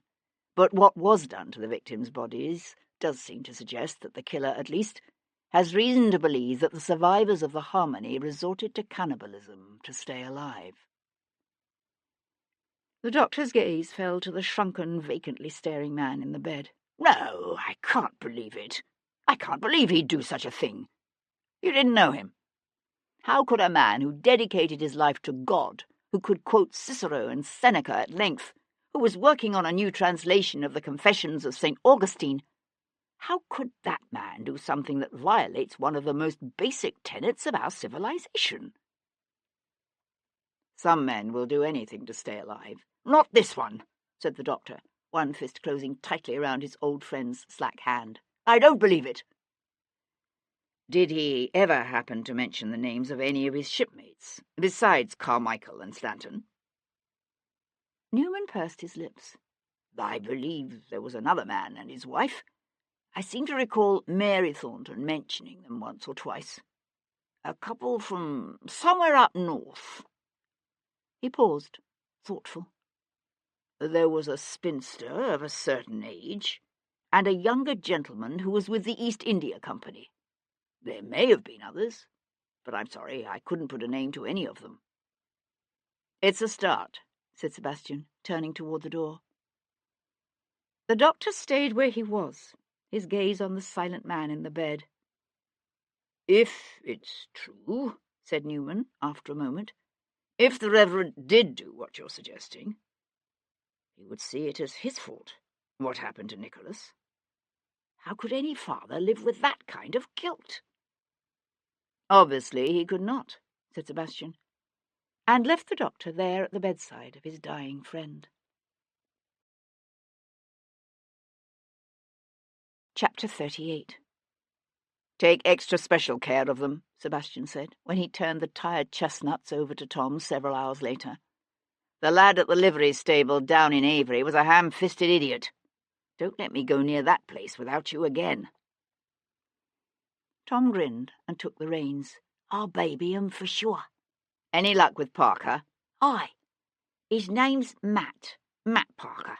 He works at the East India Company docks. Spends his evenings at a local called the Hare and Hound on the Ratcliffe Highway. Sebastian regarded his tiger with awe. However did you find that out? Tom's grin widened. You don't want to know. Perhaps you're right. Sebastian turned toward the garden gate, but paused to say, Now, if you could just find me a valet. Tom laughed. I'm working on it, Governor. I'm working on it. The Hare and Hound was a nondescript ramshackle pub reached through a narrow passage between an apothecary and a chandler's. Sebastian pushed his way through a noisy crowd to the bar. He'd taken care to dress for the occasion in a shabby genteel coat, hat and breeches that formed part of his collection from Rosemary Lane. And still he was conscious of curious, vaguely hostile eyes upon him as he ordered a pint. Strangers were never welcome in such establishments. Sipping his ale in thoughtful silence, Sebastian let his gaze drift around the dim room. The Hare and Hound appeared popular with men from the docks, sailors in blue flannel shirts and dockers in rough smocks. Sebastian was starting on his second tankard of ale when a group of dockers came in, big men with broad shoulders and beefy arms. Sebastian listened to their good-natured banter and soon picked out a sandy-haired giant with a badly scarred cheek the other men addressed as Parker. Sebastian returned his attention to his ale. The dockers played a game of darts, which Parker won. Sebastian ordered another pint, then looked around to find Matt Parker beside him. "You watching me for some reason?" Parker demanded, his light brown eyes narrowed with hostility. "Actually, yes," Sebastian signalled for another pint. "I'd like to talk to you about your brother." "Jack?" Parker's eyebrows drew together in a suspicious frown. "Yes. And who the devil might you be?" "My name is Devlin," said Sebastian, making no attempt to disguise the crisp upper-crust tones of his speech. Parker made a rude noise. "You sound like a bloody knob. What would a knob want with the likes of gallows bait like Jack?" Sebastian considered offering the man money, then decided against it. There was a proud edge to the docker's bearing that told Sebastian the gesture would not be well received. "I understand your brother went to his death insisting the men who testified at his trial lied," said Sebastian. "So? That was over 4 years ago now. No one ever paid it no heed before." The barmaid plunked a frothing tankard of ale on the planks beside them. Sebastian pushed the tankard toward Parker. "That was before." The docker left the ale untouched. "It's because of these murders, ain't it? First Carmichael, then Stanton, now Bellamy." "You're forgetting Nicholas Thornton." "Thornton?" A flicker of confusion showed in the other man's eyes. "Last Easter, down in Kent." "I didn't hear about him. Don't remember no Thornton at the trial, either." Parker's tongue flicked out to moisten his lips. Absently reaching for the tankard, he brought the ale to his mouth and drank deeply. "You're Bow Street, ain't you?" he said, setting the tankard down with a snap. There was dawning comprehension and fear in his eyes now, the fear of a man whose words have come back to haunt him. "You're here because of them things I said at the hanging, about revenge and all. It was all just talk. You hear? Wild talk. Jack was my little brother. He didn't do nothing wrong. The mutiny weren't his idea. He didn't even take part in it.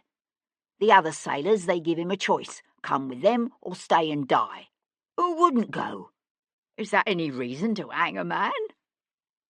Parker paused, his face slack with grief. "He was just 17 years old, you know. 17. "No, I didn't know." Sebastian leaned forward. "Your brother maintained until the end that the men who testified at the trial lied." "What about?" Matt Parker drained his tankard, but shook his head when Sebastian moved to order another. "That David Jarvis, him whose father is cousin to the king. They said the lad was hurt in the mutiny. Said one of the crew members stabbed him in the side with a cutlass." Parker shook his head. "It weren't so. That young knob was just fine when the crew left the ship." Parker dropped his voice and leaned in close. "Something happened on that ship when they was adrift. You think on what's been done to these murdered young gentlemen's bodies, and you'll know what I'm talking about." Straightening, he was silent for a moment, his head turned as if he stared at something in the distance. Then his jaw hardened, and he brought his gaze back to Sebastian's face. "You're right about one thing. I did swear to see all them title buggers pay for what they done to Jack. But I'm a God-fearing man, and somehow I couldn't bring myself to do it. I figure the good Lord'll take care of 'em in his own way." A quiver of distaste passed over the docker's scarred features. "Whoever's doing this, whoever is butchering those men's children, I'd say he's got a father's anger in him, and a father's hurt." Parker put his wrists together and held them out like a man surrendering to the law. "You can arrest me right now and take me in, but the killing won't stop. Whoever's doing this, He's damned himself to hell, and he knows it. He won't stop until he's killed them all." "How many others were there?" "I don't know," said Parker, his face unexpectedly pale. "Only Stanton, Carmichael and Bellamy testified at the trial. But there were others, passengers and officers both. And God help their children." "So now you know," said Kat softly, as they lay talking in each other's arms later that night.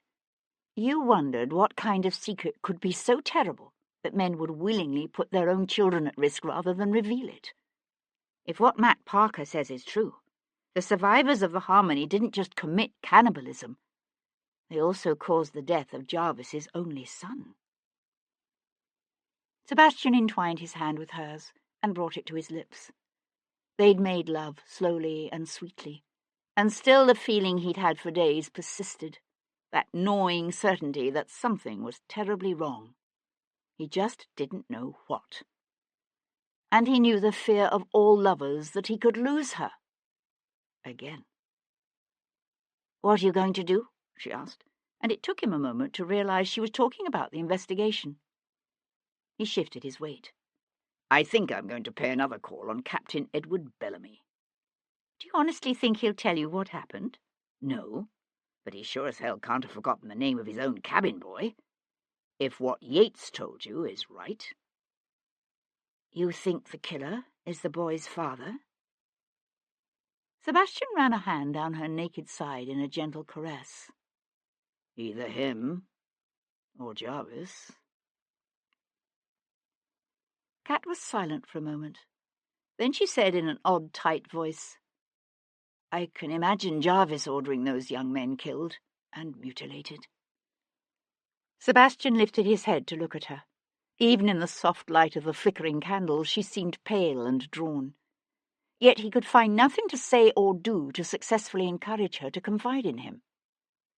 "Yes, except it doesn't fit somehow. How could Jarvis have found out what happened on that ship? And why not move against the men directly? God knows he's powerful enough." "Jarvis has spies all over the country," Kat countered, sitting up. "How could the simple father of some dead cabin boy have found out what happened on that ship?" Sebastian sighed and drew her back down to him. "I don't know. Perhaps when we find out who he was, we'll have the answer." Chapter 39. Friday, the 20th of September, 1811. The next day, Sebastian was reading the Morning Post while consuming a light breakfast in his morning room when he suddenly let out a crude oath. "Is something wrong with the eggs, my lord?" asked his major domo, starting forward. "What?" Sebastian looked up, puzzled. "Oh, no. The eggs are fine, Maury. Thank you." Shoving the plate aside, Sebastian turned his attention to the news article on page 3. Retired Greenwich sea captain found dead in river. The church bells were tolling a death knell when Sebastian drove into the outskirts of Greenwich. Leaving the chestnuts in Tom's care, Sebastian let himself in the garden gate at the end of the long walk.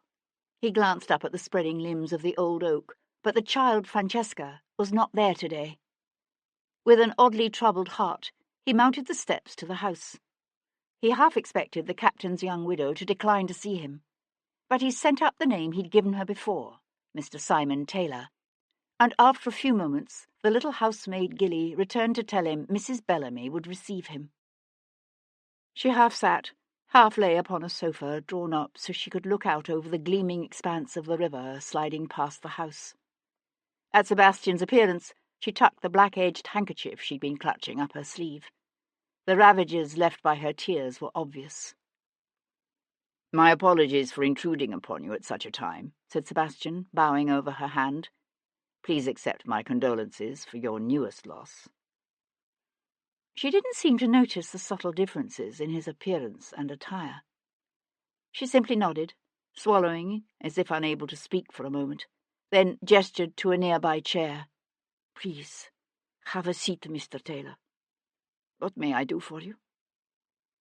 Sebastian hesitated.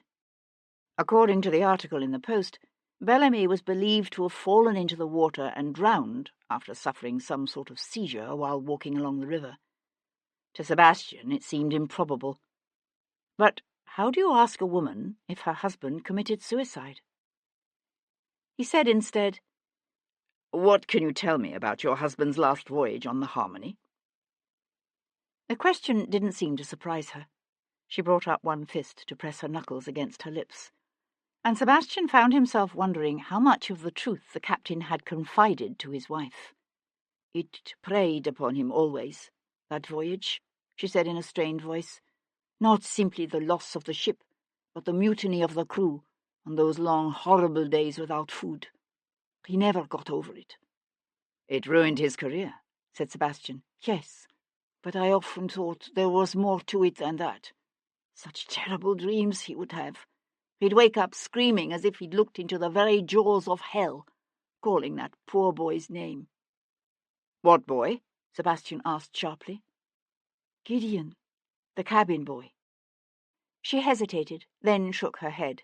"If I ever knew his last name, I've forgotten it. He died, you see, before they were rescued." "What about the other young man who died? David Jarvis. Did your husband ever mention him?" "Sometimes, but not nearly so often. I believe Gideon reminded my husband of Adrian at that age. I often thought my husband blamed himself for the boy's death." "Why is that?" She looked confused. "Because he failed to keep the boy out of harm's way, I suppose." She pleated the skirt of her morning gown with shaking fingers. He'd been particularly obsessed about the cabin boy's death these past few months. She hesitated, then added softly, "He began drinking far more heavily than before." "Was he drinking heavily last night?" She nodded, her lips pressed tightly together. Sebastian watched her swing her head away to stare out over the river. He supposed it was possible the old captain had staggered into the river and been too drunk to haul himself out. But Sebastian doubted it. "What will you do now?" he asked her. "Return to Brazil?" She shook her head. "My father disowned me when I married Bellamy and followed him here to England. Besides, this is the only home Francesca has ever known." "How is she taking it?" The widow sighed. "Badly. First Adrian, now her father. It's too much." Rising, Sebastian slipped one of his cards from his pocket and laid it on the table. "If there is anything I can do, please don't hesitate to contact me." Of course, the name on the card, his own name and title, did not match the name he had given her. But now was not the time to explain it to her.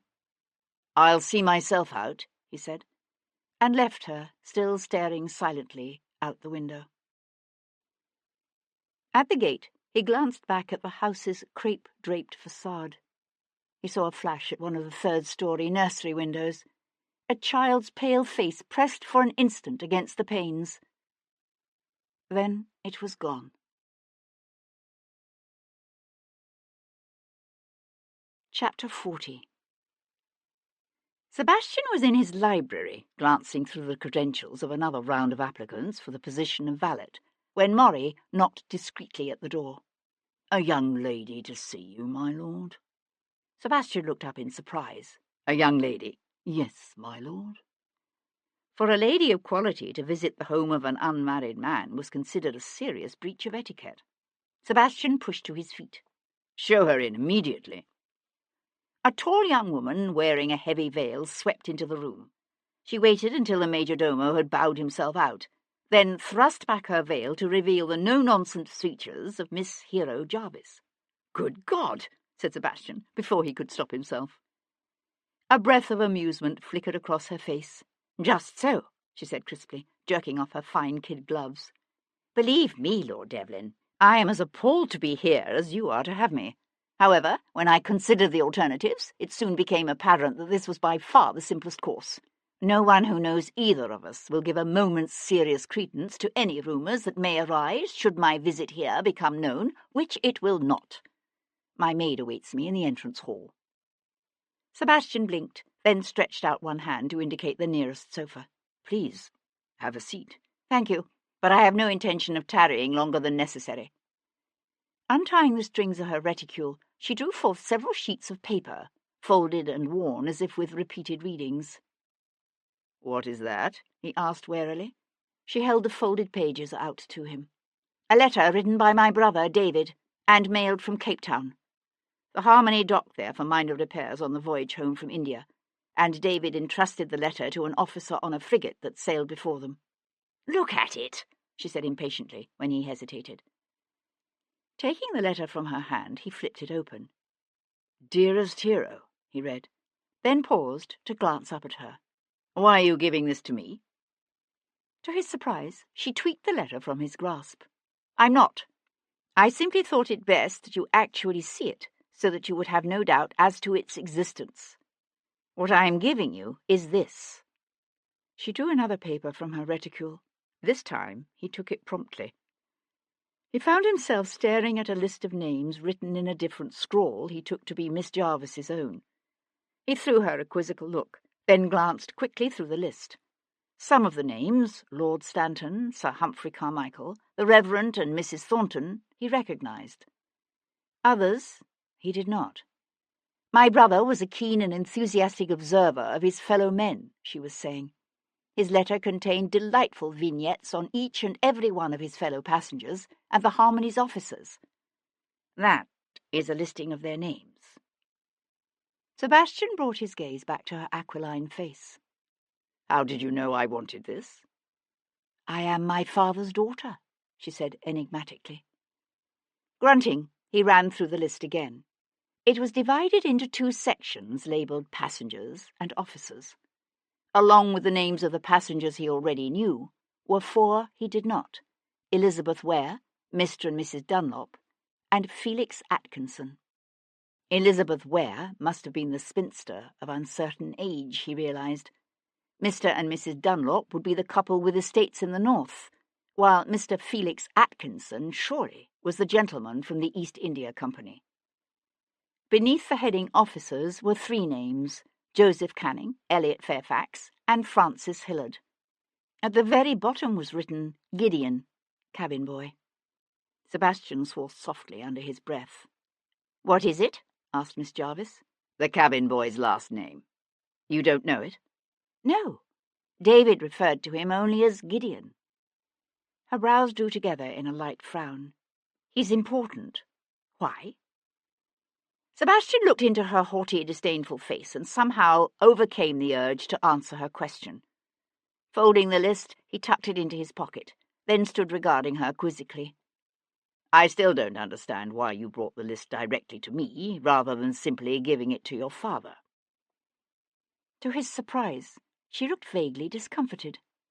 Twitching the skirt of her dusky blue walking dress with one hand, she said airily, "It so happens that my father is unaware of the letter's existence. It would serve no purpose for him to learn of it now. I trust you will not mention it to him."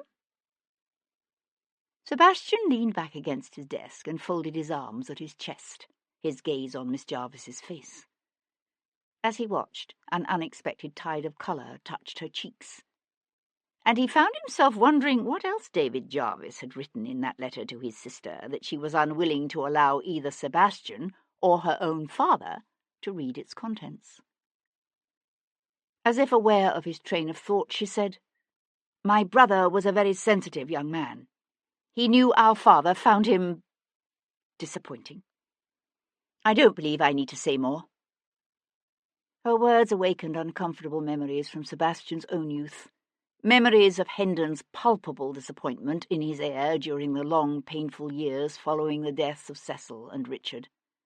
"No," said Sebastian, pushing away from the desk. "You've no need to say more, and I won't mention the letter to his lordship. Now, don't you think it's time you collected your maid and ran away?" Lowering her veil, she turned to go, then hesitated to say, "I know my father believes me to be in danger." "You disagree?" said Sebastian, surprised. "If my reading of this situation is correct, yes." "Then why are you here?" I looked into some of the names on that list. Mr. Felix Atkinson has 2 children, a son named Anthony and a younger daughter. Mr. and Mrs. Dunlop have 3 children. They're why I am here, and why I hope you will do all within your power to catch this madman, whoever he is, before he strikes again. Chapter 41. Sir Humphrey Carmichael was seated at his elegant desk at the bank, his head bent over some ledgers, when Sebastian walked in and slapped a sheet of paper on the blotter before him. "What the hell is this?" Carmichael demanded, looking up. Sebastian went to stand with his back to the window overlooking the street. "It's a list of the passengers and officers of the Harmony. You do see the pattern, I presume?" A muscle jumped along Carmichael's jaw, but he said nothing. Sebastian leaned against the edge of the windowsill and crossed his arms at his chest. "You didn't tell me you and Lord Stanton were once shipmates." Carmichael settled back in his chair, his lower lip curling in disdain. "What do you think? That I discuss the details of my private life with anyone who should happen to express an interest in them?" I think that for once in your life you've found yourself in a situation you can't control. "I don't know what you're talking about." "Don't you? Did you hear that Captain Bellamy is dead?" "I had heard." "The tale is he fell in the river. I suppose it's even possible, given the way he's been drinking lately. But I suspect suicide is the more likely explanation. It must be a difficult thing to live with, knowing your actions in the past have led directly to the death of your only son." "Get out," said Carmichael, his voice shaking with raw anger. "Get out of my office." Sebastian stayed where he was, his gaze on the other man's livid face. "What really happened on that ship?" "It's no mystery. The story was in all the papers." "Your version of the story." "There is no other." "Really? That's not what Jack Parker's brother says. You do remember Jack Parker, don't you? Your testimony helped to hang him. Except it seems that according to Jack Parker, Lord Jarvis's son David wasn't hurt in the mutiny after all. David Jarvis was alive and well when the crew left the ship." Carmichael shoved to his feet. "They left us to starve. How can you believe anything one of those blackguards said?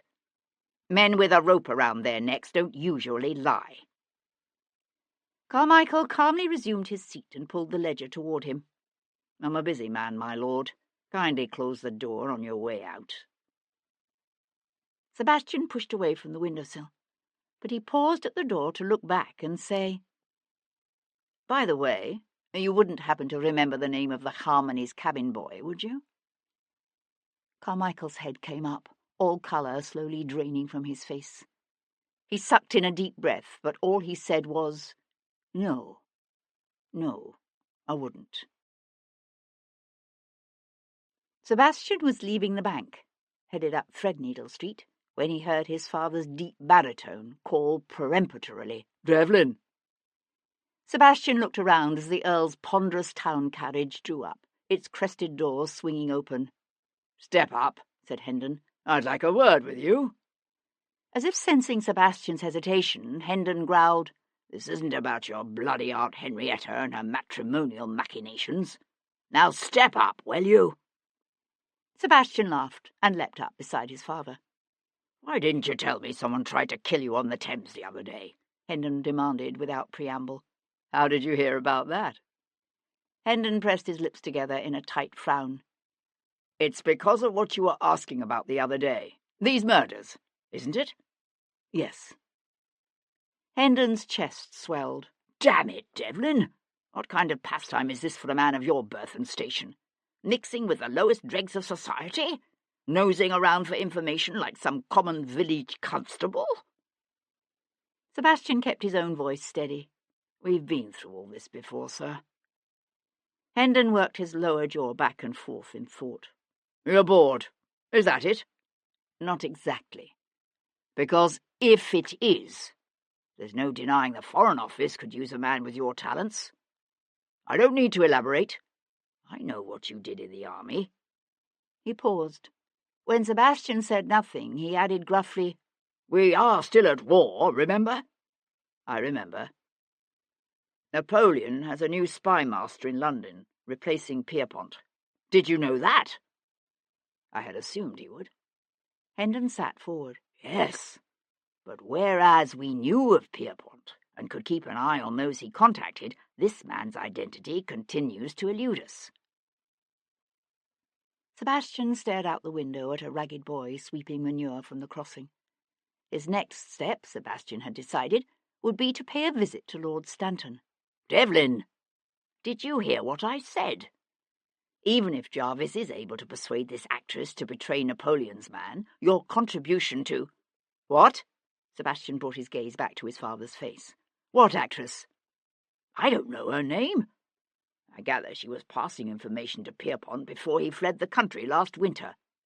Jarvis has given her until tonight to give up the man's name or suffer the consequences. Sebastian's hand tightened around the swaying carriage strap beside him.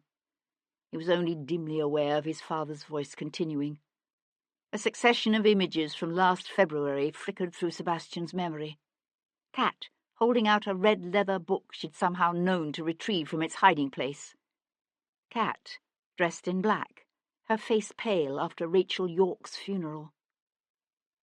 Cat, as she'd been these last few days, nervous and afraid. Devlin, are you listening to me? Sebastian sat forward abruptly. Tell your coachman to draw up. What?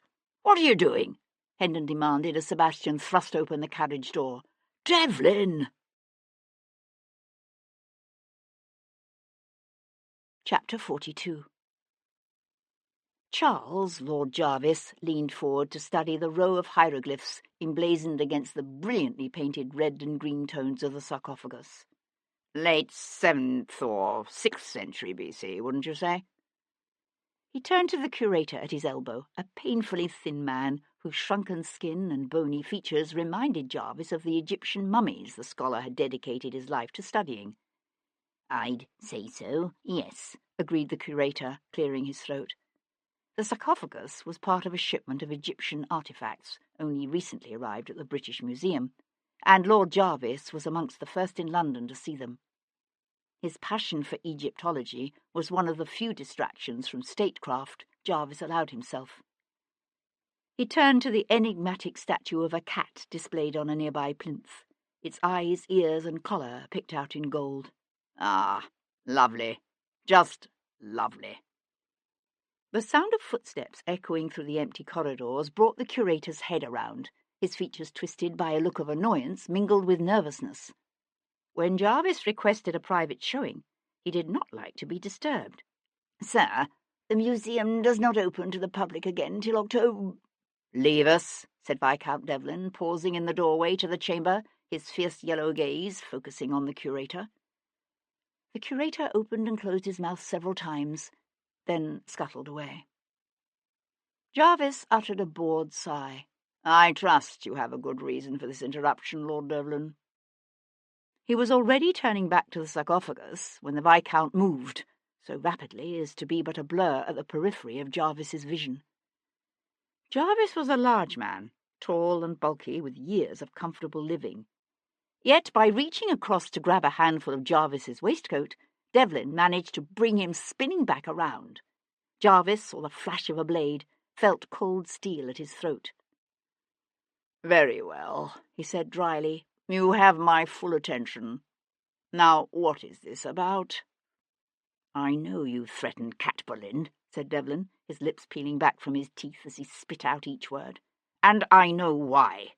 But if you want the name of Napoleon's new spy master in London, you're going to have to find another way to get it. If you think, Jarvis began. Devlin cut him off with a quick jerk of the knife that caused the edge of the blade to nick Jarvis's flesh. No, the matter is not open for discussion. I'm here to tell you the new situation. All you do is listen. Jarvis felt rage boil up within him, hot and impotent. He held it in check. By this time next week, Cat Boleyn will be my wife. You make a move to harm her or threaten her again in any way, and I'll kill you. It's as simple as that. You know I'm a man of my word, and you know I'll do it.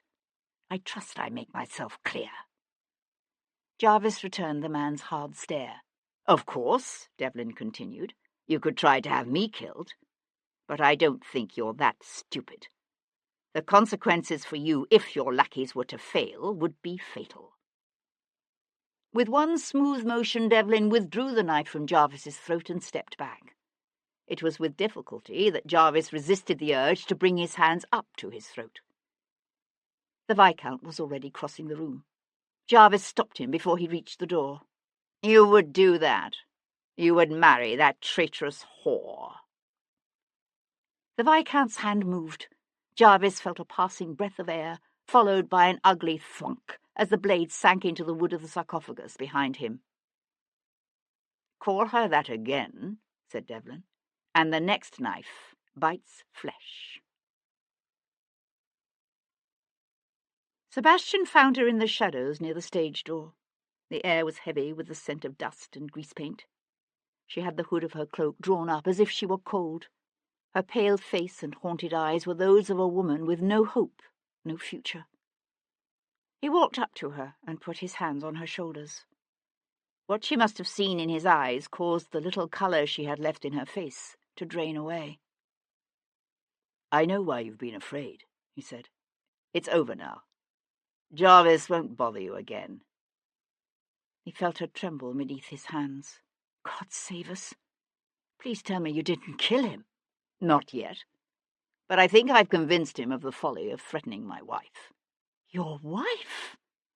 "I've found a bishop who's agreed to marry us by special license on Monday evening at 7.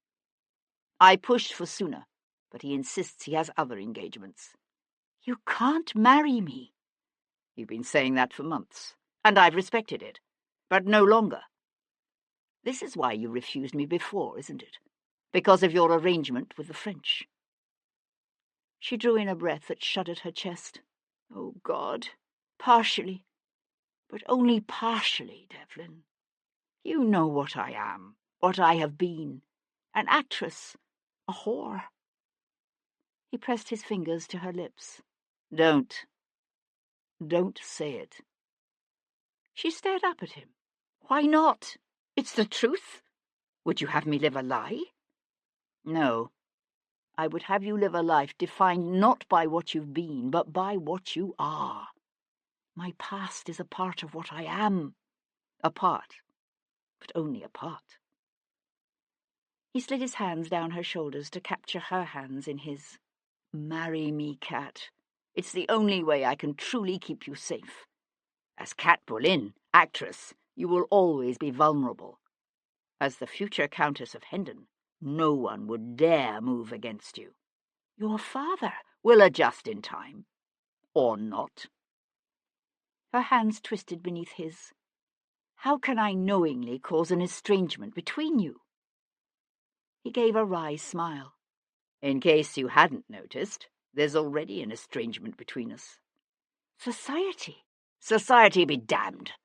You think I care what society might think of me?" "No, I know you do not, but I care." "Why?" "This marriage would ruin you." "Losing you would ruin me. I'm not taking no for an answer, Cat," he added quietly, when she only stared at him with wide, bruised-looking eyes. "I listened to you before and almost lost you. I can't risk losing you again." "You think this marriage will protect me from Jarvis?" "Yes. Nothing I could do or say would signal to him more clearly my intention to keep you safe." She was silent for so long, he knew a quiet blooming of fear. Then she swallowed hard, her chin jerking up. "It's true, you know. I did pass information to the French. For years." "Do you still?" "No. Not since February." "Then I don't care." Her mouth parted silently, her forehead knitting with confusion. He knew she couldn't understand him, would never be able to understand how his experiences in the war had affected him in this way. He ran one thumb across the back of her hand. "You did it for Ireland, didn't you?" "Yes." "Then how could you think I would hold your love of your country against you?" He brought her hands to his lips. I'm frightened by the fact you put yourself at risk. And I'm hurt because you didn't trust me enough to tell me the truth, even before the threat from Jarvis. But my love for you is undiminished, Cat. It always will be." A tear escaped from the edge of one eye to roll silently down her cheek. "I don't deserve this kind of love," she whispered. "This kind of devotion." He gave her a tender, crooked smile. "I intend to spend a lifetime convincing you that you do. The notice of our approaching nuptials will be in the morning papers." A shadow crossed her face. "Then there's something else you must do tonight." "What is that?" "Tell your father." Chapter 43. There was a heavy mist that night that brought with it the crisp scent of outlying, newly ploughed fields and the distant, briny hint of the North Sea. Finding his father gone from his Grosvenor Square home, Sebastian walked the boisterous length of St. James's, a purposeful and solitary figure. The street rang with the clip-clop of horses' hooves, the laughter of gentlemen lurching along the footpath in evening dress, or calling to one another from passing curricles. He visited first one gentleman's club, then the next, until he came upon the Earl of Hendon in the reading-room of White's, a book open on one knee, a glass of brandy on the table at his elbow. Sebastian paused in the doorway.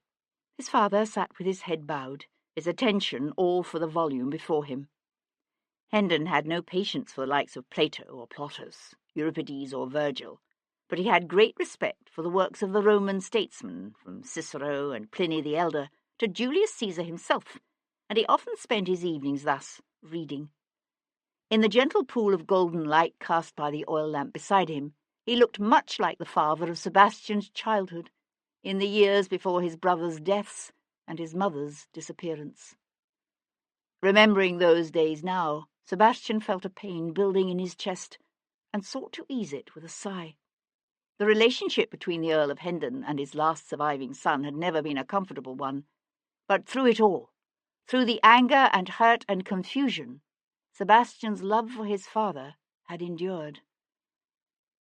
And so it was with a heavy weight of sorrow and no small measure of apprehension that Sebastian crossed the carpet to his father's side. "Come, walk with me. There's something we must discuss." Glancing up, Hendon met his son's eyes for one long moment, then slipped a marker in his book and stood.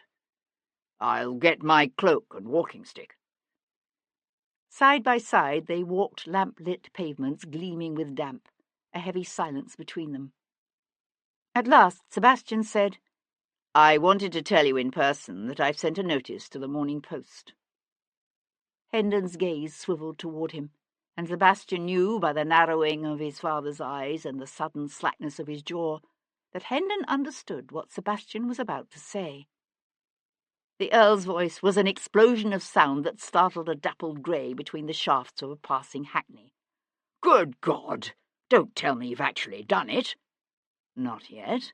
Monday evening at 7 by special licence. I don't expect your blessing, but I would wish for your acceptance." "My acceptance?" Hendon's lips twisted into a snarl. "Never." Sebastian set his jaw. "Nevertheless, it will happen whether you accept it or not. There's nothing you can do to stop it." "I swear to God I'll disinherit you. All you'll get from me is what is not within my power to withhold from you. The title and the entailed estates." "I expected as much." "Did you, by God?" Sebastian studied his father's dark, contorted face. "And would you respect me, I wonder, if I allowed such a consideration to dissuade me?" Hendon's fist tightened around his walking stick. Then, to Sebastian's surprise, the Earl's jowly features softened for one brief instant. It was as if the fury momentarily ebbed, allowing a glimpse of the hurt and disappointment that fed it. "Sebastian," said his father, disconcerting him, for it was rare that Hendon called him by his given name rather than his title. "For God's sake, think this through." "You think I have not? This is what I've wanted for years, as well you know." Hendon's features hardened. "I'll never regret what I did 7 years ago." Sebastian met his father's fierce gaze. You did what you thought was right. I understand that now. Do you? Yes. But that doesn't mean it was right. You were wrong about Kat, as she showed when she rejected the money you offered her. Was I wrong about her? Then why the devil has she agreed to this? Doesn't she understand what this marriage will do to you?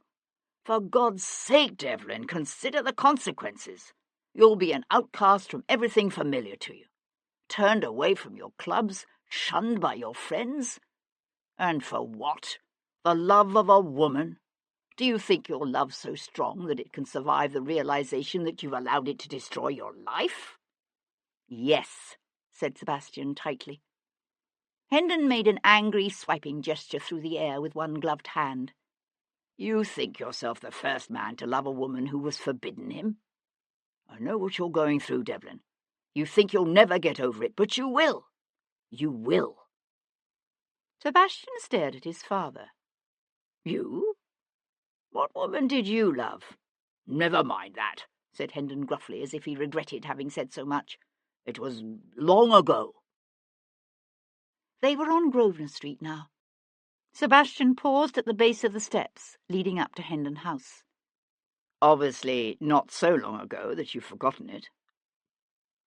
Hendon gripped the railing beside him. If you insist on going through with this, I swear to God, I'll never darken your doorway again. Sebastian drew a deep breath that did nothing to ease the ache in his chest. At 7 o'clock Monday night, I will make Kat Boleyn my wife. If it causes an estrangement between us, I'm sorry for that. Good night, Father. Chapter 44. "Oh, Sebastian, I am so sorry," said Kat later that night when he told her of his interview with his father. She lay in his arms, her glorious auburn hair spilling over his naked shoulder and down her back. He tangled his fingers in her hair, smoothing it away from her face. It could have been worse. "Do you think he'll change his mind?" No. She put her hands on his shoulders, rising so that he looked up into her face. And what he saw there, for just an instant, brought a yawning uneasiness to the pit of his stomach. Then her head dipped, her lips parting as she kissed him. "Make love to me," she whispered. He swept his hands down her back, pulling her tight against him. Every day, for the rest of my life. Some time later, he awoke to the sounds of the night, the rumbling of a night soil cart on Harwich Street, the distant cry of the watchman. He lay for a few moments wondering what had awakened him, letting his gaze drift over the curving cheek and gently parted lips of the sleeping woman beside him. Smiling, he was just drifting off to sleep again, when an oddly muffled crack from the back of the house made him open his eyes. The servants had long since retired to their attic bedrooms. There should have been no one downstairs. He sat up, his breath coming hard and quick as he listened to the distant creak of floorboards, the thump of someone bumping into unseen furniture in the dark. Sebastian slid from the bed, his bare feet noiseless as he crept toward the door. Pausing at the fireplace, he selected a heavy poker from the rack of tools. Behind him, Kat stirred, then stilled. Slowly, he opened the door to the hall. The house lay in darkness, the heavy drapes at the windows blocking the faint glow of the waning moon and the street lamps outside. He could hear footsteps now, on the stairs from the ground to the first floor, the scuff of boots, the rubbing of cloth. 2 men, Sebastian decided, maybe 3. He hadn't expected Jarvis to move so quickly, so directly against them. The poker gripped in both hands like a cricket bat, Sebastian crept to the top of the stairs, then paused. He'd have preferred to fight the intruders on the first floor, farther away from Kat, but he didn't have enough time to make it safely down the stairs and take up a position. And so he waited, and let them come to him. It wasn't until he felt a draught of cool air move across his skin that he realized he was utterly naked.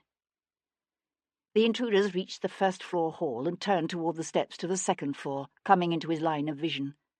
They moved carefully, like men groping blindly in the darkness. But Sebastian had the night vision of a cat. He saw 2 men, one of medium height and build and wearing a slouch hat, the other taller, bulkier. Both carried stout cudgels. It seemed a crude form of attack for a man of Jarvis's ilk. But then Jarvis would want to make the attack look random, the work of housebreakers surprised in the act. They were on the second set of stairs now, the smaller man in the lead, the other some 2 or 3 steps behind him. Sebastian tightened his grip on the poker and waited. He waited until the first man reached the top stair. Lunging out of the shadows, Sebastian swung the poker with full force against the side of the intruder's head. The impact made a sickening, popping sound, iron smashing through flesh and bone. The man himself uttered only a small sigh, his cudgel clattering to the floor as the force of the blow spun him around and sent him toppling backward to thump down one stair after the other. His companion flattened himself against the wall, his eyes wide. For one brief instant, Sebastian looked into the man's white face. Then the man screamed and dropped his club. Whirling, he bolted back down the stairs. Sebastian chased after him, leaping over the bloody, lifeless sprawl of the first housebreaker near the base of the stairs. The second intruder hit the landing on the fly, then shot down the stairs to the ground floor. From overhead came the sound of Kat's voice. "Devlin, where are you? What is it?" Sebastian kept running. The intruder careened through the dining room, knocking over chairs, crashing into the sideboard. Sebastian reached the dining room doorway just in time to see the man dive through the broken window to the terrace. "Devlin?" "Call for the watch," Sebastian shouted up the stairs. He leapt over an upended chair in his path, then skidded to a halt beside the open window, wary of blundering into an ambush. But he could see the intruder already crossing the garden, running for the back gate. Still carrying the poker, Sebastian stepped gingerly through the broken window and dropped to the terrace. "Watch!" he cried, raising his voice. "Watch, I say!" Pelting across the terrace to the garden, he saw the intruder jerk open the gate and dart through it. Sebastian chased him up the mews, the cobbles smooth and slick beneath his bare feet, the night air cold against his naked skin. The glow of a hastily lit lantern showed from the rooms over the stables. A second light flickered to life across the way. "Watch!" Sebastian cried again, as the man ducked through the arch and swerved left. Still gripping the poker, Sebastian erupted through the arch, then hesitated. The street before him stretched out quiet and empty in the misty lamplight. Pursing his lips, he blew out his breath and said, "Son of a bitch." The shrill of a whistle brought his head around. The bulky figure of the neighbourhood's night watchman blundered around the corner from Harwich Street, his whistle gripped between his teeth, his lantern swinging wildly. "What's this? What's this? What's this?" he cried, breathing heavily. "I say, young man, your clothes! If a lady were to chance to see you—" He broke off, his eyes opening wide with recognition. "Goodness, my lord! 'Tis you!"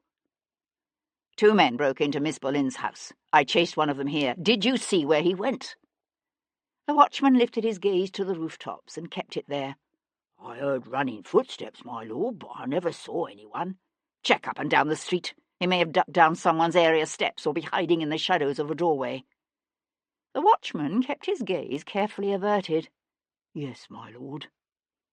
Sebastian started to turn away, but hesitated long enough to say, "By the way, there's a dead body at Miss Boleyn's house. You'll need to send someone to deal with it." "Yes, my lord." Sebastian swung back toward Kat's house. As he crossed the garden, he could see the house ablaze with lights, hear a crescendo of female voices coming from inside. Climbing through the window again, he rummaged through the sideboard until he found a tablecloth to drape around his hips. He found Kat, Elspeth, and the cook clustered in the first-floor hall. The man Sebastian had hit with the poker lay near the base of the stairs from the second floor. Blood splattered the walls of the stairwell and the banister, and soaked into the carpet. Sebastian took one look at what was left of the man's head, and wished he'd thought to bring another tablecloth. Kat came to stand beside him, her hands wrapping around his arm as she stared down at the man at her feet. Her face was white, but he suspected it was more from anger than fear. "It's Jarvis, isn't it? He sent these men."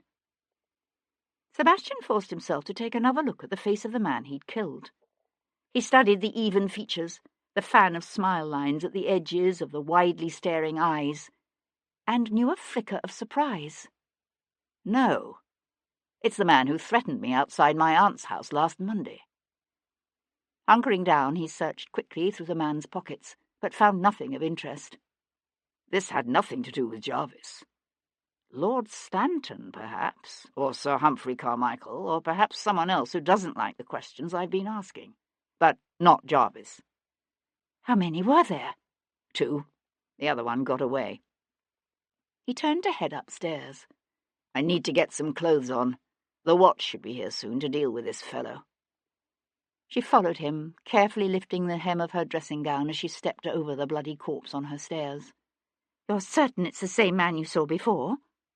Yes. He pulled his shirt over his head and reached for his breeches. I'll be back as soon as I can. Where are you going? To have a little talk with Lord Stanton. The sun was still a mere promise on the horizon when Sebastian popped the lock on the library window of Lord Stanton's Park Street townhouse and dropped inside. He moved easily through the darkened house, hugging the wall on his way up the stairs to keep the steps from creaking. Lady Stanton had been advised by her doctors to retire to the country in an attempt to ease her prostration of grief. Only one of the bedrooms on the second floor, an opulent chamber overlooking the rear garden, was occupied. Lord Stanton slept on his back in a gilded tester bed with red velvet hangings. Beneath the figured red coverlet, his heavy chest rose and fell rhythmically, his lips parting with each exhalation. Snagging a lyre-backed chair, Sebastian brought it reversed close to the bed's edge and straddled the seat. He pressed the muzzle of his small flintlock pistol into the hollow beneath the man's jawbone and waited. The rhythmic breathing stopped on a strangled gasp. Stanton's eyes flew open, then fixed wide on the pistol. Sebastian showed his teeth in a smile. I trust you can see well enough to know what this is? Stanton nodded, his tongue flicking out to moisten his lips. Someone tried to kill me tonight. Not just me, but my future wife as well. That was a serious error. Stanton's voice was admirably strong and controlled. If they told you I hired them, they lied. Sebastian frowned. Odd. I don't recall mentioning that there was more than one of them. But as it happens, there were 2. One is now a bloody mess on Miss Boleyn's staircase. The other, regrettably, escaped. Something flashed in the Baron's eyes, then was gone. This is the second time in the past few days that someone has tried to kill me. I must say it's getting rather fatiguing. You're obviously making yourself unpopular. So it would seem. I keep thinking about our encounter in Whitehall the other day. You struck me at the time as a man with a secret, a terrible secret, he was willing to do almost anything to keep from becoming known. Stanton stared back at him, his lips pressed tight, his narrowed eyes radiating hatred and contained fury. Sebastian leaned forward and dropped his voice to a whisper. I don't know it all yet, but I'm getting close. At this point, I'm thinking it doesn't matter whether it was you or Sir Humphrey Carmichael or someone I haven't even met yet who sent those men into Miss Boleyn's house. But if any of you threatens her again in any way, you're dead. It's as simple as that. You're mad. I doubt you're the first to think so. Sebastian withdrew the gun and stood. I could call the watch on you, said Stanton, his fists tightening on the covers at his chest. Sebastian smiled and backed toward the door. You could, but that would direct attention precisely where you don't want it now, wouldn't it? Chapter 45. Saturday, 21st of September, 1811. Sebastian's sister lived in an elegant townhouse on St. James's Square. The house technically belonged to her son, the young Lord Wilcox, for Amanda was recently widowed.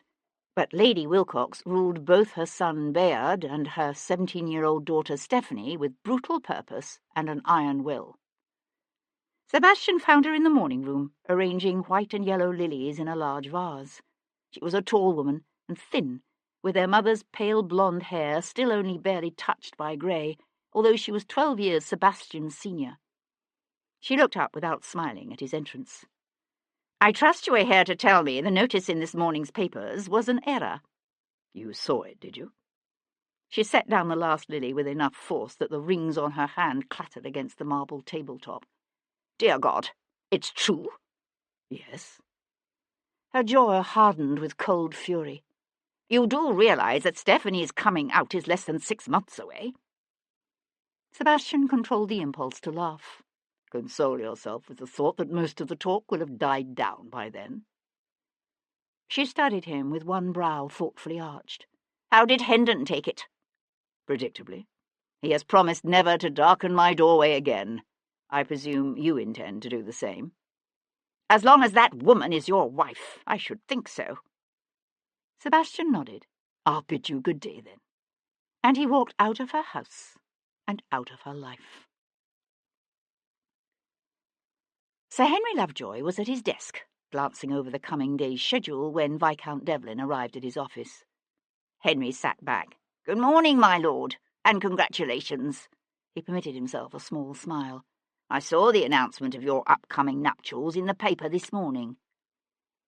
The young Viscount was looking oddly strained, but Lovejoy supposed that was to be expected in one about to embark upon such a life-altering event. "Some men broke into Miss Boleyn's house last night and tried to kill us." "Merciful heavens! Do you know who they were?" Devlin shook his head. "Hirelings. You received the list of passengers and ship's officers I sent yesterday?" "Yes, yes." Henry opened a drawer and pulled out a report. "Please, my lord, take a seat. I have my constable's notes right here. Of the ship's officers, the second mate," Henry consulted his constable's notes, "Mr. Fairfax, died 4 years ago from a fall." "A fall?" "Yes, from a third-floor window in Naples. There was some speculation Mr. Fairfax may have deliberately thrown himself from the window, but as the gentleman was in his cups at the time, it was impossible to say." Henry consulted the notes again. "The third mate, Mr. Francis Hillard, was lost overboard while at sea off the Canary Islands 2 years ago, while the first mate, Mr. Canning, drank himself to death 6 months ago. A most unlucky lot from the sounds of things." Devlin grunted. "And the passengers?" "The spinster Miss Elizabeth Ware died 2 years ago of hysteria." "Hysteria?" Henry nodded. "The constable spoke to her sister. Seems the poor woman went mad not long after her return to London. Stark, raving mad. As for Mr. and Mrs. Dunlop, they were living in Golden Square up until several weeks ago, but they appear to have packed and fled the city somewhat precipitously. That leaves only Mr. Felix Atkinson of the East India Company. He lives with his wife and 2 children in a house in Portland Place." "Have you spoken to him?" Henry slid the paper with the address across the desk to the Viscount. "I am no longer a part of the investigation, remember?" The Viscount smiled and rose to leave. "There is one other thing," said Henry. Devlin paused. "Yes?" "Captain Quayle. I've had another of my constables checking into his whereabouts on the nights of each of the murders." "And?" "It seems the captain was neither at home nor with the Horse Guards on any of the nights in question." Henry peeled his glasses off his nose and rubbed the bridge. "I also looked into the captain's activities in the army. I understand why you suspected him."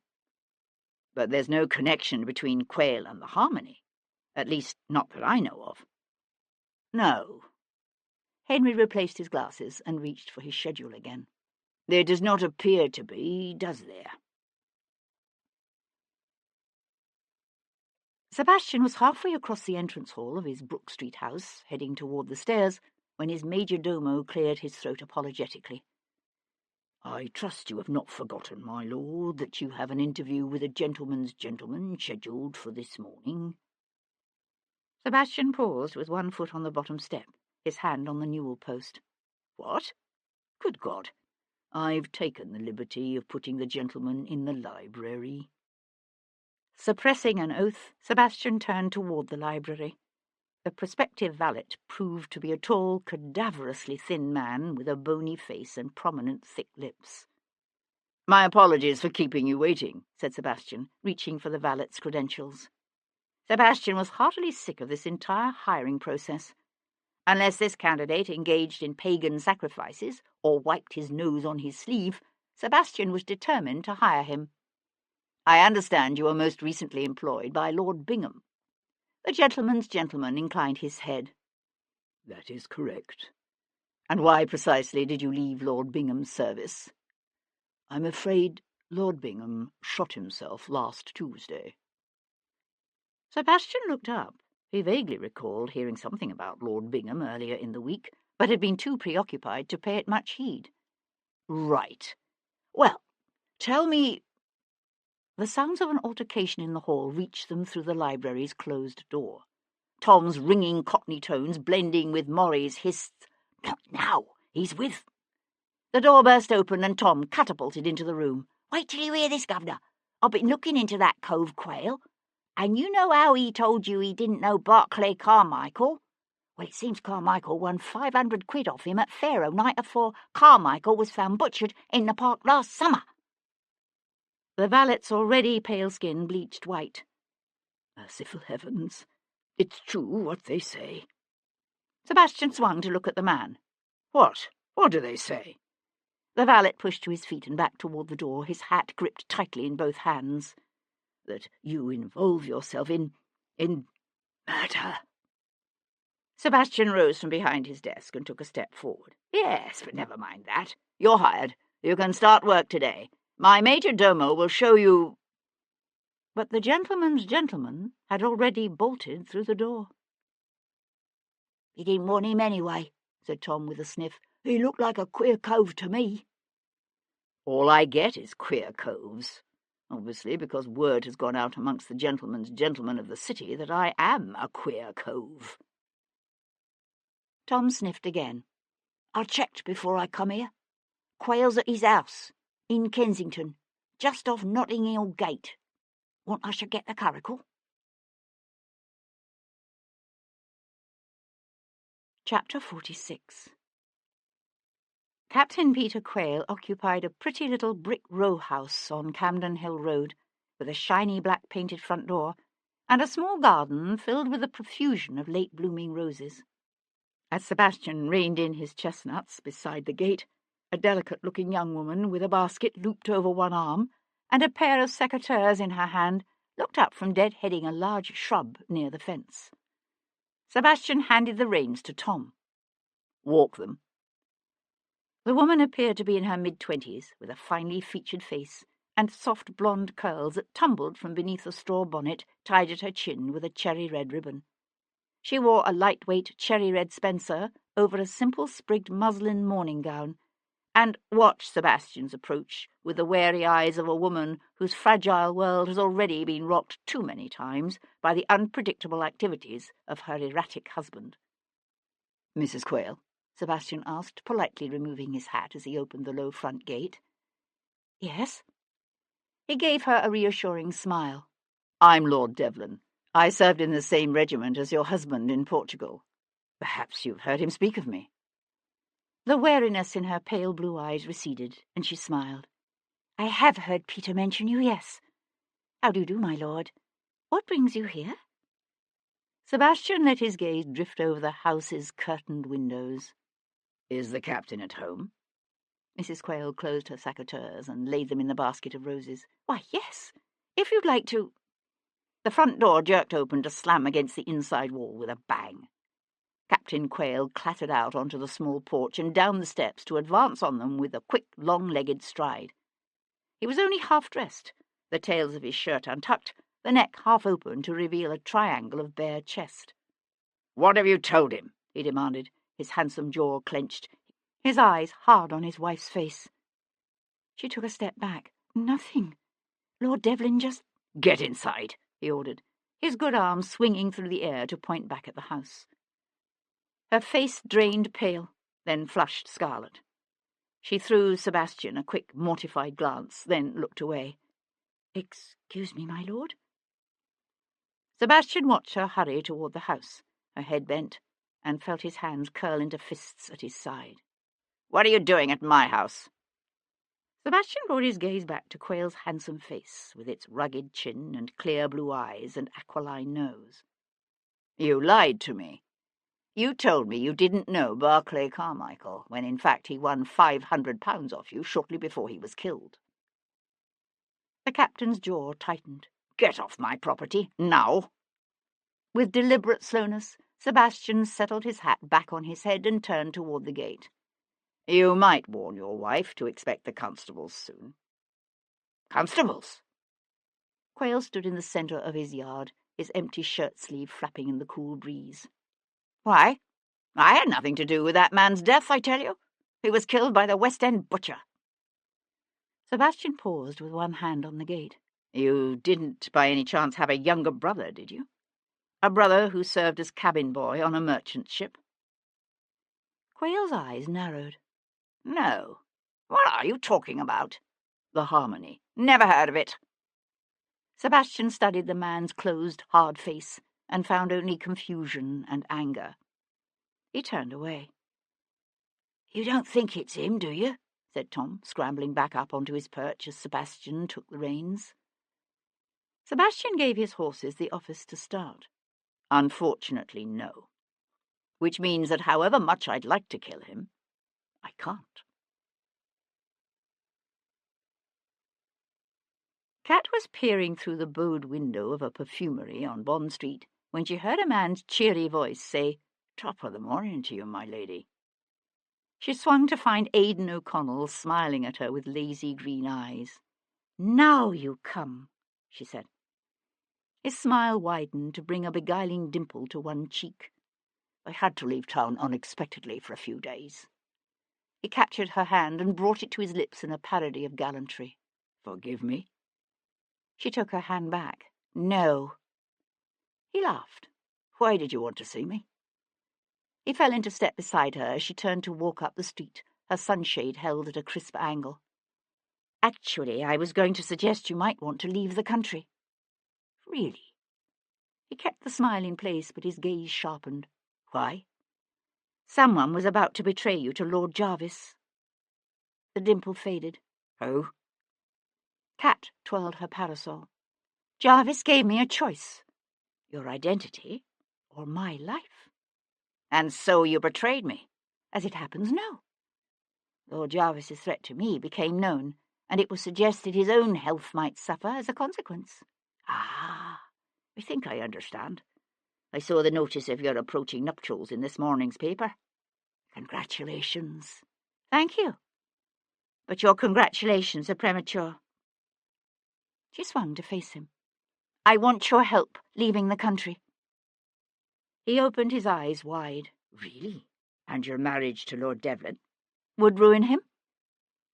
The Irishman was silent for a moment. Then he said, "You love him that much, that you would go away to save him from himself?" "Yes." Turning, she continued up the street. "It's to your advantage to help me leave. You know that. Without Devlin's protection, I would remain vulnerable to Jarvis." "Why do you need my help?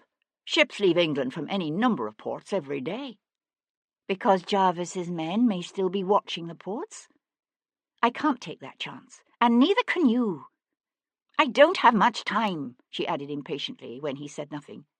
"The wedding is scheduled for Monday night." O'Connell continued studying her in silence for a moment, then let out his breath in a strange sound that could have meant anything. "I'll see what I can do."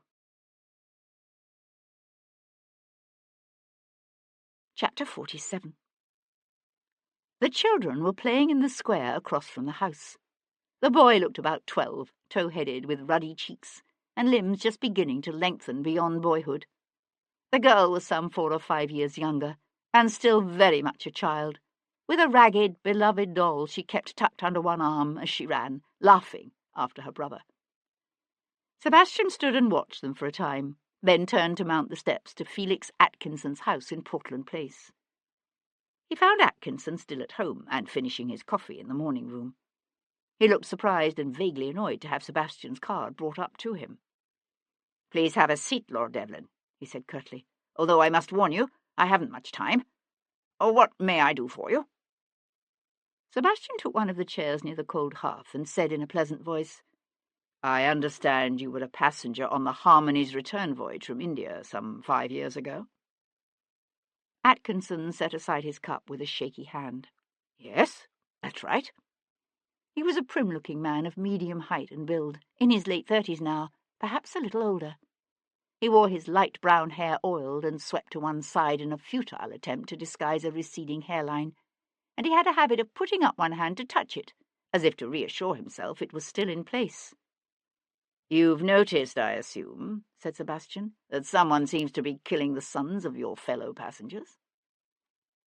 Atkinson's hand crept up to touch his hair, then slipped away. "Well, you don't mince words, do you, my lord? To answer your question, yes, I have noticed. Perhaps you noticed on your way into the house that I have at least 2 Bow Street runners watching my children at all times." He pushed to his feet. "I appreciate your concern for my family's welfare, even if I fail to understand what affair any of this might be of yours. However, I'm a busy man, Lord Devlin, so I really must ask you to excuse—" "Sit down," said Sebastian, his voice no longer pleasant. Atkinson sank back to the edge of his chair. "It must have been a living hell on that ship after the crew left, taking with them most of the food and water." Sebastian leaned forward. "I imagine you thought you'd never see your family again." Atkinson cleared his throat and looked away. "It was difficult, yes, but we were all Englishmen and women, thank God." "I would have expected the water to run out before the food." "So we feared. The crew left us but 1 barrel of water, you know. But one of the gentlemen aboard, Sir Humphrey to be precise, rigged up a kind of distillery using a tea kettle and a gun barrel. It didn't produce much, but it was enough to keep us alive. That was when the lack of food became the major issue. Most of the ship's stores had been lost in the storm, and the crew took what was left." "Tell me about the cabin boy," said Sebastian, his gaze on the other man's face. A tick began to pull at the edge of Atkinson's mouth. "The cabin boy? What was his name again? Gideon?" "I think so. Yes. Do you by any chance remember his family name?" The twitch became more rapid, distorting the lower part of the man's face. "I don't know that I ever heard it. Why?" "He was injured, was he not? In the storm?" "Yes." Sebastian leaned forward. "I wonder, how long after the crew left did he die?" Atkinson leapt from his seat and began to pace the room. "I don't know. I can't recall. It was a very difficult time." Sebastian watched the man striding back and forth. "I suppose you've heard the rumours?" Atkinson stood very still, his entire face now twitching with distress. "Rumours? What rumours?" "It was inevitable, I suppose, given the way the bodies of the victims have been butchered. I mean, a shipload of starving passengers and a dying boy." Sebastian shrugged. "You can imagine the conclusions people are drawing." "They're lies!" Atkinson's voice rose to a shrill pitch. "All lies! It never happened!"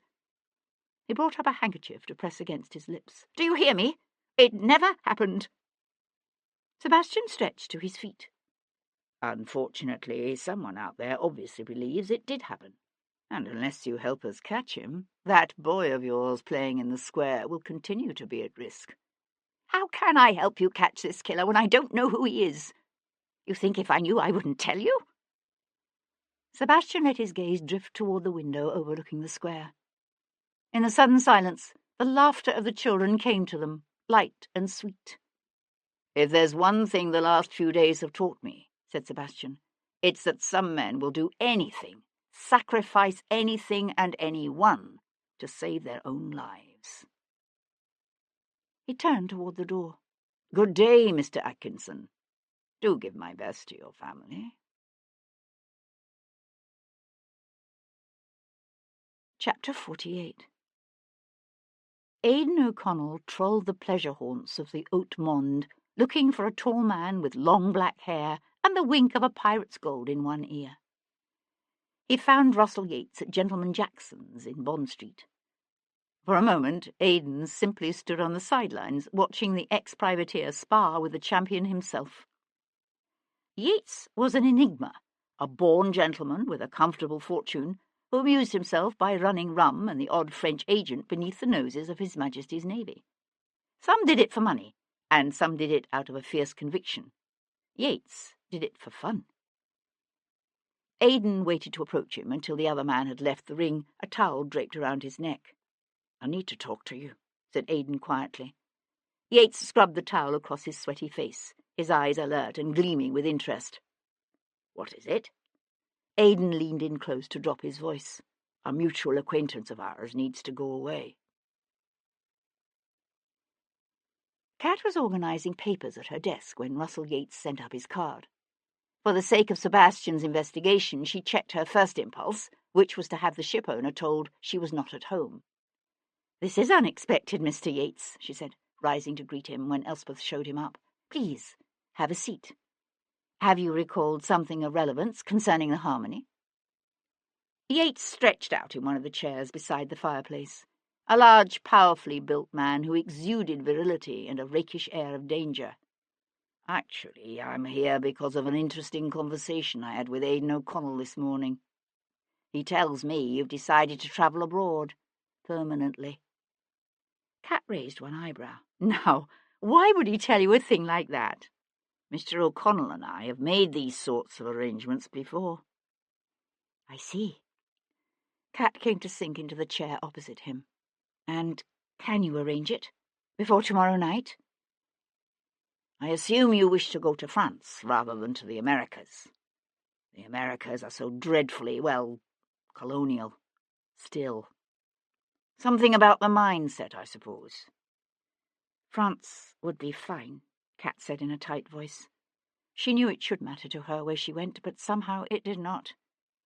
She found the thought of life without Devlin, anywhere, too unbearable to contemplate for long enough to come up with a coherent plan beyond removing herself from the temptation of saying yes to everything he was urging. "I have a sloop leaving Dover with tomorrow's tide. It can have you in Calais in 4 hours. Kat felt an ache pull across her chest. It was one thing to reach the decision to leave, but something else entirely to actually make the arrangements. "Good," she said briskly, pushing up from the chair and reaching for the bell to summon Elspeth. "Now you'll have to excuse me. I have much to prepare." "O'Connell also told me something of why you're leaving," said Yates. She swung slowly to face him again. "I saw Lord Devlin's announcement in this morning's Post. There aren't many actresses who would abandon everything they know, home, career, friends, to save the man they love from ruining himself. You're a remarkable woman." "I wouldn't say so." "No, I don't suppose you would." He rested his elbows on the delicate arms of the chair, his fingers templed before him. "Right now you believe you have only 3 alternatives. You can take your chances with Lord Jarvis, never a good idea. You can ruin Viscount Devlin by marrying him, or you can flee the country. But there is a 4th option." She gave a short, humorless laugh. "There is? We could help each other." She cocked her head. "How could I help you?" "You've heard the whispers about me, no doubt." He smiled when she hesitated. "Don't be shy. The rumours have been circulating for years. The tales of my exploits on the briny seas diminished them for a time, but only for a time. Lately, the gossip has become both more vicious and more troublesome. People are watching me. I fear the moral climate of our age is becoming more oppressive. Have you noticed?" "The inclination of which you speak has never been condoned. Not in our culture." "How true. One can gamble away a fortune, drink oneself to death, openly set up 6 mistresses, or regularly debauch young virgins fresh from the countryside, and no one in society will give it a second thought. But direct your love toward a member of the wrong sex, and the punishment is not mere social ostracism, but death.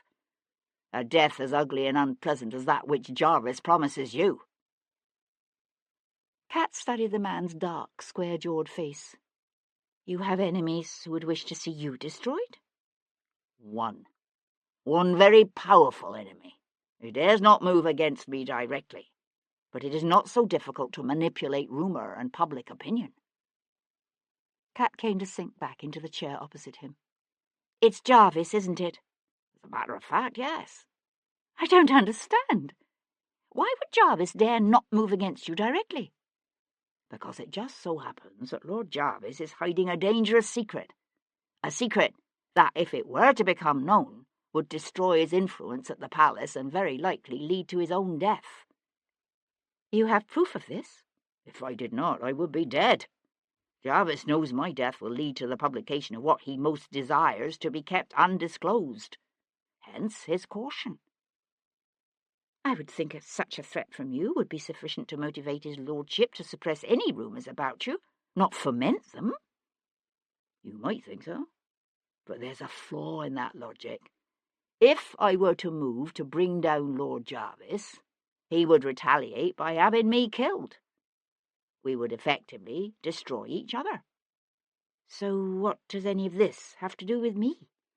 It occurs to me that the easiest and quickest way to lay the rumours to rest would be for me to take a wife. A famous wife, known for her beauty, sensuality, and charisma. Cat laughed. You can't be serious. I am utterly serious. It will be a mutually beneficial arrangement. I would protect you from Jarvis, while you would provide me with what I suppose one could call a disguise. With Cat Boleyn as my wife, anyone questioning my virility or sexuality would be laughed out of the room. Why me? Why not choose a bride from the selection available at Almack's? He smiled. This isn't the kind of arrangement I'd care to explain to some innocent debutante just out of the schoolroom. You need have no worry I would press to consummate the marriage. I offer you companionship and witty conversation at the supper table. But our amorous adventures, obviously, would be directed elsewhere. All I ask is that you pursue them with discretion, as shall I. Cat pushed up from her chair to pace the room. She should have dismissed the suggestion out of hand.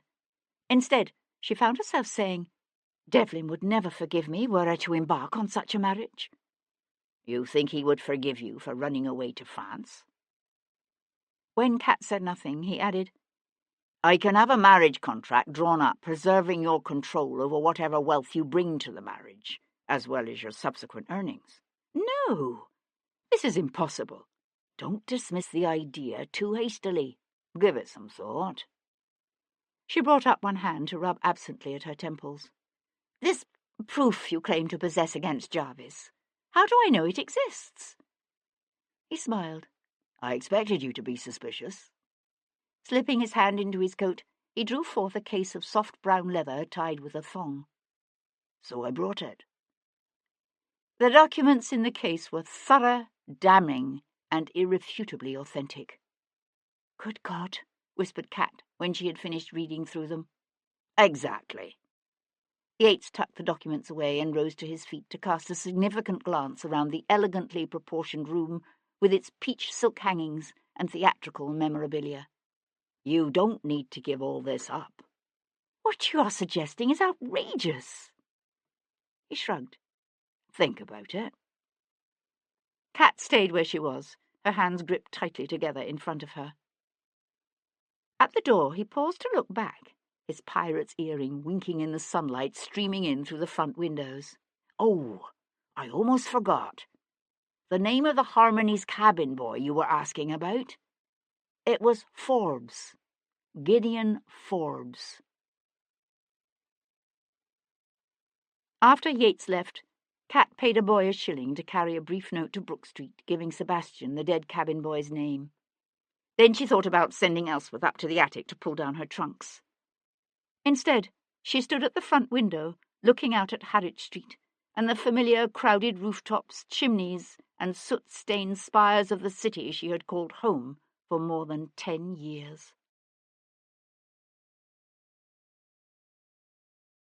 Chapter 49. Later that afternoon, Sebastian drew up the curricle on the gravel sweep before a small Elizabethan sandstone manor. Lying to the north of London, near St Albans, the childhood home of Gideon Forbes proved to be a pleasant, well-kept estate with fat-bellied cows and well-tended fields. As he swung down from the curricle, Sebastian could hear the sound of children's laughter mingling with the barking of a dog in the distance. "It's funny," said Tom, squinting up at the manor's forest of chimneys, "but when you think about what must have happened to that lad, somehow you don't expect him to have grown up someplace that looks so ordinary." "I know what you mean," said Sebastian. Acting on Cat's message, he had found it easy enough to trace Gideon Forbes here, to this idyllic corner of the Hertfordshire countryside. Gideon's father was a country squire named Brandon Forbes. The boy's mother was some 4 years dead, but whatever Sebastian had been anticipating, it wasn't this utterly English landscape of unpretentious gentility and bucolic peace. A shout brought Sebastian's head around. A sturdily built man in serviceable buckskin breeches was walking toward the house from across the park of oak trees and sun-spangled grass that waved gently in the breeze. He looked to be in his mid-40s, his dark hair newly touched by grey, the lines on his long face just beginning to settle and deepen with age. A liver-coloured hound loped at his heels. "May I help you?" he called. Sebastian went to meet him. "Mr. Forbes, I'm Viscount Devlin. I'd like to talk to you about your son, Gideon." The man blinked several times, his eyes narrow and a bit wary. "All right," he said at last. "Come walk with me." They followed a footpath that curled away toward a distant string of cottages, the hound racing ahead of them. "It's because of these terrible murders, isn't it?" he said after a moment. "That's why you're here. You think there's some connection to the wreck of the Harmony?" Sebastian studied the man's sun-darkened face. "Did you attend the trial of the mutineers?" "No." Forbes stared off across the fields to where 2 little girls played with a much younger boy still in leading strings. "I'm afraid Gideon's mother was sickening by then. She'd never been well after the birth of our last daughter, you see, and I didn't want to leave her. But I followed it in the papers." "Did you go to the hangings?" Forbes shook his head, his lips twisting in a grimace. "Nah, what would be the point? Revenge, perhaps?" It wouldn't bring the boy back now, would it?" Sebastian nodded toward the laughing children in the distance. "Are they yours?" Forbes' features lightened into a proud smile. "That's right. Catherine there is 11. Jane is 7, while Michael has just turned 2. And I've 2 older boys by my first wife. Roland, who helps me here at the manor, and his younger brother, Daniel. Daniel's up at Cambridge." As Sebastian watched, the boy on the leading strings took a tumble and started to cry. His half-sisters rushed to pick him up again. "You've remarried?" "Aye." He sighed. "I've buried 2 wives, God rest their souls. I pray to the good Lord I won't bury the 3rd. Sebastian brought his gaze back to the man's plain, long face. "Do you think these murders have something to do with the Harmony? Looks that way, doesn't it? I mean, I didn't think much about it after Carmichael's and Stanton's sons were killed. But now, with Captain Bellamy's son, and what the papers are saying was done to young Thornton last Easter—" He hesitated. "Well, it makes you think, doesn't it? Did you ever talk to Captain Bellamy about what happened to your son?" "Aye. Bellamy came to see me when it was all over. Brought me this." He pulled a worn Spanish piece of 8 from his pocket and held it out. "It was Gideon's. He'd had it from the time he was a little one.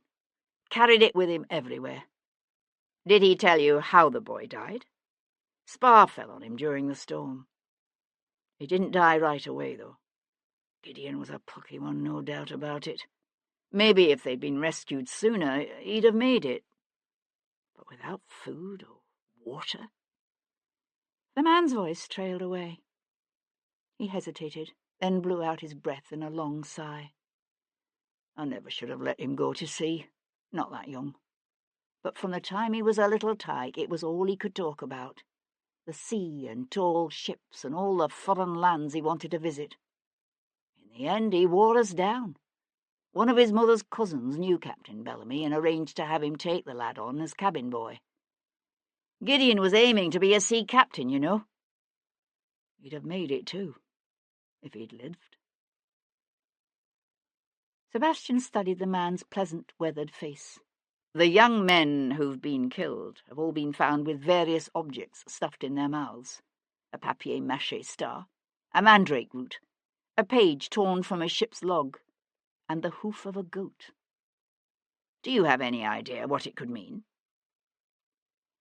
As Sebastian watched, Forbes' face became tight with an effort to control his emotions. I didn't read anything about that. It does mean something, doesn't it? What is it? Forbes swung away to stare out over the park toward the laughing children. Gideon had a poem he liked. You know the one? Something about mermaids singing. Go and Catch a Falling Star, said Sebastian softly, by John Donne. Forbes' throat worked as he swallowed. That's it. Go and catch a falling star. He brought his gaze back to Sebastian's face. Bellamy told me they buried Gideon's body at sea. But that's not what you think happened to him, is it? Is it? He said again, when Sebastian remained silent. Sebastian met the other man's intense grey eyes. No. No, I don't. Chapter 50. Cat was drinking tea on the terrace at the rear of her house, overlooking the tree-shaded garden, when her maid came hurrying across the pavement. I asked her to wait in the drawing-room while I announced her, said Elspeth, wringing her work-worn hands against her apron. Truly I did, but she said— Cat cut her off. Who, Elspeth? A woman's voice reached her, low and stern. Good morning, niece. Cat stared across the sun-dappled terrace at the thin matron who stood in the open doorway. It had been more than 10 years since Cat had stolen away from this woman's home, a frightened, desperate child willing to face the uncertainties of life on the streets rather than continue to endure this woman's grim whippings by day and the degrading violations that came in the terrifying darkness of the night. Her name was Emma Stone, and she was a close associate of Holy Hannah More and William Wilberforce, and the growing group of moral reformers known as the Evangelicals. Emma Stone had made the Evangelical Society for the Suppression of Vice and Immorality her own special project, perhaps as a public form of atonement for the shame of having a sister as scandalously immoral as Cat's mother. They had come to London together, Emma and Arabella Noland, two Irish sisters, pretty but poorly dowered. The elder, Emma, had married a barrister named Maurice Stone. Arabella, the younger and prettier, had chosen a different path, becoming the mistress of first one wealthy nobleman, then the next. You are not welcome in my house, Aunt, said Cat, keeping her voice level with effort. Believe me, it is only my sense of duty to my dead mother and the laws of our dear Lord that have brought me here. Cat gave her aunt a cold, tight smile. Your devotion to your lord's laws seems very selective. She cast a deliberate eye over her aunt's unrelieved morning gown of black bombazine. Is he dead, then? Mr. Stone has been gone from me these past 3 years. And still you wear deep mourning for him? How— Cat paused, searching for the right word. Hypocritical of you. 2 bright spots of colour appeared on the other woman's cheeks. I did not believe the lies you told 10 years ago. I'm not about to believe them now. No, of course not. Cat crossed her arms before her. I assume you're here for some reason. Please state what it is and go away. The colour in Emma Stone's cheeks deepened. I should have expected such a reception. There aren't many women in my position who would have taken you in when I did, the illegitimate offspring of a harlot, and the man who had her in his keeping. And how did you repay me? By fleeing my protection without a word of warning or thanks? I'm the oddest creature, said Cat in a tight voice. I decided if I was going to be forced to slake a man's lust, then I might as well get paid for it. A tremble of raw fury shook Emma Stone's thin frame. Cat expected her to launch into an impassioned defence of her dead husband, or simply go away. Instead, she clenched her jaws so tightly she was practically spitting out her words. I am here because of the notice of your approaching nuptials in the Morning Post. Really, Aunt? You shock me. I had no idea you interested yourself in the affairs of society. I do not, which is why I remained unaware of your relationship with Lord Devlin until the betrothal was brought to my attention by my dear friend Mrs. Barnes. You recall Mrs. Barnes? Cat remained motionless. Eunice Barnes was both her mother's near neighbour and a fellow soldier in the Society for the Suppression of Vice.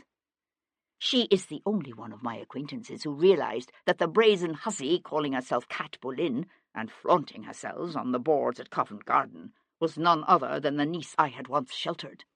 And she kept such delicious gossip to herself? I am impressed. Mrs. Stone acknowledged the barb with a twitching of her upper lip. Had I been aware of the nature of the relationship you had developed with Viscount Devlin, I would, of course, have overcome my repugnance and approached you sooner. Your repugnance? Yes. I suppose it must be quite a soul-trying exercise for a saintly woman such as yourself to venture into this den of sin and debauchery. You'd best say what you came to say and run away quickly before you become contaminated. Mrs. Stone jerked open the strings of her reticule to draw forth 2 small miniatures painted on oval porcelain plaques and framed in gold filigree. Your mother stayed with me for a short time before she fled London. Did you know? Cat kept her surprise to herself, although in truth she had not known. Had Emma Stone's despicable husband made his vile advances on Cat's mother too? Cat wondered. Had he found a grown woman, even one heavy with child, better able to defend herself than a 13-year-old girl? The ungrateful wretch fled my house as you did, leaving only a curt note of thanks, and these 2 miniatures, which he begged me to accept as payment. And you didn't sell them? However much Emma Stone might prate on about the kingdom of heaven, Cat knew the woman still maintained a healthy interest in the material comforts of this world. Mrs. Stone's head reared back in exaggerated affront. Do you think I would take payment for sheltering my own sister in her time of need? The good book says, Jesus, our Lord, hath given unto us all things that pertain unto life and godliness, through the knowledge of him that hath called us to glory and virtue, and to godliness brotherly kindness, and to brotherly kindness charity. Cat kept her gaze on her aunt's lined face. The passage of time had not been kind to Emma Stone, crimping the skin round her mouth and etching her habitually disapproving expression deep. I assume there is a point to all of this, Aunt? Emma Stone held out the first miniature. This one is of your mother. I assume you recognize her? Cat cradled the porcelain oval in her hands, the painting so exquisitely rendered that it caught her breath. It was a face Cat hadn't seen in more than 10 years. The wide green eyes slanted up slightly at the ends like a cat's, the cheekbones high and flaring, the nose almost childlike above full, sensuous lips. Cat could trace some of those features in her own face, mingling with traits she'd come to think of as purely her own, although she knew they must have come from the unknown lord who'd been her father. She skimmed her fingers across the smooth surface, as if by touching the painted likeness she might somehow touch the laughing, breathing mother who'd once loved her. A welling of emotion closed her throat. It was a moment before she could look up and say, "And the other miniature?" Emma Stone pressed her lips together in grim censure. The other miniature is the reason I have come. It is of the last man who had my sister in his keeping. Your father. With a hand that was not quite steady, Cat reached to take the small painting held out to her. Somehow, even before her hand closed over the miniature, she knew what she would see. He was younger, of course, at least 24 years younger.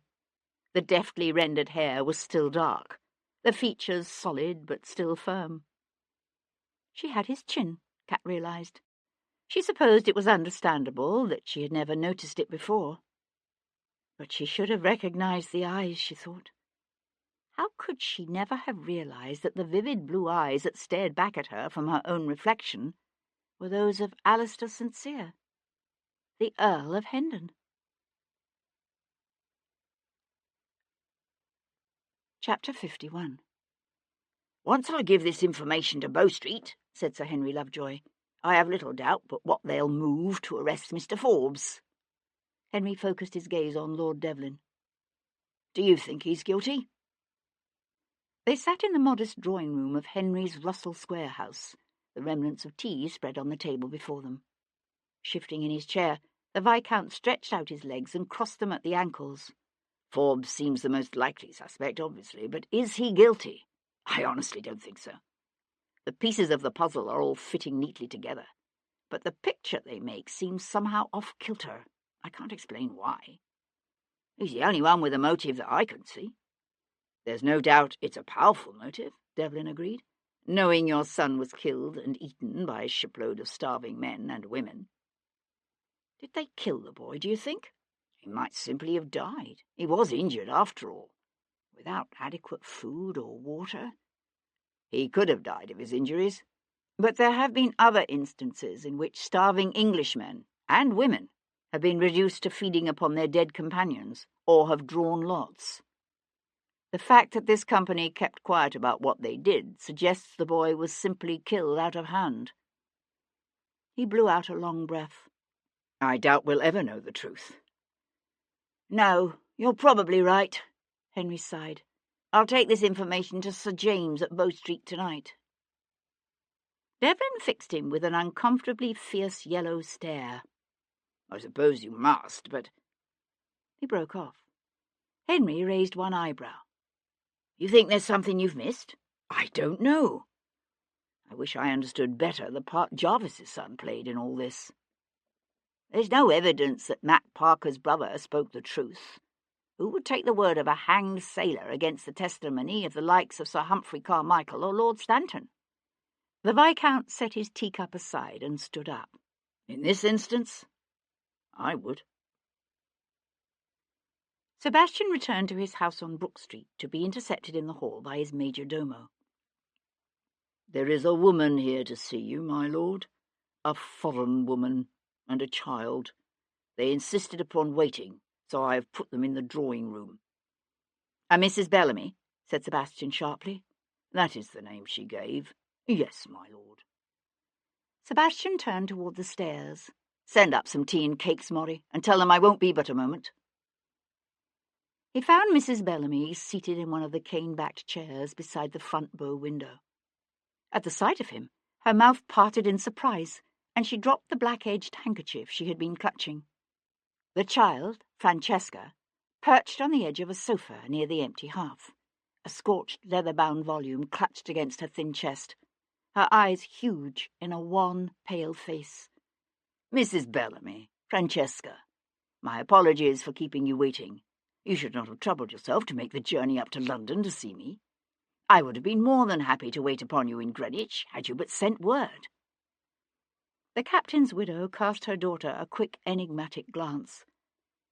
"Oh, my lord, I did not wish to trouble you at all. I thought Mr. Taylor must have left your card with me by mistake, and I came only in the hopes you might be able to direct me to him. It was Francesca who insisted we stay."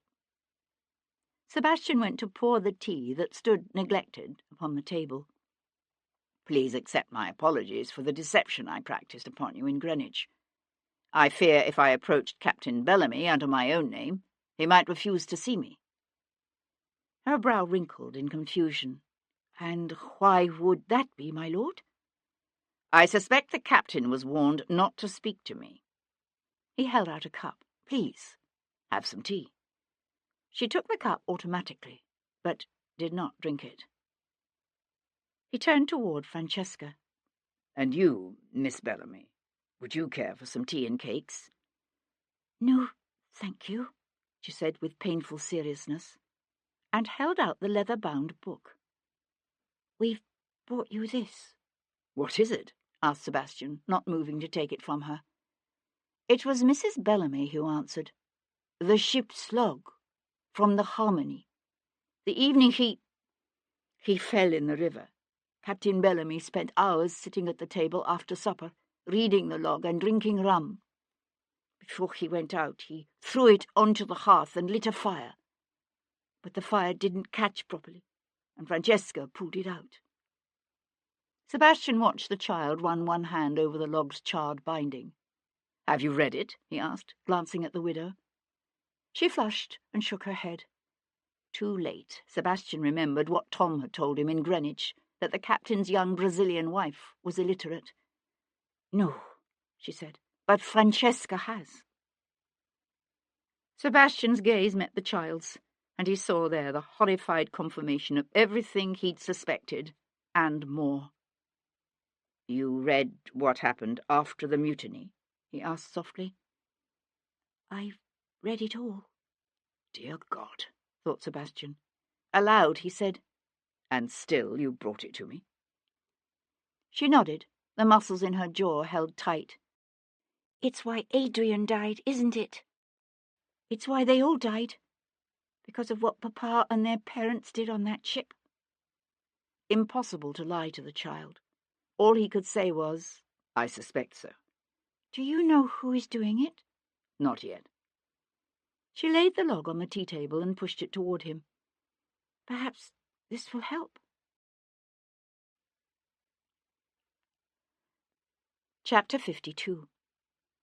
Hendon spent most of Saturday afternoon at Carlton House, dealing with a fretful prince. He was leaving the palace and heading up the Mall when Cat Boleyn drew up her phaeton and pair beside him with a neat flourish. "I'd like a word with you, my lord," she said. "Drive with me a ways." Hendon looked at the woman before him. She wore a hunter-green driving gown embellished with brass epaulets and set off by a cocky green chip hat with a curling ostrich feather. Hendon didn't hold with females driving phaetons. He dropped his gaze to the restive horseflesh between the traces and was tempted to plead some excuse.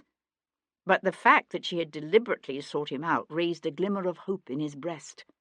Perhaps he might find some way to scotch Devlin's marriage scheme after all. He stepped up to the curb and said quizzically, "You wish me to ride with you in that rig?" She let out a peal of musical laughter. "I promise not to overturn you, my lord." "George," she said to the groom seated beside her, "wait for me here." "Yes, miss." Hendon climbed up to settle in the space vacated by the groom. She gathered her reins, but before she gave the horses the office to start, she handed Hendon a small painted porcelain oval, a miniature of a dark-haired woman with flashing green eyes, and a smile that had once stolen Hendon's heart. "Do you recognize this?" Cat Boleyn asked. Hendon's fist closed around the filigree-framed porcelain so hard the metal bit into his flesh. "No." She cast him a swift glance. "You lie, my lord. The truth is writ plain on your face. Her name was Arabella Noland, and she was your mistress, was she not?" "What if she was? You think that showing me her portrait now will somehow soften my attitude toward your plans to marry my son? Well, let me tell you something, girl. You're fair and far out." She said nothing, her attention all for the task of guiding her horses through the heavy Saturday afternoon traffic. "Where did you get this?" he asked at last. "It was given to me by Arabella's sister, Emma Stone." "That hateful woman," said Hendon. "Why should she do such a thing?" "Mrs. Stone also gave me this portrait of you." She held out another miniature, and after a moment Hendon took it from her. "They are a matched set. Did you give them to Arabella, I wonder? Were they part of your farewell gift to her when you discovered she was with child?" "No," he said gruffly, unable to grasp her point. "They were a birthday gift. Why?" She cast him a look he couldn't begin to comprehend. "But you knew she had a child by you?" Hendon worked his jaw back and forth. He saw no point in denying it. "Have you told Devlin of this?" "No." She feathered the turning onto Whitehall. "Did you know of the child?" "I knew. It's why she left me." "She left you?" Hendon grunted. "I assumed you must know the whole story. It was my intention to take the child away after it was born. Give it to a good family, to be raised in the country." "You would have taken her child away?" The edge in her voice caught him by surprise. He shrugged. "It's the usual practice." Arabella was distraught at the suggestion. but I thought she'd come around. Instead, she left without even telling me she was going." Wordlessly, Cat Boleyn eased her pair around a brewer's wagon obstructing the road. Hendon let his gaze rove over her high cheekbones, the impish line of her nose, the sensuous curve of her lips. He'd always thought she had something of the look of Arabella. And then, from somewhere unbidden, came a powerful sense of disquiet. "Why did Emma Stone give you these miniatures?" he asked again. "Emma Stone is my aunt." Hendon opened his mouth to deny it, to deny everything she was suggesting. But then he shut it again. If any other young woman had come to him with such a claim, he would never have accepted her statements at face value. But this woman, of all others, had no reason to claim him as her father, and every reason not to. "My God," he whispered, "I always thought you resembled her, but I never imagined—" His voice trailed off. He stared across the tops of the elms in the park, their leaves suddenly so brutally green against the blue of the sky that he had to blink several times. "What are you going to do?" he asked at last. "Tell Devlin. What else can I do?" He studied the beautiful, haunting, familiar face beside him. He had always thought of her as his adversary, the woman he had to fight to prevent her from ruining Devlin's life. He found that he still thought of her that way. He had to think of her that way. He could allow himself nothing else. Not now. "You could simply go away," he suggested. "No," she said fiercely. "I won't hurt him like that again, not a second time." "Then let me be the one to tell him." He thought at first she meant to refuse him. She drew in a quick breath, then another. And it was only then that he realized she was fighting back tears. "Very well," she said, drawing up before the palace. "But you had best tell him right away, because the next time I see him, I will tell him, if you have not." Chapter 53. Outside, the sun shone brightly on the last of what had been a fine September day. Sebastian could hear the sound of children laughing and calling to one another as he walked into his library and laid the Harmony's long-lost log on his desktop. For the briefest instant, he found himself hesitating. Then he opened the charred leather binding and stepped back into a dark and terrible episode. The voyage's first weeks out of India had been uneventful, and he skimmed them quickly. Some captains kept extensive, chatty logs. Not Bellamy. Bellamy's entries were terse, impatient, the hurried scribblings of a man who kept his log to satisfy his ship's owners rather than himself. He made only brief lists of his passengers, officers, and crew. Sebastian ran through the names, but there were no surprises. There had been 21 crew members. There, near the bottom of the list, Sebastian found the name Jack Parker, but he recognized none of the others. He flipped through the days, the long layover in Cape Town, the fine sailing as they headed up the west coast of Africa. And then, on the 5th of March, Bellamy had written 2 a.m. Strong gales with a heavy sea. Clewed up sails and hove to. 6 a.m. Strong gales continue from the west-southwest. Carried away the main topmast and mizzen masthead. 3 p.m. Shipped a heavy sea, carried away the jolly boat and 2 crewmen. There was only one scrawled entry for the next day, 6th of March. 10 a.m. Gale continues. No idea of our position at sea. Reckoning impossible in storm. 2 days later, Bellamy wrote, 8th of March, 7 p.m. Shipped a heavy sea, washed away the longboat, tiller, unshipped the rudder. Cabin boy Gideon suffered a broken arm. Plucky lad. As bad as things had been, on the 9th of March they got worse. 11 a.m. Pumps barely able to keep water from gaining. Crew restive. Cargo thrown overboard, but ship still lying heavy in the water and listing badly to starboard. 2 p.m. Ship suddenly righted, though full of water. A dreadful sea making a fair breach over her from stem to stern. We are surely lost. 5 p.m. Gale dropped to strong breeze. Employed getting what provisions possible by knocking out bowport. Saved 20 pounds of bread and 10 pounds of cheese, some rum and flour, now stored in maintop. 10th of March, 6 a.m. Isaac Potter slipped into hold and drowned before we could get him out. Committed his body to the deep. 10 a.m. Crew restive. It is obvious that if we don't spot a ship soon, the Harmony must be abandoned. Yet with no jolly boat or longboat, all cannot be saved. 11th of March, 2 p.m. Crew mutinied and abandoned ship, taking most of remaining provisions and water. Officers and passengers left aboard.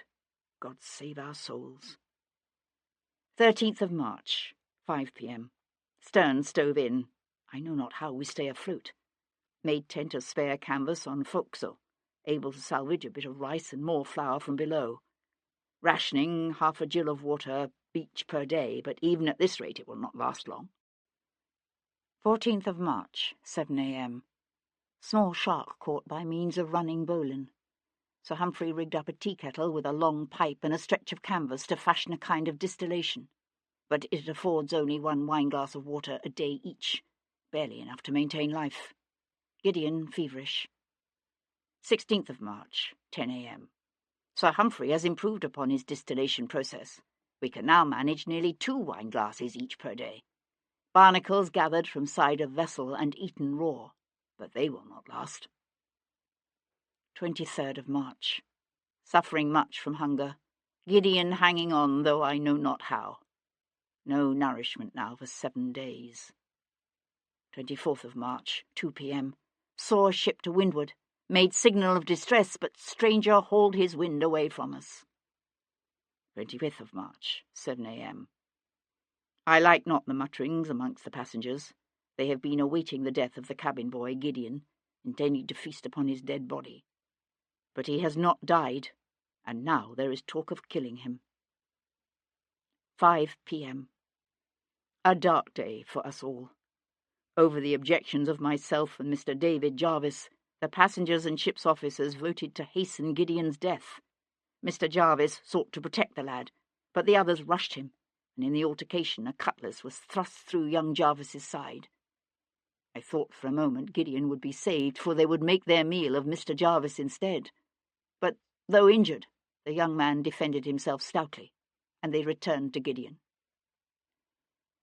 Reverend Thornton delivered the last rites, while Lord Stanton held Gideon down and Sir Humphrey Carmichael slit his throat. The poor lad's blood was caught in a basin and shared amongst the passengers.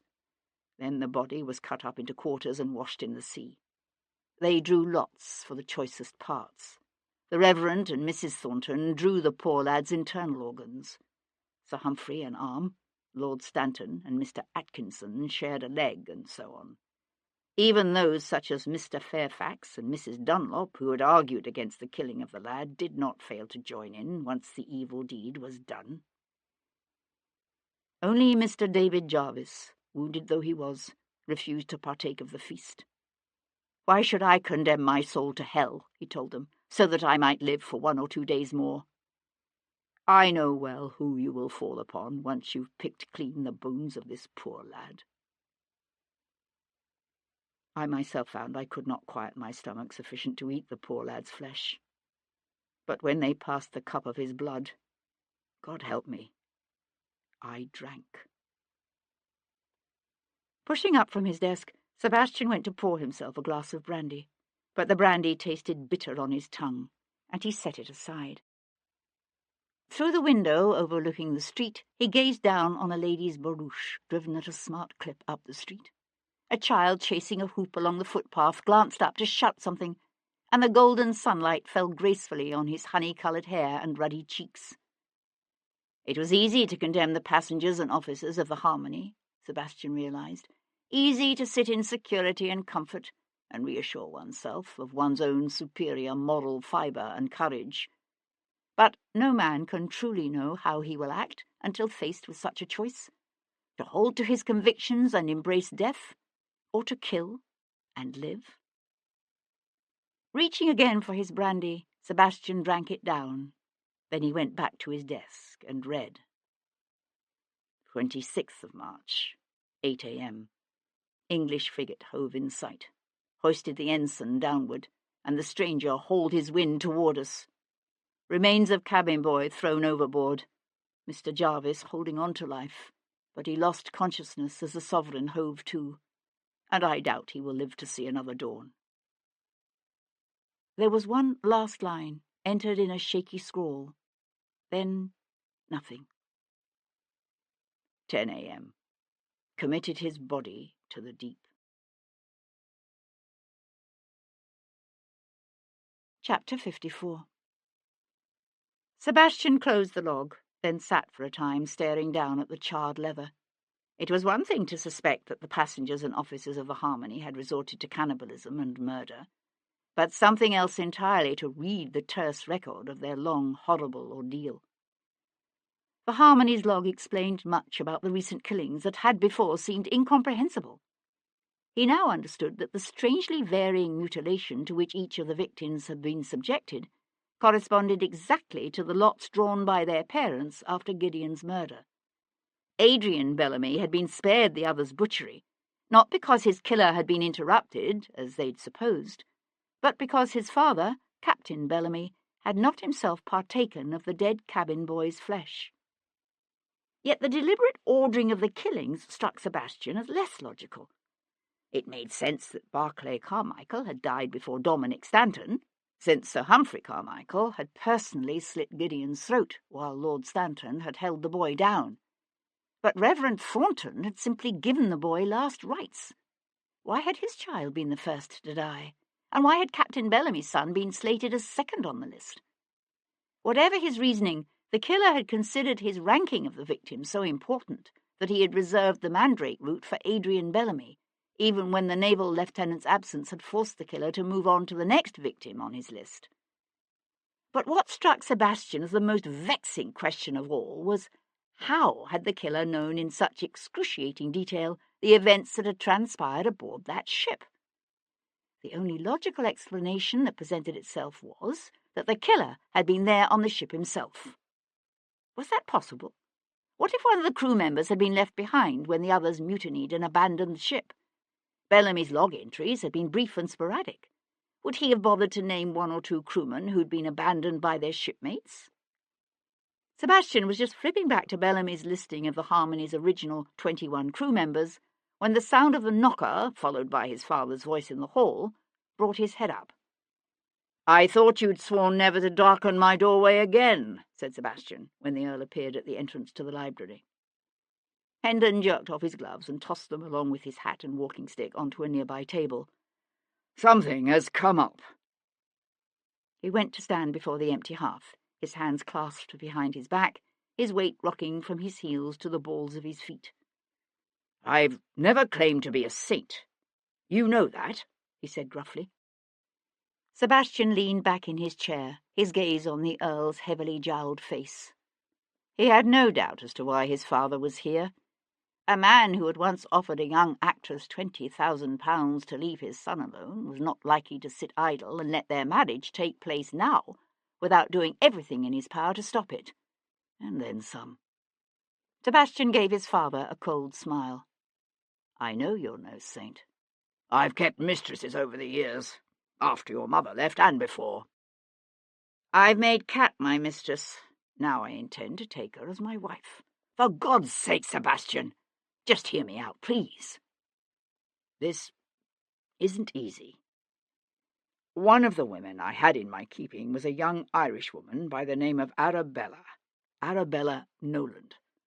Her father was a clergyman from a small market town to the northwest of Waterford, a place called Carrick-on-Shore.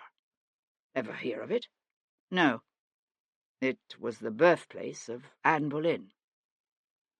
Sebastian knew a deep sense of uneasiness, although he had no idea where his father could possibly be going with all this. "And?" "She came to London with her sister Emma. Emma married a barrister by the name of Stone. She's made something of a name for herself over the years as a moralistic writer, much in the vein of Hannah More. Perhaps you've heard of her." "I've heard of her. Yes. Well, the younger sister, Arabella, was by far the prettier and the more lively.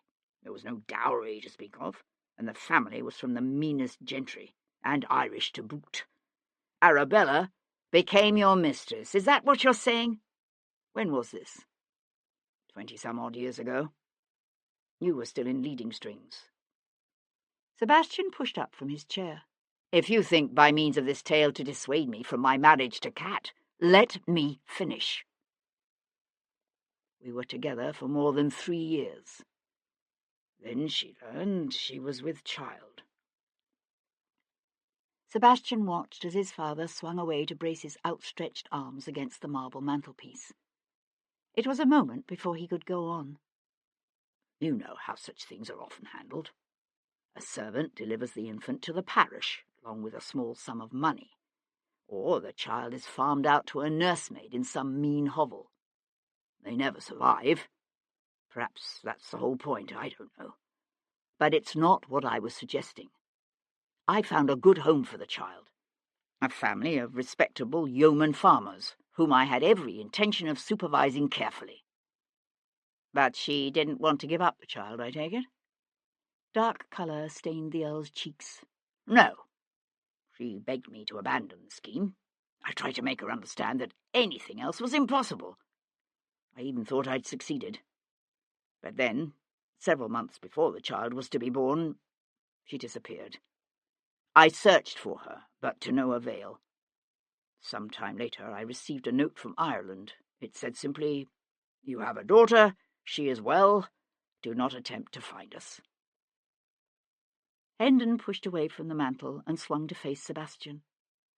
This morning Emma Stone paid a visit to Cat Boleyn. It seems the woman is Cat's aunt. She brought her these. Reaching into his pocket, he drew forth 2 miniatures that he laid on the desk beside Sebastian. They're portraits of her parents. The woman in the first painting was a stranger, although it was easy enough to trace the likeness to Cat in the beguiling juxtaposition of that childish nose and the full sensuous lips. The second portrait was of the Earl of Hendon as he had been 25 years ago. Sebastian stared down at the twin porcelain ovals framed in filigree and felt an explosive welling of denial and fury and fear. No! He slammed away from the desk. Mother of God! Is there nothing to which you will not stoop in your effort to prevent this marriage? No, said Hendon in rare honesty. But even I could not have invented this. I don't believe any of it. Do you hear me? I don't believe it. Hendon's jaw worked back and forth. Talk to Miss Boleyn. Talk to Mrs. Emma Stone. Have no fear that I shall. They'll tell you the same tale.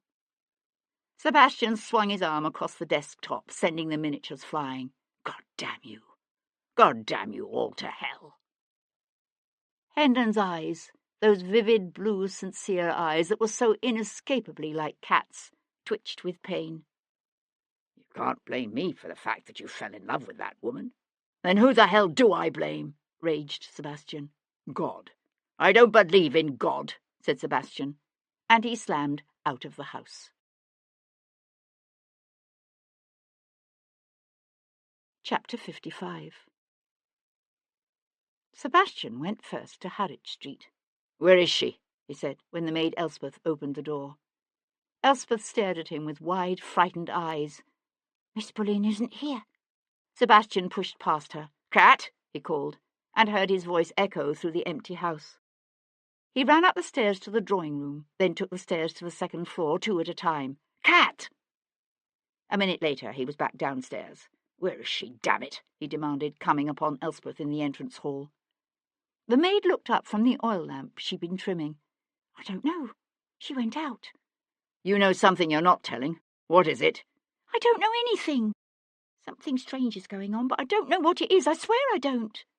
Did she say when she'd be back? Tomorrow. She said she probably wouldn't be back until tomorrow. Probably. All I know is what she said. Sebastian slammed his open palm against the panelled wall and left. He went next to Emma Stone's small house in Camden. The woman was famous for writing wildly popular improving tracts, with titles such as Christian Piety and Moral Sketches for the Next Generation. Had Hendon named anyone else, Sebastian could have dismissed his wild claims without hesitation, but Sebastian found it impossible to imagine Mrs. Emma Stone lending herself to one of the Earl's schemes. Pausing on the footpath, Sebastian stared up at the proper brick facade before him. He knew only the faintest outlines of Kat's earlier history, but what he knew fit uncomfortably well with Hendon's tale. She'd told him once that her father was an English lord, but her mother had left London before Kat was born to take refuge in her native Ireland. Sebastian knew what the soldiers had done to Kat's mother and stepfather. He knew, too, that after their deaths, Kat had been taken in by her mother's sister. Sebastian had formed a hazy image of a self-righteous, ostentatiously religious woman who'd punished her niece's accusations of her husband's misconduct with the whip. Sebastian studied the silent rows of neatly curtained windows. Had it been from this house that Kat had fled as a child into a life on the streets? She had never named her aunt as Mrs. Emma Stone. But then there was much that Kat had never told him. He became aware of the sensation of being watched.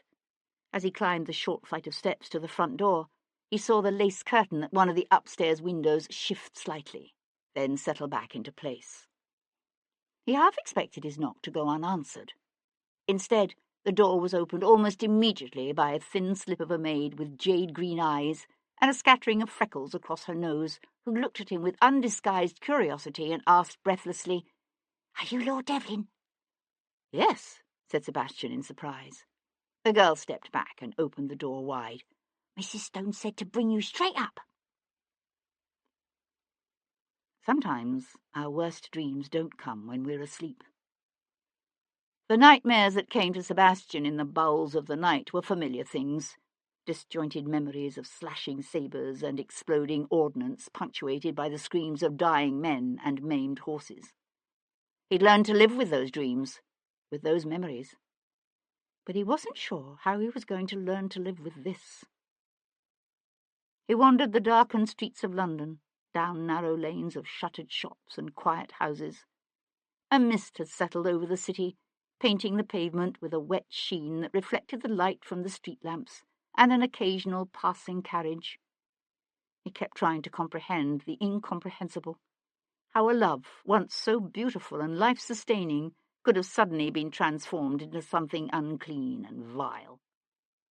Of all the taboos with which Englishmen and women fortified themselves against the horrors of savagery and bestiality, only two were so unforgivably loathsome as to be spoken of in frightened whispers: the prohibition against the eating of human flesh, and the sexual union of those bound by the closest of family ties.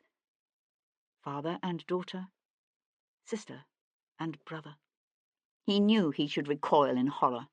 A part of him did recoil in horror, but a part of him still ached for the future that had been snatched from him, for the woman he would have made his wife. He wanted to get on his horse and gallop out beyond the last straggling hamlets. He wanted to ride through woods lashed by a wild wind, with none but the cold and distant stars for companions. He wanted to ride until he reached the crashing waves of the sea, and feel the salty spray rise up to meet him as he spurred ever on, to oblivion. A burst of laughter from an open door brought his head around. He paused for a moment, shuddering, recognizing the danger of being alone, and far too sober. Wiping a hand across his face, he turned his steps toward Pickering Place, unaware of the slight figure watching him anxiously from the shadows. Paul Gibson pushed past the billiard tables toward the more select rooms filled with scattered faro and whist tables that lay beyond. The air he breathed smelled strongly of brandy and tobacco, and the unmistakably sweet tang of hashish. He was in one of the most expensive and decadent of the gaming hells off Pickering Place, and he had to keep reminding himself to clench his jaw shut for fear of staring around like some gape-mouthed lout just up from the country. Gibson had been in his share of hells and brothels before, and opium dens too, for that matter, but he'd never been in a place quite like this one. The walls were hung with watered silk, the mirrors large and framed in ornate gilt wood, the cloths on the supper tables of starched linen. From somewhere in the distance came the lilting strains of a string quartet, the music forming an odd counterpoint to the high-pitched laughter of women and the ceaseless rattle of the dice-box. Gibson lifted a glass from one of the waiters who circled the rooms bearing trays of claret and brandy.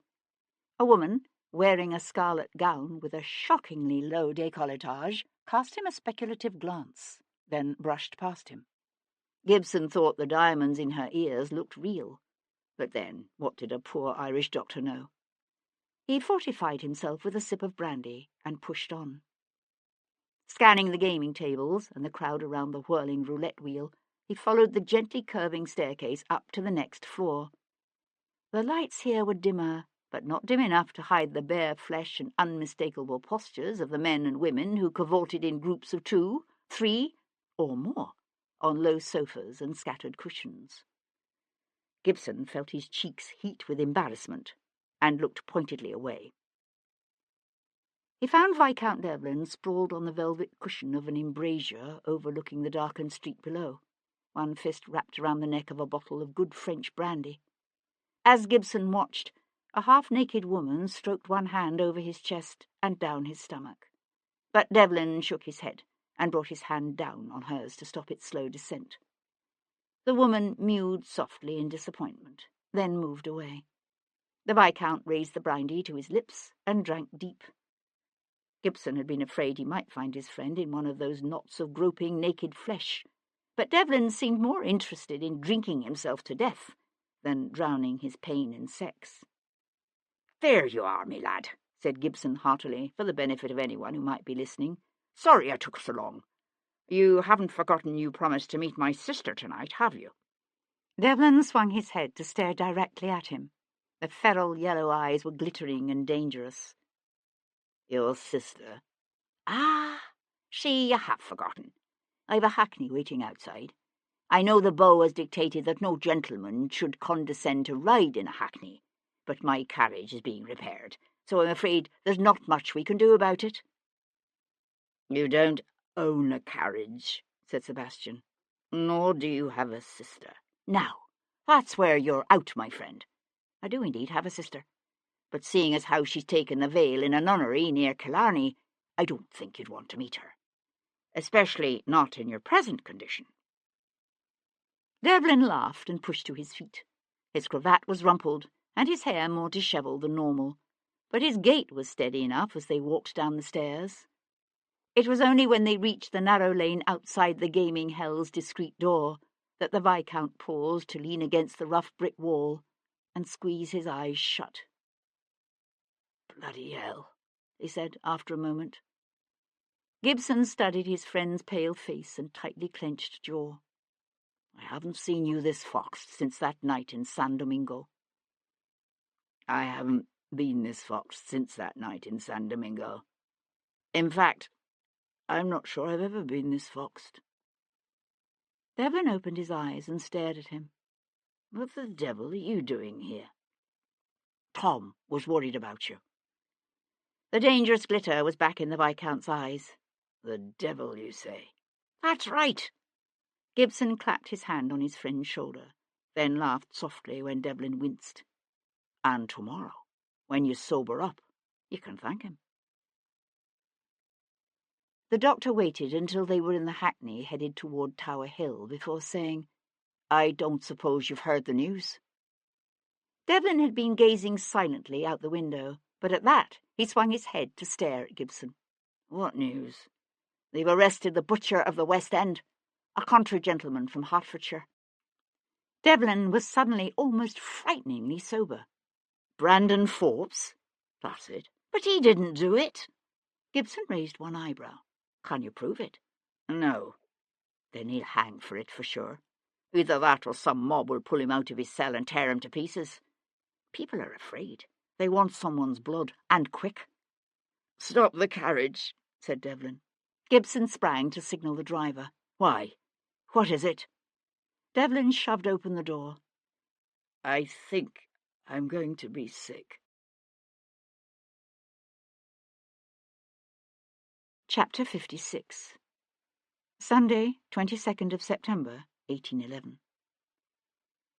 Charles, Lord Jarvis, spent as little time as possible in his house in Berkeley Square. but he always attended Sunday morning services at St. James's Chapel with his harridan of a mother, his half-mad wife, and his determinedly unwed daughter, Hero.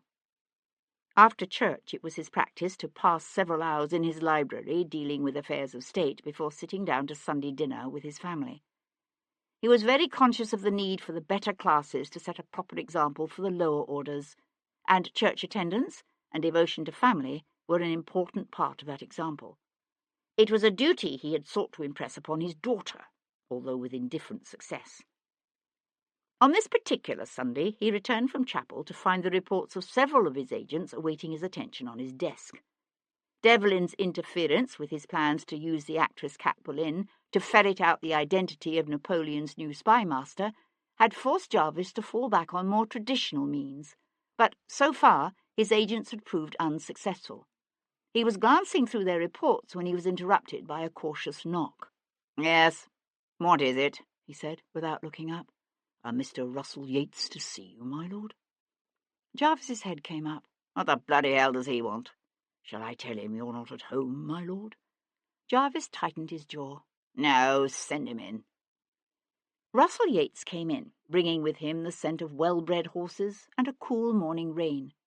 From his manly chest and powerful shoulders to the glint of pirate's gold in his left ear, he exuded an aggressive form of masculinity not often seen amongst the members of the ton. And it was all for show. Jarvis had dedicated his life to reading people and manipulating them. He was good at it, and he rarely made mistakes. Yet once Jarvis had underestimated this man. It would not happen again. Very deliberately, Jarvis leaned back in his chair, but did not rise. "Have a seat, Mr. Yeats." Yeats adjusted the tails of his dark blue morning coat and settled in a leather chair beside the empty hearth. "Please accept my apologies for interrupting you on the Sabbath day, my lord." Jarvis merely inclined his head. It was flowery flummery, and they both knew it.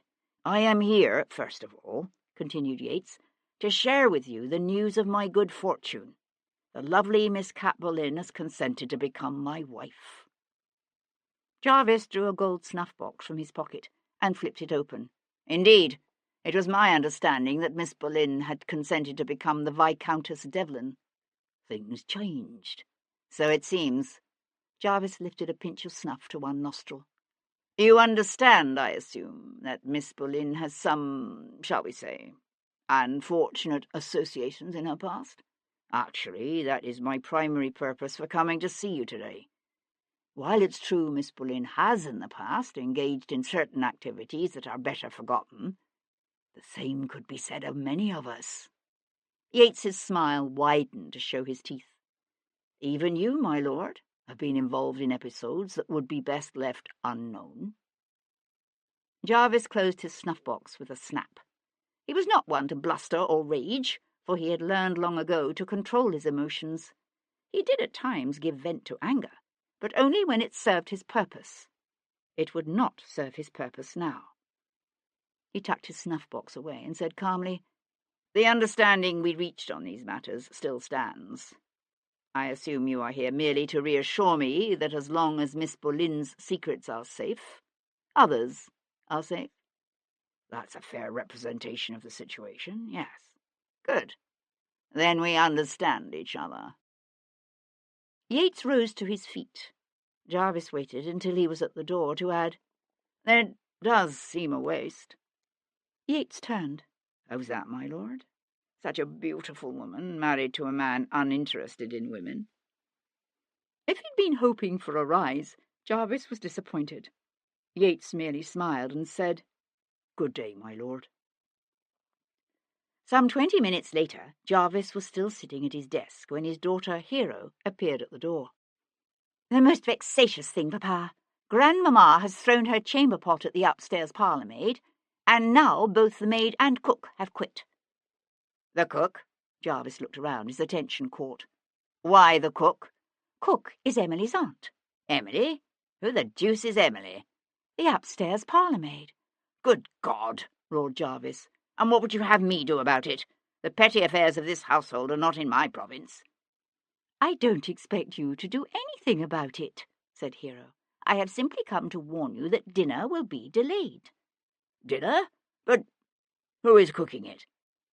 "I am," said his daughter, with unruffled equanimity, and closed the door behind her. Jarvis stared at the closed panel for a moment, then rose to pour himself a brandy.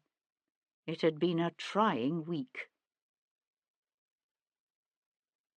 The day might have been overcast, but the light streaming in through Paul Gibson's kitchen windows was still bright enough to hurt Sebastian's eyes. He squeezed them shut and ran a hand across his beard-roughened chin. "Remind me why I stayed here rather than going home. "I need a shave, and a bath, and clean clothes." Paul Gibson answered him from across the room. "You needed to talk." Sebastian opened one eye. "I did? How much did I say?" "Enough." Gibson came to stand at the far side of the battered kitchen table. "I'm sorry, Sebastian." Sebastian looked away. "Here." Gibson plunked a tankard of ale on the boards before him. "This will help your head. You'd best drink it before you hear this morning's news." Sebastian brought his gaze back to his friend's face. "Why? What's happened?" "It's Felix Atkinson's 12-year-old son, Anthony. He's missing." Chapter 57. Sebastian found Felix Atkinson in the drawing-room of his prosperous West End home. The East India Company man stood with his back to the room, his gaze fixed on the scene outside the window overlooking Portland Place. In a damask-covered chair off to one side, a pale-haired woman in her early 30s wept quietly into a handkerchief. As far as Sebastian could see, her husband was making no attempt to comfort her. "I'd like a word with you," Sebastian told Atkinson. "Alone."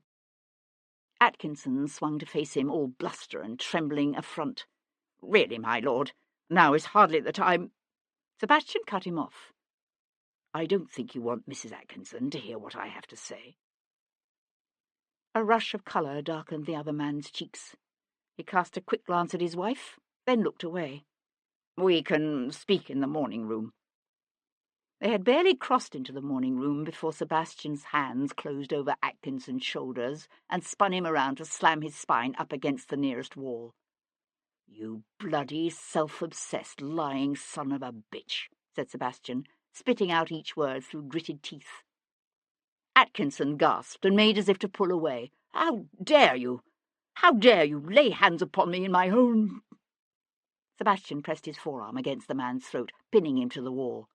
"I know what happened on that ship. I know about Gideon Forbes, and I know what really happened to David Jarvis." Atkinson went utterly still. "You can't. I read the log. The log? But the log was lost. Bellamy said the log was lost." "He lied." Sebastian shoved his forearm up under the man's chin harder. "You all lied. What did you do? Get together after Thornton's and Carmichael's sons were killed and swear one another to secrecy? What choice did we have? You could have told the truth." Atkinson's tongue darted out to moisten his lips. "How could we? No one would have understood about the boy. You have no idea what it was like on that ship. The fear, the endless days and nights of hunger. That kind of hunger.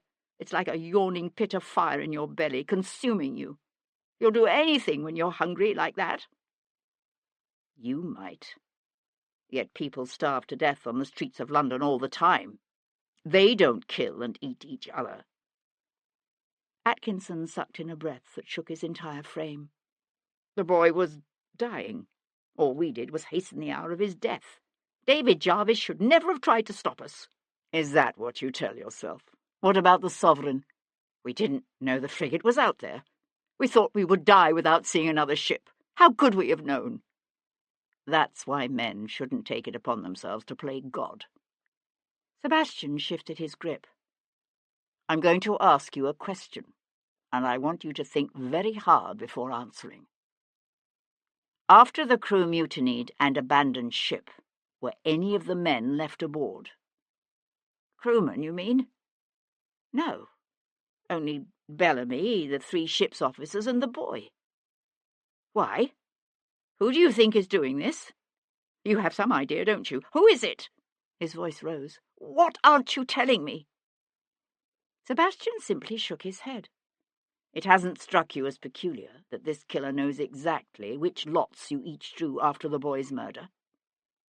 The tick began to play at the edge of Atkinson's mouth. Peculiar?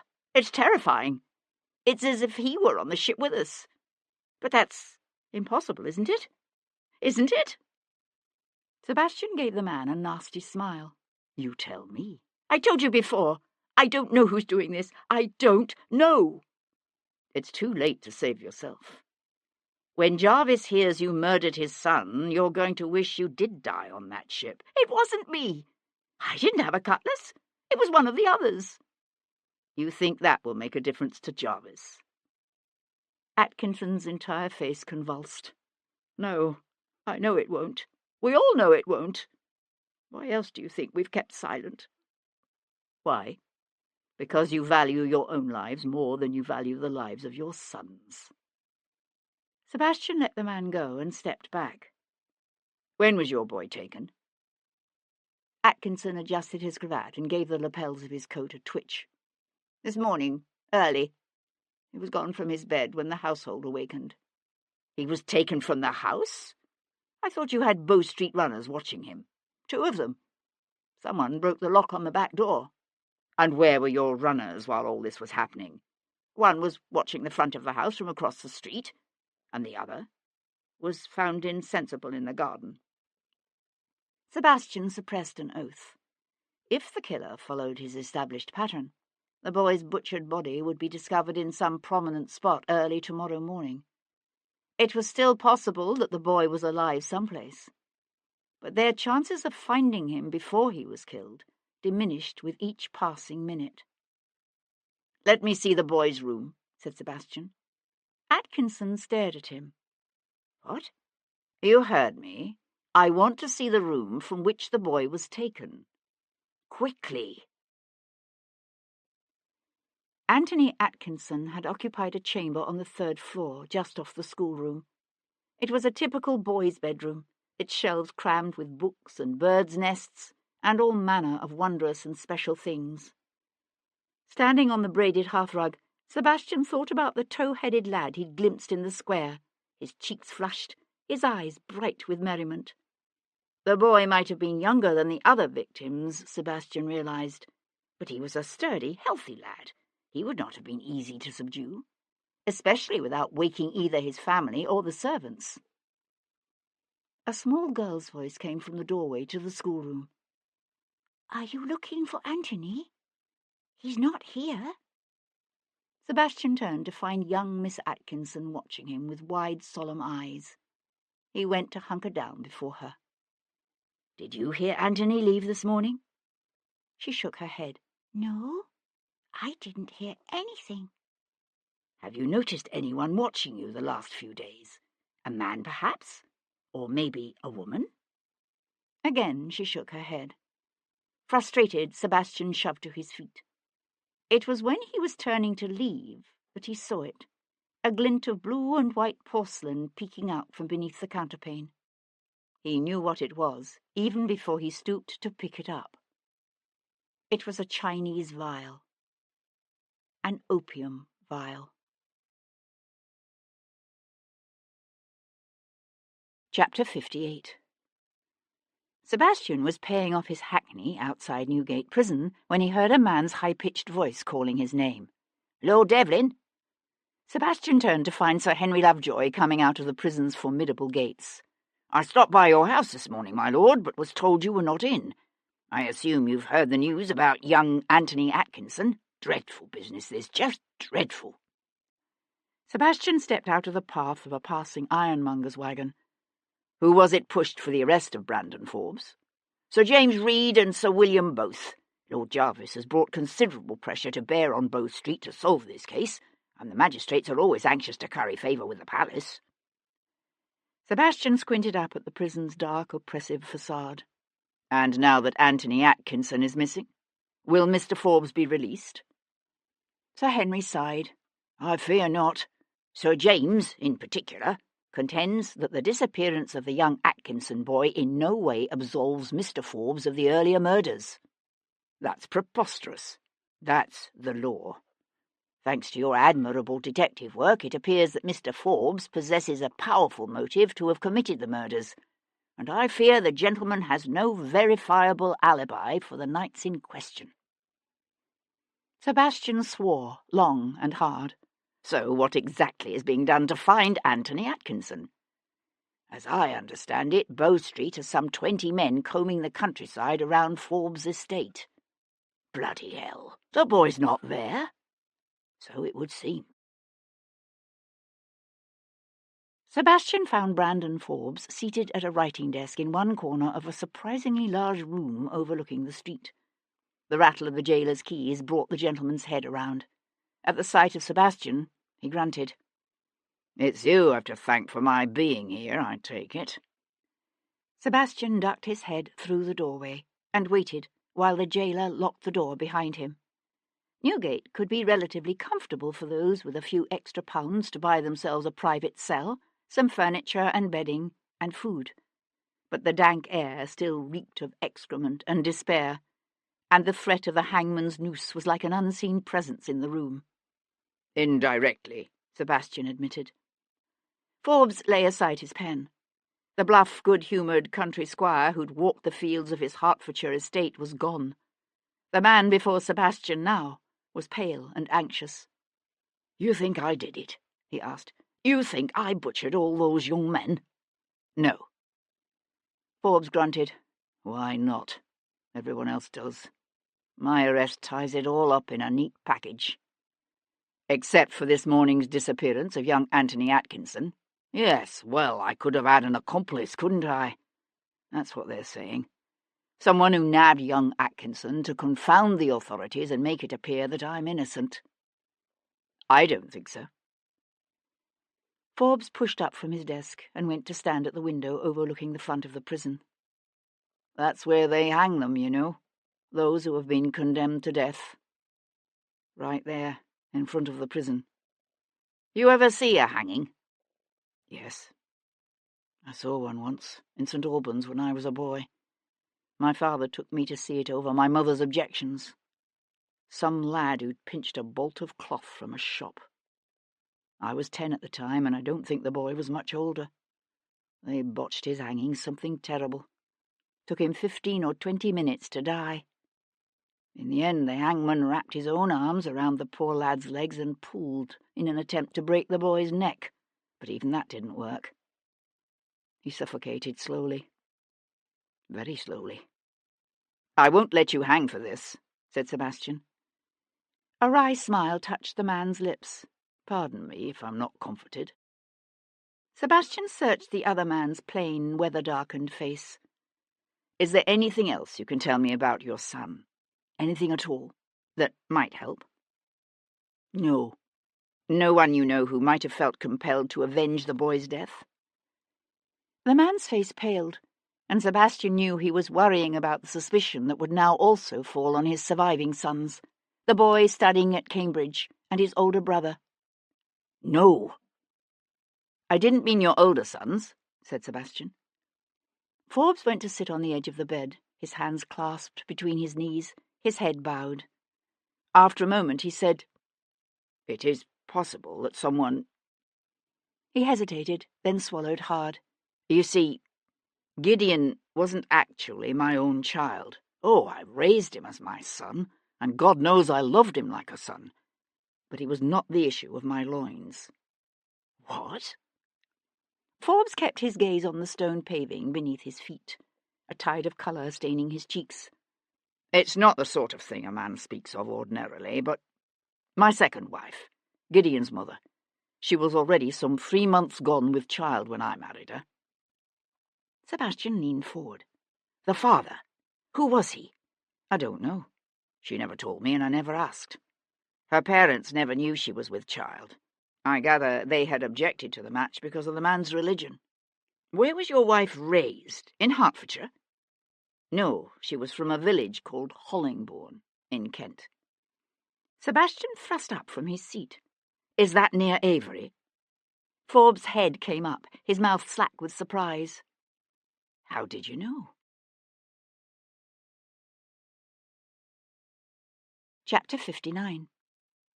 Sebastian could hear thunder rumbling in the distance by the time he reached Brook Street.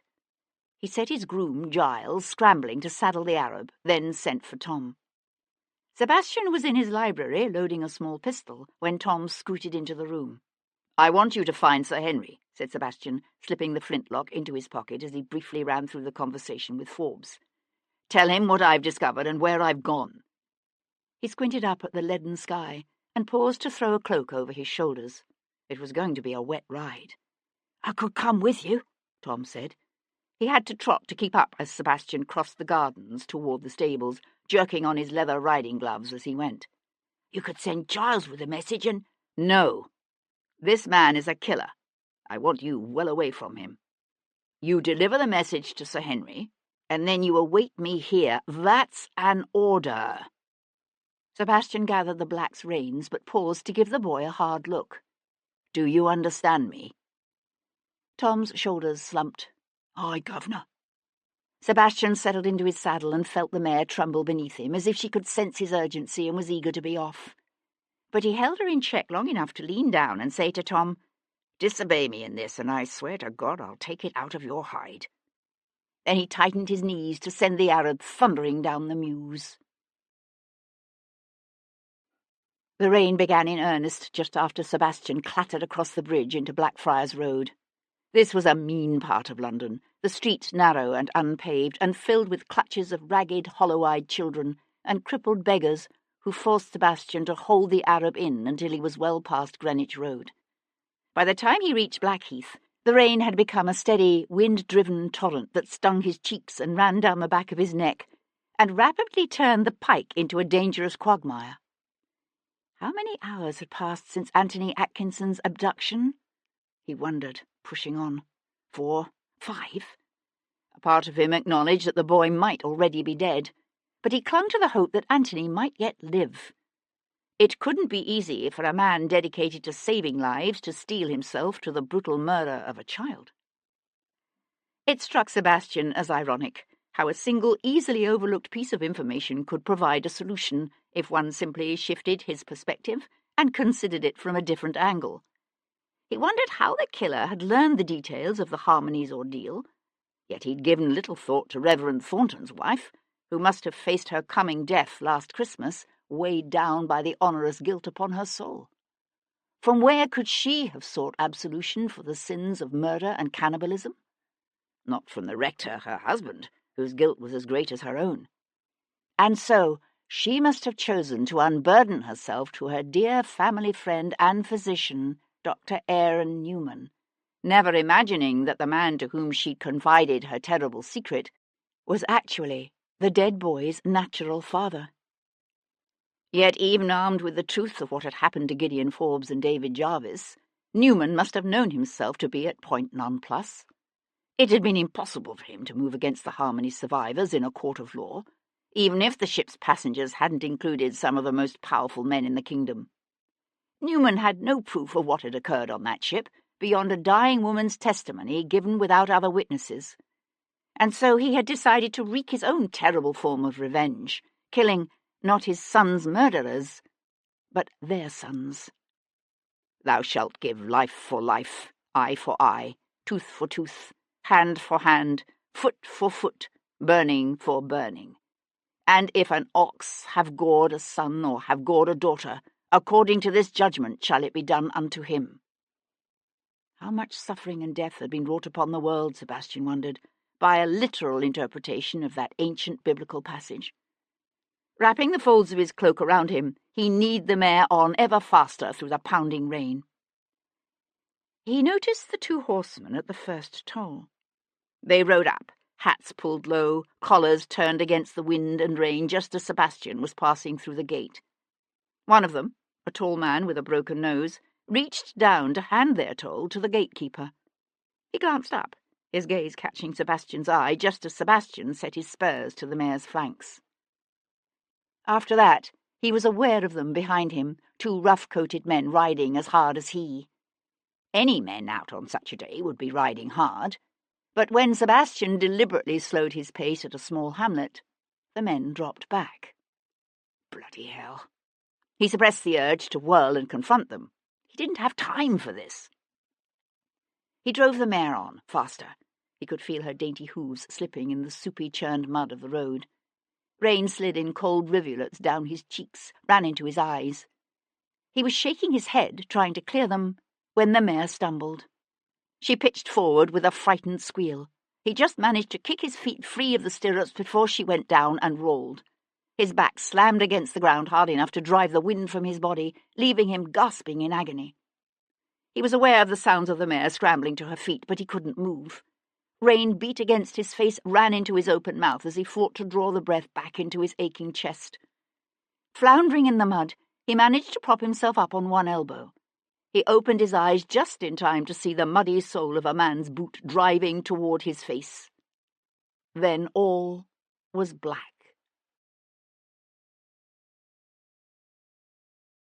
Chapter 60. He awoke to pain and the mists of confusion. The confusion lifted slowly. He remembered the mare stumbling, the sound of boots in the mud, an explosion of pain in his face. He could taste blood in his mouth, feel more blood mingling with mud and rain.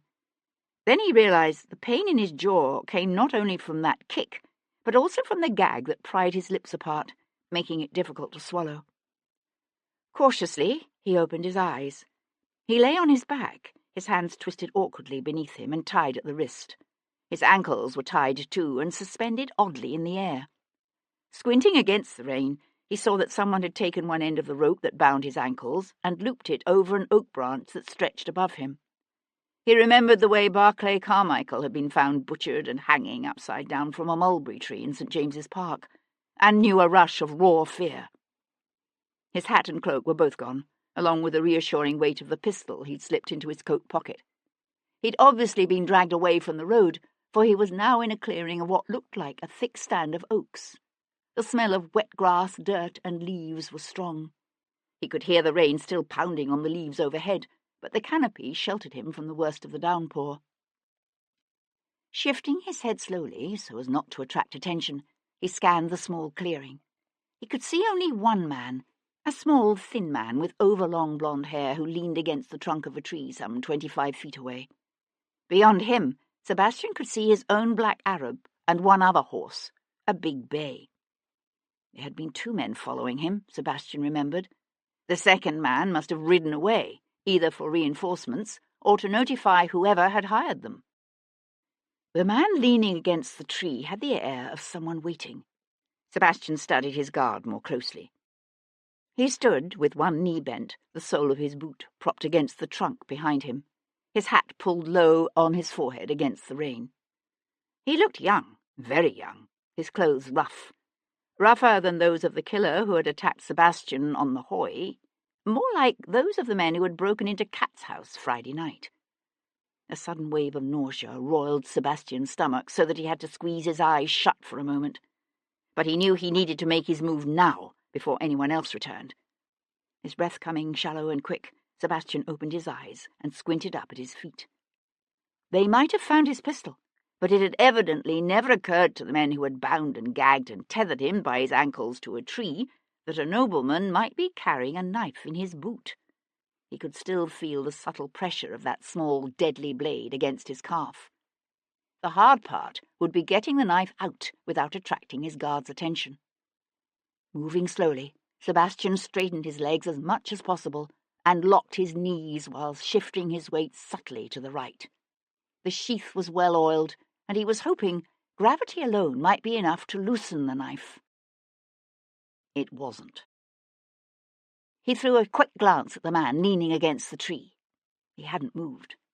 Gritting his teeth, Sebastian gave a series of short, sharp kicks upward with his right heel. The knife slipped out of its sheath to land with a soft thump in the wet leaf litter beside his hip. By lifting his hips in the air, Sebastian was able to shift his bound arms over far enough to close his fingers around the handle of the knife. He reversed the blade, angling it carefully toward the rope that bound his wrists. The point nicked the pad of his palm, and he swore silently to himself. Then he felt the blade bite into the rope. It wasn't easy, holding his hips in the air, balancing his weight on his shoulders while sawing blindly. Rain pattered on his face, ran into his eyes. Twice the knife slipped, slicing into his wrists. He could feel the blood slippery on his hands, on the knife. He became aware of a vibration in the wet earth beneath him, horses' hooves coming fast from somewhere off to the left where the road must lie. He willed them to keep going. They slowed.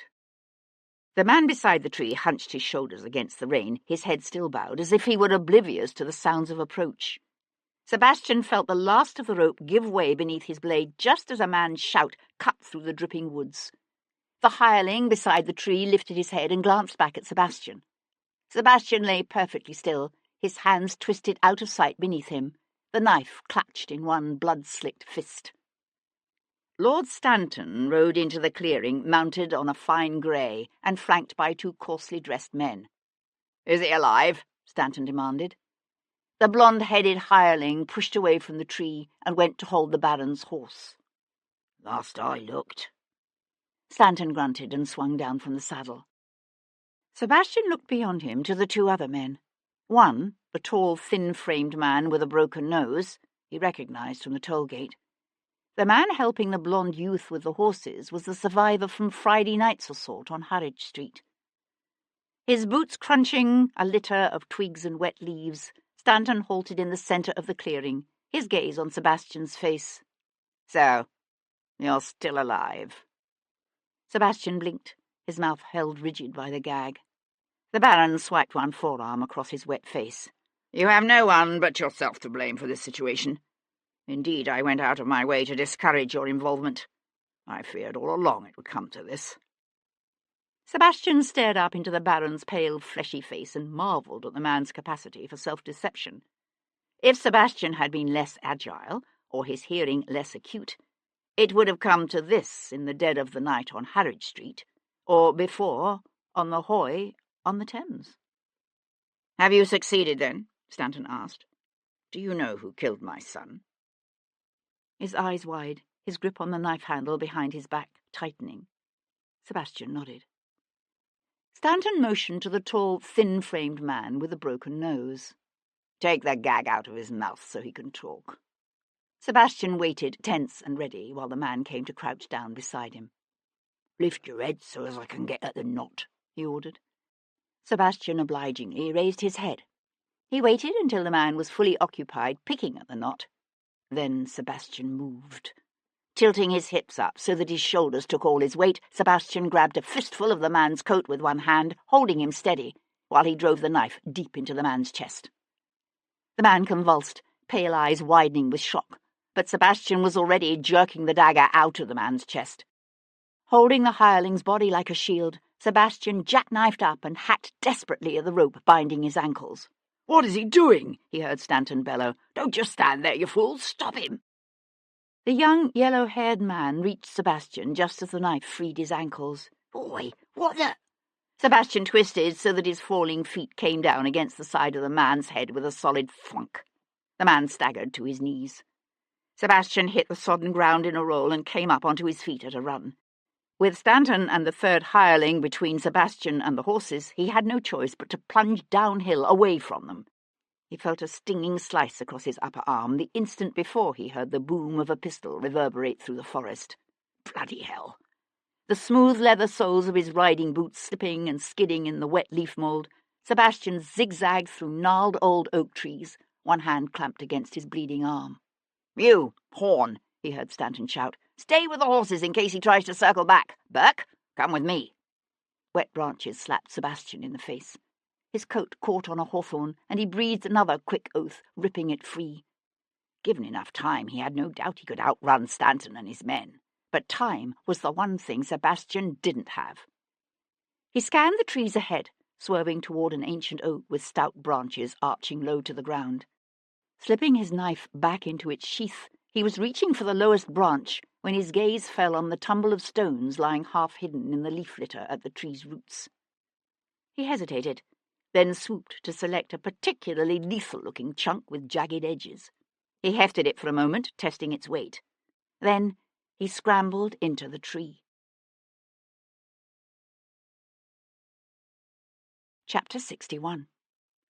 Sebastian found his left arm unexpectedly weak, so he made more noise than he would have liked climbing into the ancient oak. Crouching on the lowest branch, he rested his back against the rough trunk, his breath coming hard and fast.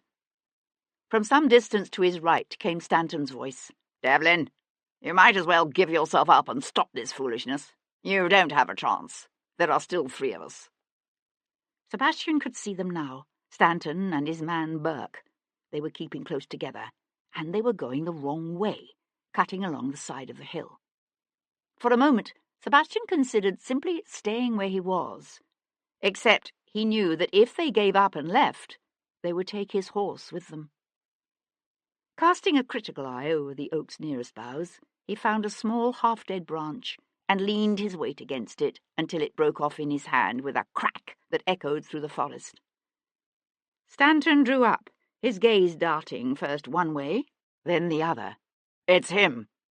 He held the flintlock close, one finger curled around the trigger.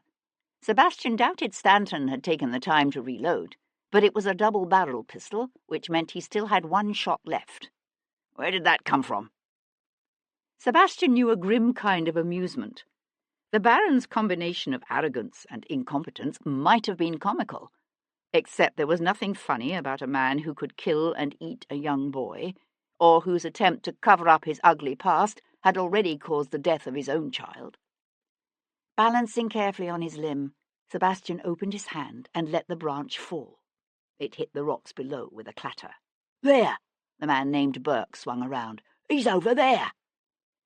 Like hounds following the scent of a fox, the 2 men swept across the hillside, their gazes hard on the undergrowth of hawthorn and holly. They never thought to look up. "I don't see him." Burke paused almost directly beneath Sebastian, his gaze searching the rainy hillside. "Where is he?" "My shot clipped him." Stanton crouched down to touch the leaf litter beneath the tree with one splayed hand. "Look, there's blood. He must be—" Slipping the handle of his knife between his clenched teeth, Sebastian gripped the rock with both hands and dropped straight down on the henchman, his full weight smashing the rock onto the man's head. The man collapsed beneath him, then lay utterly still. Stanton backed away, the pistol clutched in a 2-handed grip, his mouth going slack with shock. "My God! You smashed his head in." Wordlessly, Sebastian slipped the knife from his teeth and held it loosely in his right hand. Stanton extended the pistol, his elbows locked, but he was shaking so badly the gun barrel waved wildly. "Stay back! I'll shoot! You know I will!" Sebastian's lips pulled into a tight smile. "You have only 1 shot left. What if you miss?" The Baron's throat worked as he swallowed hard. The finger on the trigger twitched. Sebastian flipped the knife so that he held the blade between his thumb and forefinger, his gaze on the other man's eyes. He thought for a moment Stanton meant to put the pistol up. Then a wild kind of determination flared in the man's eyes. Sebastian sent the knife whistling through the air just as Stanton squeezed the trigger. The shot went wide, but Sebastian's blade caught the big man in the throat. Blood spurted from the wound, spilled from both corners of his open mouth in dark rivulets. His legs buckled beneath him, his eyes rolling back in his head. Sebastian surged to his feet. He could feel the sleeve of his coat wet and heavy against his arm and realized suddenly it wasn't just wet from the rain. He was losing more blood than he'd first realized. Staggering slightly, he walked to where Stanton lay. Blood still pulsed from the man's throat, but it was slowing. Reaching down, Sebastian loosed the Baron's grip on the pistol and thrust it into the waistband of his own breeches. The gun was empty now, and a thorough search of Stanton's coat failed to turn up the powder and shot required to reload. But there were times when even an empty pistol had its uses. He searched both men for his own small flintlock as well, but didn't find it. Gritting his teeth, Sebastian retrieved his knife. He might need it again. Leaning against the tree trunk, he yanked off his cravat and used it to bind up his arm as best he could. He stayed for a moment, trying to calm his roiling stomach and clear his head. Then he headed up the hill toward his black mare, and the young blond man Stanton had called Horn. Horn stood beside the horses, his head jerking this way and that as he searched the surrounding wood with wide, anxious eyes. Hunkering low, Sebastian crept up behind him, his knife in one hand, Stanton's flintlock pistol in the other. The pistol was empty, of course, but Sebastian was betting on the hireling being too scared to realize that. Treading softly in the wet, leafy humus, Sebastian pressed the barrel of the pistol behind Horn's ear. "Move, and I'll blow your brains out." The youth froze. Sebastian clicked back the hammer for dramatic effect. "This is your lucky day, my friend. You get to live." "Jesus Christ, don't kill me!" The man's voice broke off in a whimper as Sebastian brought the pistol's handle down like a club on the back of his pale blonde head. Yanking off Horn's dark neckcloth, Sebastian used it to quickly bind the unconscious youth's hands, just in case. A quick search of Horn's pockets again failed to yield Sebastian's flintlock, and he realized it must have been lost on the road when the Arab fell. Pushing to his feet, his head swimming sickeningly, Sebastian turned toward the horses. The horses snorted with fear, smelling blood. He reached for the Arab's reins, and she tossed her head, her eyes wide. "Easy, girl," he crooned. "Easy." Hauling himself into the saddle, he started to turn toward the road. Then he hesitated, his gaze lingering on the clearing. Beyond the silent heap of the young blonde man, Horn, Sebastian could see the bloodied body of the first man he'd killed. The bodies of the other two, Lord Stanton and his hireling, Burke, lay someplace out of sight farther down the hill. It occurred to Sebastian, with a strange sense of detachment, that he'd just killed 3 men. Yet when he searched inside himself for some flicker of remorse, all he felt was a strange, detached kind of numbness. He knew the men he'd killed had been trying to kill him, but he wasn't sure that should matter. Wiping his sleeve across his wet face, he turned the Arab's head toward the road and spurred her forward, toward Avery.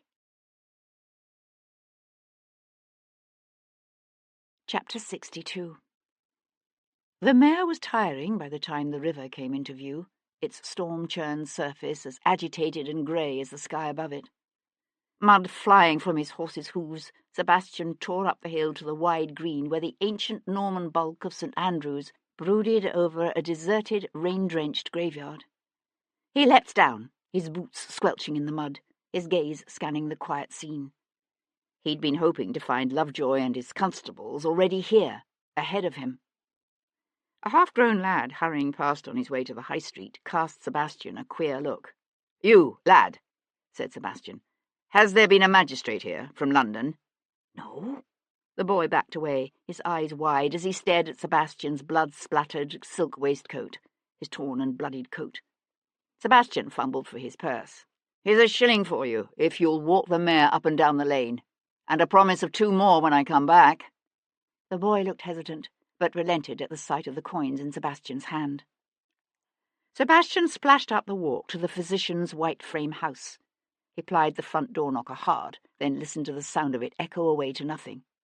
"Anyone there?" he shouted against the roar of the rain. The house before him lay still and silent. He took a step back, his gaze scanning the yard. Water gushed off the eaves. He could see a stable with room for 2 horses at the base of the garden, and beside it an open-sided shelter where the physician doubtless kept his carriage. The space was empty. The sprigs of hay found on the bodies of young Stanton and Carmichael suggested they'd been held and killed in a barn or a stable. Yet surely Newman hadn't brought his victims here to Avery, where the chances of accidental discovery loomed large. So, if not here, then where? "Hello?" Sebastian called again. He was about to swing away when he heard the latch turn. The door opened a crack, and the housekeeper peered out at him, her features pinched with suspicion and anxiety. He was acutely conscious of his beard-roughened chin, his dishevelled clothes. Then she must have recognized him, because her expression cleared. "Goodness, it's you, my lord. Whatever has happened to you? Do come in and sit down quickly." Sebastian stayed on the porch. "Where is Dr. Newman?" "I'm afraid the doctor is not in, my lord." She spoke with a studied deliberation that made Sebastian want to grab and shake her just to get her to speak faster. "Went off last night, he did, in his gig. Told me not to expect him back before Monday." "Have you any idea where he might have gone?" The housekeeper frowned. "I'm afraid he didn't say." She hesitated, then added slowly, "I know he sometimes goes to Oak Hollow Farm for a few days, so I suppose it's possible he—" "Oak Hollow Farm?" said Sebastian sharply. "It's a property he inherited from his uncle. It did have tenants, but they emigrated to America last year, so it's empty now. He's been spending quite a bit of time there these last few months. Actually, I believe he was there just last. How do I get there?" The question seemed to surprise her, but after a moment she stepped out onto the small portico to point into the driving rain. "You take that lane just to the north of the church. Keep going past the village of Ditton until you see the ruins of an old medieval tower. The farm's there, just below the ridge." "Thank you." Sebastian stepped back into the rain. "There'll be a magistrate and constables here soon from London. Give them the information you've just given me." "A London magistrate?" The housekeeper clucked her tongue. "Whatever for?" But Sebastian was already running toward his horse. Chapter 63. Crumbling and open to the sky, the medieval watchtower stood on a rocky ridge overgrown with brambles and hawthorn. Sebastian paused beside the broken entrance, now a gaping hole that showed only a tumble of weed-choked fallen stones within. The rain had slowed to a steady drizzle. The wind, a lonesome thing that whistled through the old arrow slits and ruffled the Arab's wet mane. The air was filled with mist and the smell of wet leaves and grass, and a faint hint of wood smoke that drifted up from below. But the tower was long deserted, the ancient stone walls blackened by the fires of centuries of vagrants who'd found shelter there. Sebastian nudged the mare forward to the edge of the ridge. Oak Hollow Farm lay just beyond the tower, in a shallow depression below the cusp of the hill overlooking the distant downs. A single line of smoke drifted up from a chimney at the far end of the farmhouse. The house was a low, rambling structure, built of coursed rough stone with mullioned windows and a thatched roof. Once the farm must have been prosperous, but signs of recent neglect lay everywhere. In the cottage garden of roses and lavender and marigolds left to run rampant, in the broken hinge of the woodhouse door that creaked slowly in the wind. Beyond the house, the farm's cluster of stone outbuildings and wooden pens stood empty and silent beneath the grey sky. Rather than come at the farm directly from the open road, Sebastian cut through the copse of mingled chestnuts and oaks below the ridge. A few 100 yards uphill from the house, he dismounted, staggering slightly as an unexpected wave of light-headedness washed over him. Gritting his teeth, he looped his horse's reins around a low branch and continued on foot. At the edge of the wood he paused, watching for any movement, any sign of life beyond that pale line of drifting smoke. Nothing. He knew he was making a dangerous assumption, that Newman was in the room with the smoking chimney, but he tried not to think about that as he darted across the open field and ducked around the side of the house. Pressing his back against the wall, he paused for a moment and waited for his head to clear. Then he edged around until he was close enough to peer through the room's heavy, leaded glass window. He found himself looking at a kitchen, a big farm kitchen, with a wide-mouthed, smoke-darkened stone hearth that stretched across most of the far wall, with a clutch of dusty pots that dangled from a blackened beam. At the battered, scrubbed table in the centre of the room sat Dr. Aaron Newman, his back to the window. As Sebastian watched, the doctor wrapped his fist around the neck of a brandy bottle and raised it to his lips to drink deeply. A well-kept fowling piece, an over and under flintlock shotgun with a brass butt cap and steel trigger guard, lay on the table just inches from his hand. Anthony Atkinson was nowhere in sight. Sebastian blew out a long, slow breath. The boy could be anywhere in the house or outbuildings, or he could be dead. But Sebastian had come to the conclusion there was a good chance the child still lived. Newman had planned each of his murders with a chilling degree of precision and ruthlessness.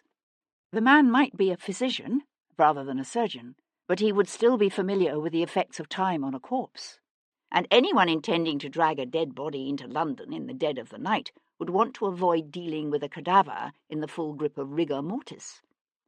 With effort, Sebastian checked his first impulse, which was to burst into the kitchen and end it all right here, right now. Against that shotgun, he had only the knife in his boot. And while ordinarily that would have been enough, Sebastian knew he would be taking a terrible chance now. His left arm hung nearly useless at his side, and he was dangerously light-headed. Whether from loss of blood or concussion he had no way of knowing. Better to get the boy away by stealth, quickly and quietly. He could deal with Eyre and Newman later.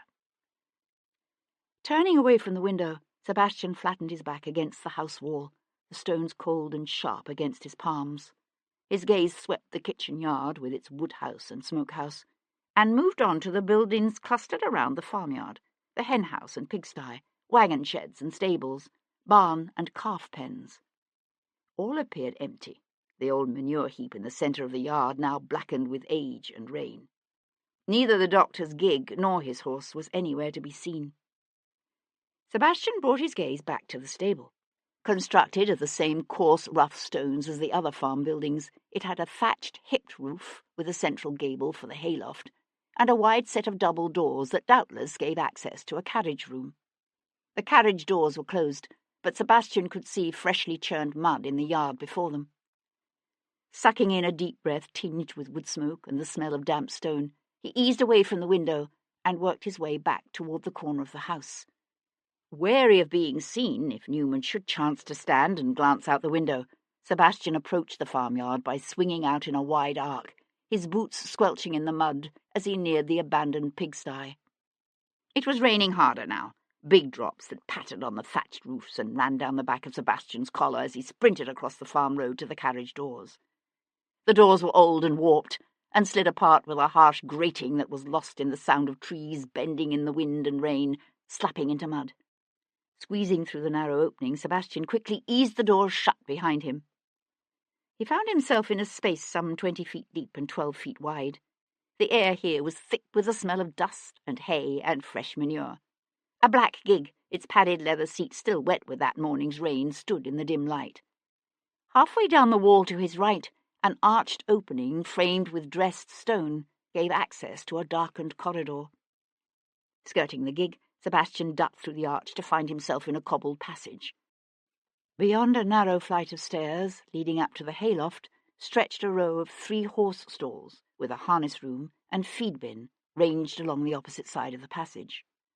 A Dutch door at the far end of the passage doubtless led to a fenced side yard. "Anthony," Sebastian called, the clatter of his boot heels on the cobbled floor echoing in the stillness. A big bay, tethered in the first stall, lifted its head, its ears flicking forward as it whinnied loudly. From the copse up the hill came a distant answering nicker. "Bloody hell," whispered Sebastian, slipping the knife from his boot. If Newman heard the horses and decided to investigate. Sebastian moved quickly down the passage. The second stall stood empty in the dull light cast by its high cobwebbed window.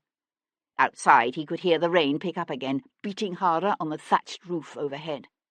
His stomach clenching with the knowledge of what he might find, Sebastian moved on to the last stall. The boy lay curled up against the thick planked walls of the third stall, his hands and feet bound, a gag prying his mouth open in an awkward rictus. His eyes were closed, his face pale and streaked with dirt and the tracks of dried tears. But Sebastian could see the shudder of his stained white nightshirt where it stretched across his chest. "Anthony?" Sebastian hunkered down to touch the boy's shoulder. "I'm here to take you home. Everything's going to be all right." The boy's eyes fluttered open, then closed again, his breath coming slow and shallow. Newman had obviously dosed the boy liberally with laudanum.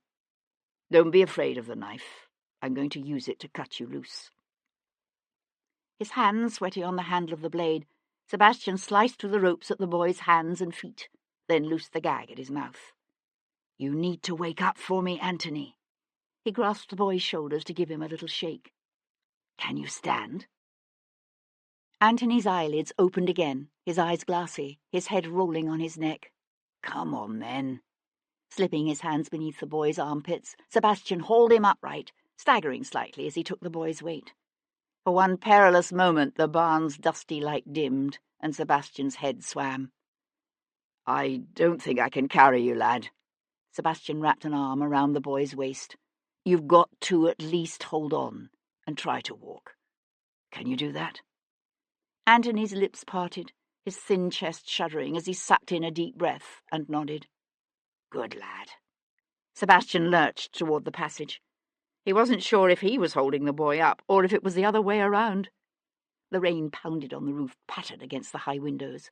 He was concentrating so hard on putting one foot in front of the other that it wasn't until they reached the arched entrance to the carriage room that Sebastian heard the slap of boots in the mud outside and the rasp of the carriage doors opening.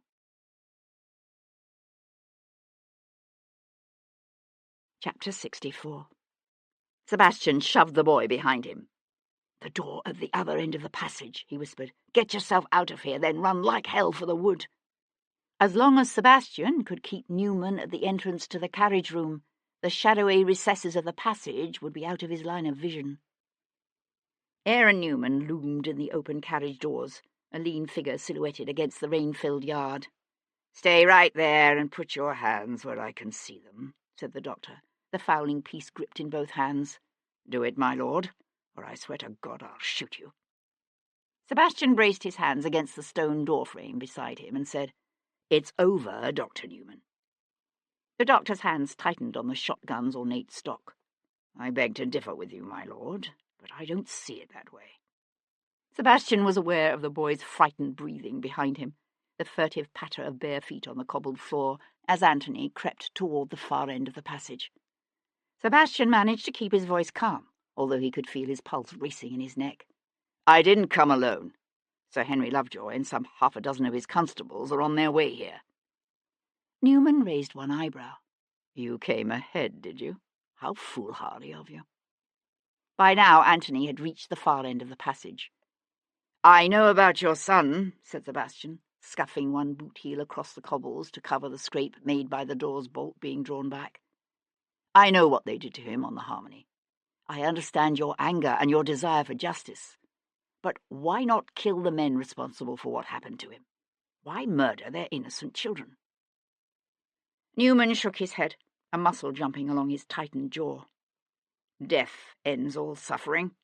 I wanted them to pay for what they did to Gideon, and for what they did to me. I wanted them to feel what I have felt, to suffer what I have suffered.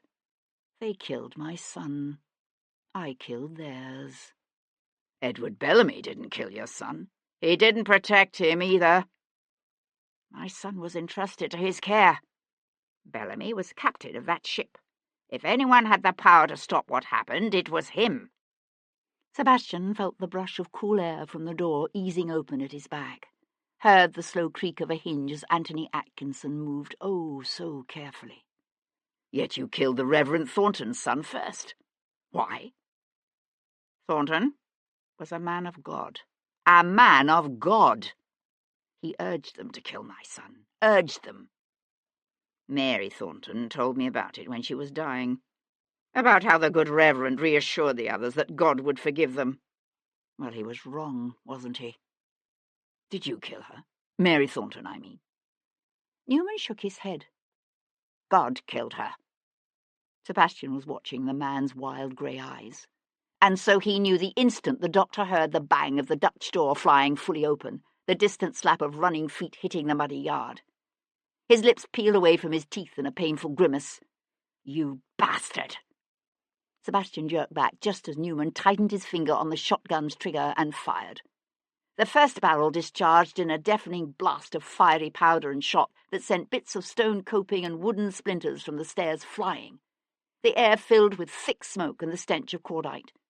Sebastian took one step toward the open door at the end of the cobbled aisle, then knew it for a mistake. Newman still had another barrel. Silhouetted against the open doorway, Sebastian would be impossible to miss. He dove instead into the first stall, his injured shoulder exploding in fire as he careened into the plank wall and slipped to his knees.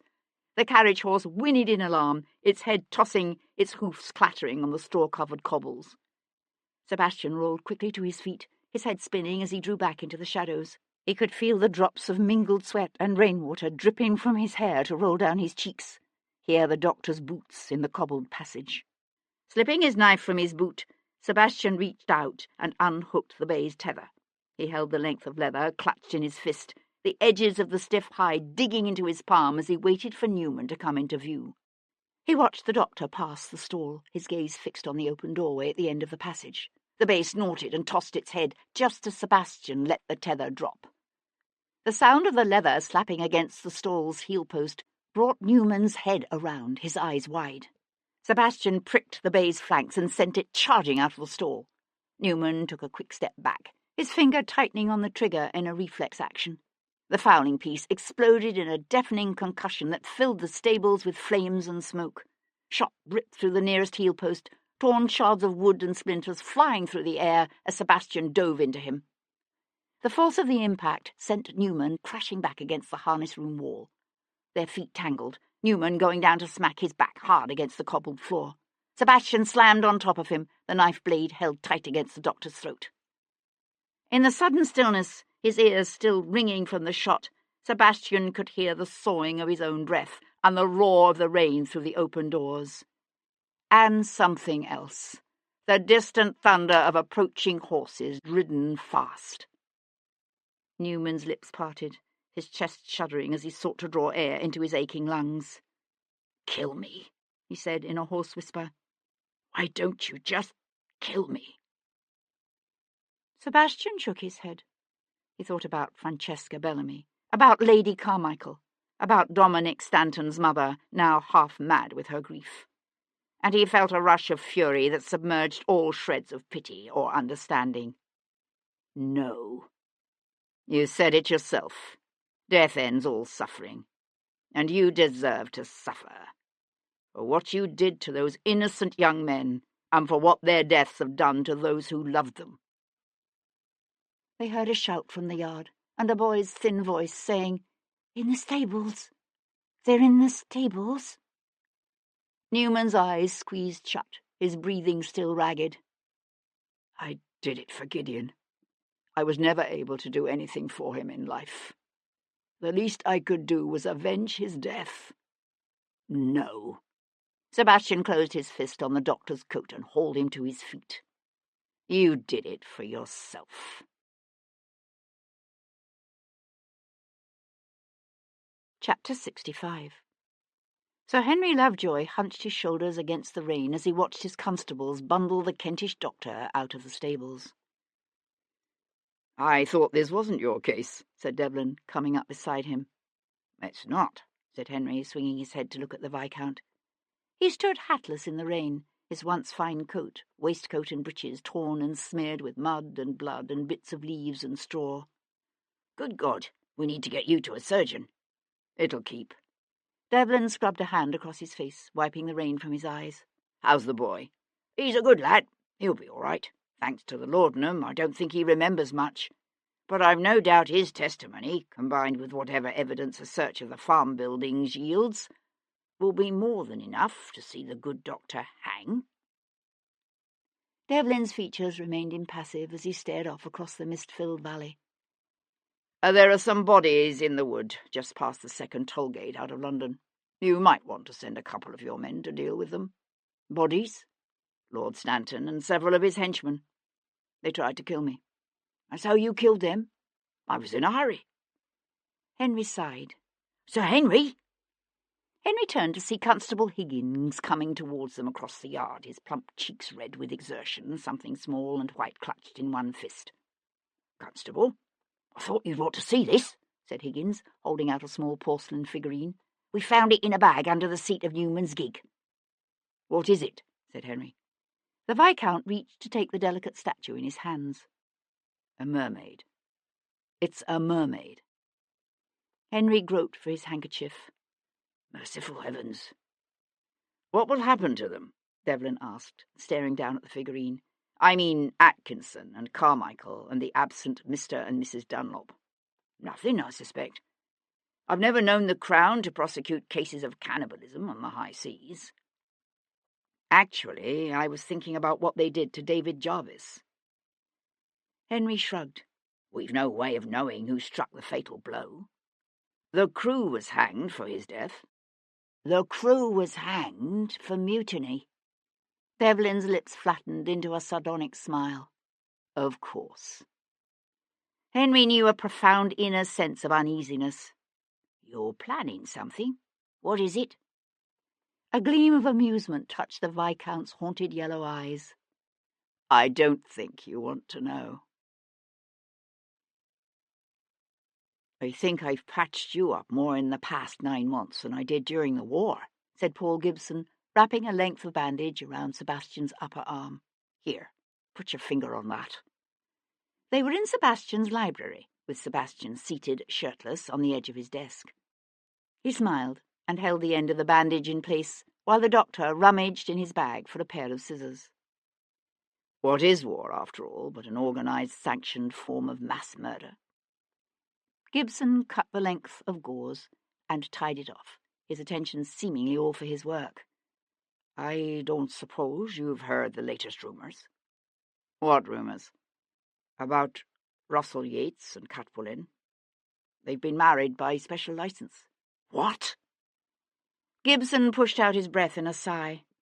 I was afraid you didn't know anything about it. No, said Sebastian. I didn't. He fixed his gaze unseeingly on the bowl of bloody water beside them, while his friend went to work on the knife cuts on Sebastian's wrists.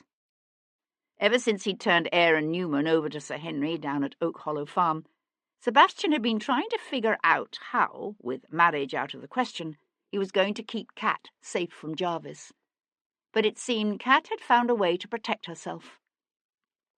Now, freed from the desperate rush to catch a killer and devise some way to shield Cat from Jarvis's malevolence, Sebastian suddenly found himself with nothing to distract him from the brutal reality of a future without Cat as his love, without Cat in his life. He felt a hideous emptiness yawn deep within his being, and for one blinding moment the agony of it was so raw that it took his breath. Sebastian? Gibson broke off as the sound of running feet and the bang of a distant door foretold the arrival of Tom. I've found one, said Tom, his breath coming fast and his cheeks flushed. I've found you a valet. He's been a gentleman's gentleman for more than 20 years. He knows all about your interest in murder and the rigs from Rosemary Lane you sometimes wear, and he don't bother him a bit. In fact, he'll be a right handy one to have around next time we find ourselves with a murder to investigate, 'cause he knows near every rookery and cracksman and blacklegs in town. Sebastian slid off the edge of the desk. And how precisely does he come to have this information? His ma owns the Blue Anchor. She what? The Blue Anchor was the most notorious flash house in town, frequented by the worst sort of Morocco men, dashers, and bow-traps. Tom swallowed. I know what you're thinking, but you got it wrong. Calhoun's ma was determined her son weren't going to grow up to be no receiver or fancy man, and he hasn't. Tom hesitated. Except for one brief spell he did in Newgate, and that weren't his fault. Gibson choked and turned away to hide his amusement. What did you say this paragon's name is? Asked Sebastian. Jules Calhoun. He says he can come around tomorrow evening for an interview, if you're interested. Tom cast a worried glance at Gibson, who was now openly laughing. Are you interested? After weeks of making do with a footman, of course I'm interested. Sebastian pointed a warning finger at his tiger. But if so much as a shoestring goes missing in this house, it'll be on your account. Tom's face cleared. He's a right one. You'll see. Tom dashed off, while Gibson set about collecting his various implements and returning them to his bag. After a moment he said, Have you seen her yet? There was no need to identify which her he referred to. Cat's name hovered between them still. Sebastian crossed the room to splash brandy into 2 glasses. No, not yet. Gibson looked up from his task. You're going to have to find some way to put it all behind you, Sebastian. Cat, the war, the things you saw, the things you did. This desperate, futile quest to find your mother. Again the words hung in the air, unsaid, but there.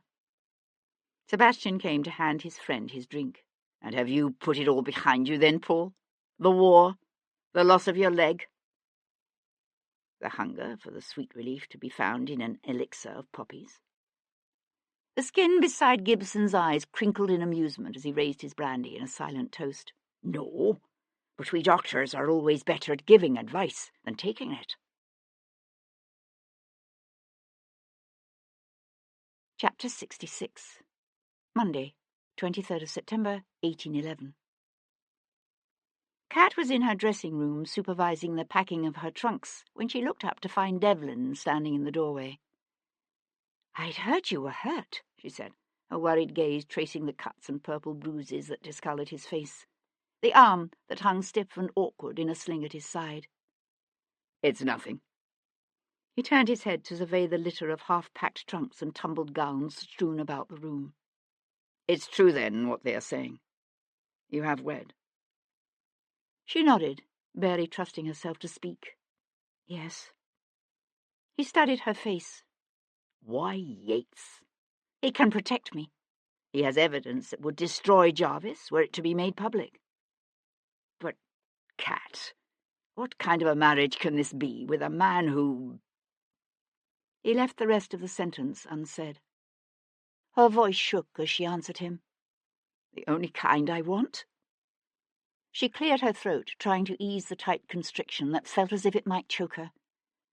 "I've let it be known that the post scrambled the announcement of my coming marriage. There will doubtless be some talk, but it should die down."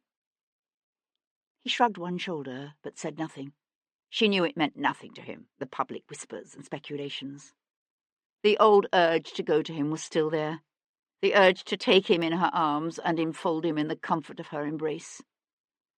The strength of that wanting, despite all she knew, despite the shame now attached to what they had been to each other, shocked and appalled her. She gripped her hands together against her skirt. "Have you spoken to Hendon?" His face was oddly blank, as if carefully drained of all emotion. "I've nothing more to say to him." "It's not his fault what happened between us. God knows he tried to discourage it." "He took your mother as his mistress." "And you took me as yours." "I would have made you my wife." "Yes. Well, at least we were spared that." He searched her face, his yellow eyes hard, questioning. "What about you? Do you forgive him?" Kat let out a sigh that shuddered her breasts.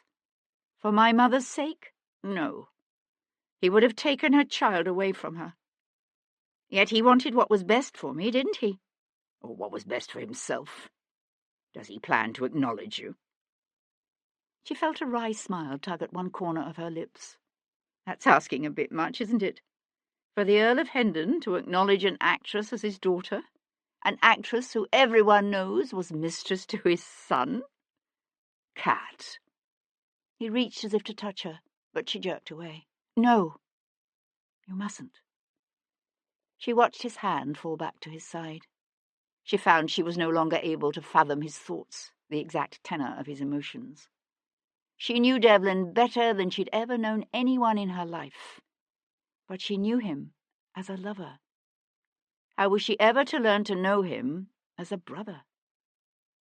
"I look at you," he said, his voice a torn whisper. "I look at you, and I see my father's eyes staring back at me. And still, in my heart, I can't accept it. Surely, if you were my sister, I would know it." They studied each other across the crackling distance that separated them. She said, "How could we ever have imagined such a thing?" He shook his head. "I am trying, but I don't know how to make my love simply go away." She saw the pain in his eyes and knew there was nothing she could say, nothing she could do to ease it. She wanted to say, "I love you. I will always love you."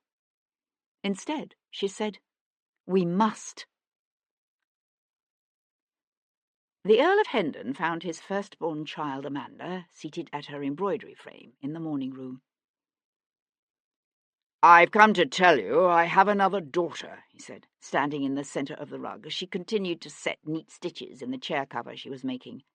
"An illegitimate daughter." Amanda let out a peal of laughter, her needle flashing in and out. "Good God! Are you getting soft in your old age? What precious little thing has managed to convince you she's your long-lost offspring?" "Kat Berlin." All trace of amusement fled her face. She set the embroidery frame aside. "You can't be serious." "But I am." Amanda raised one eyebrow. "How clever of you. So that's why the marriage has been called off.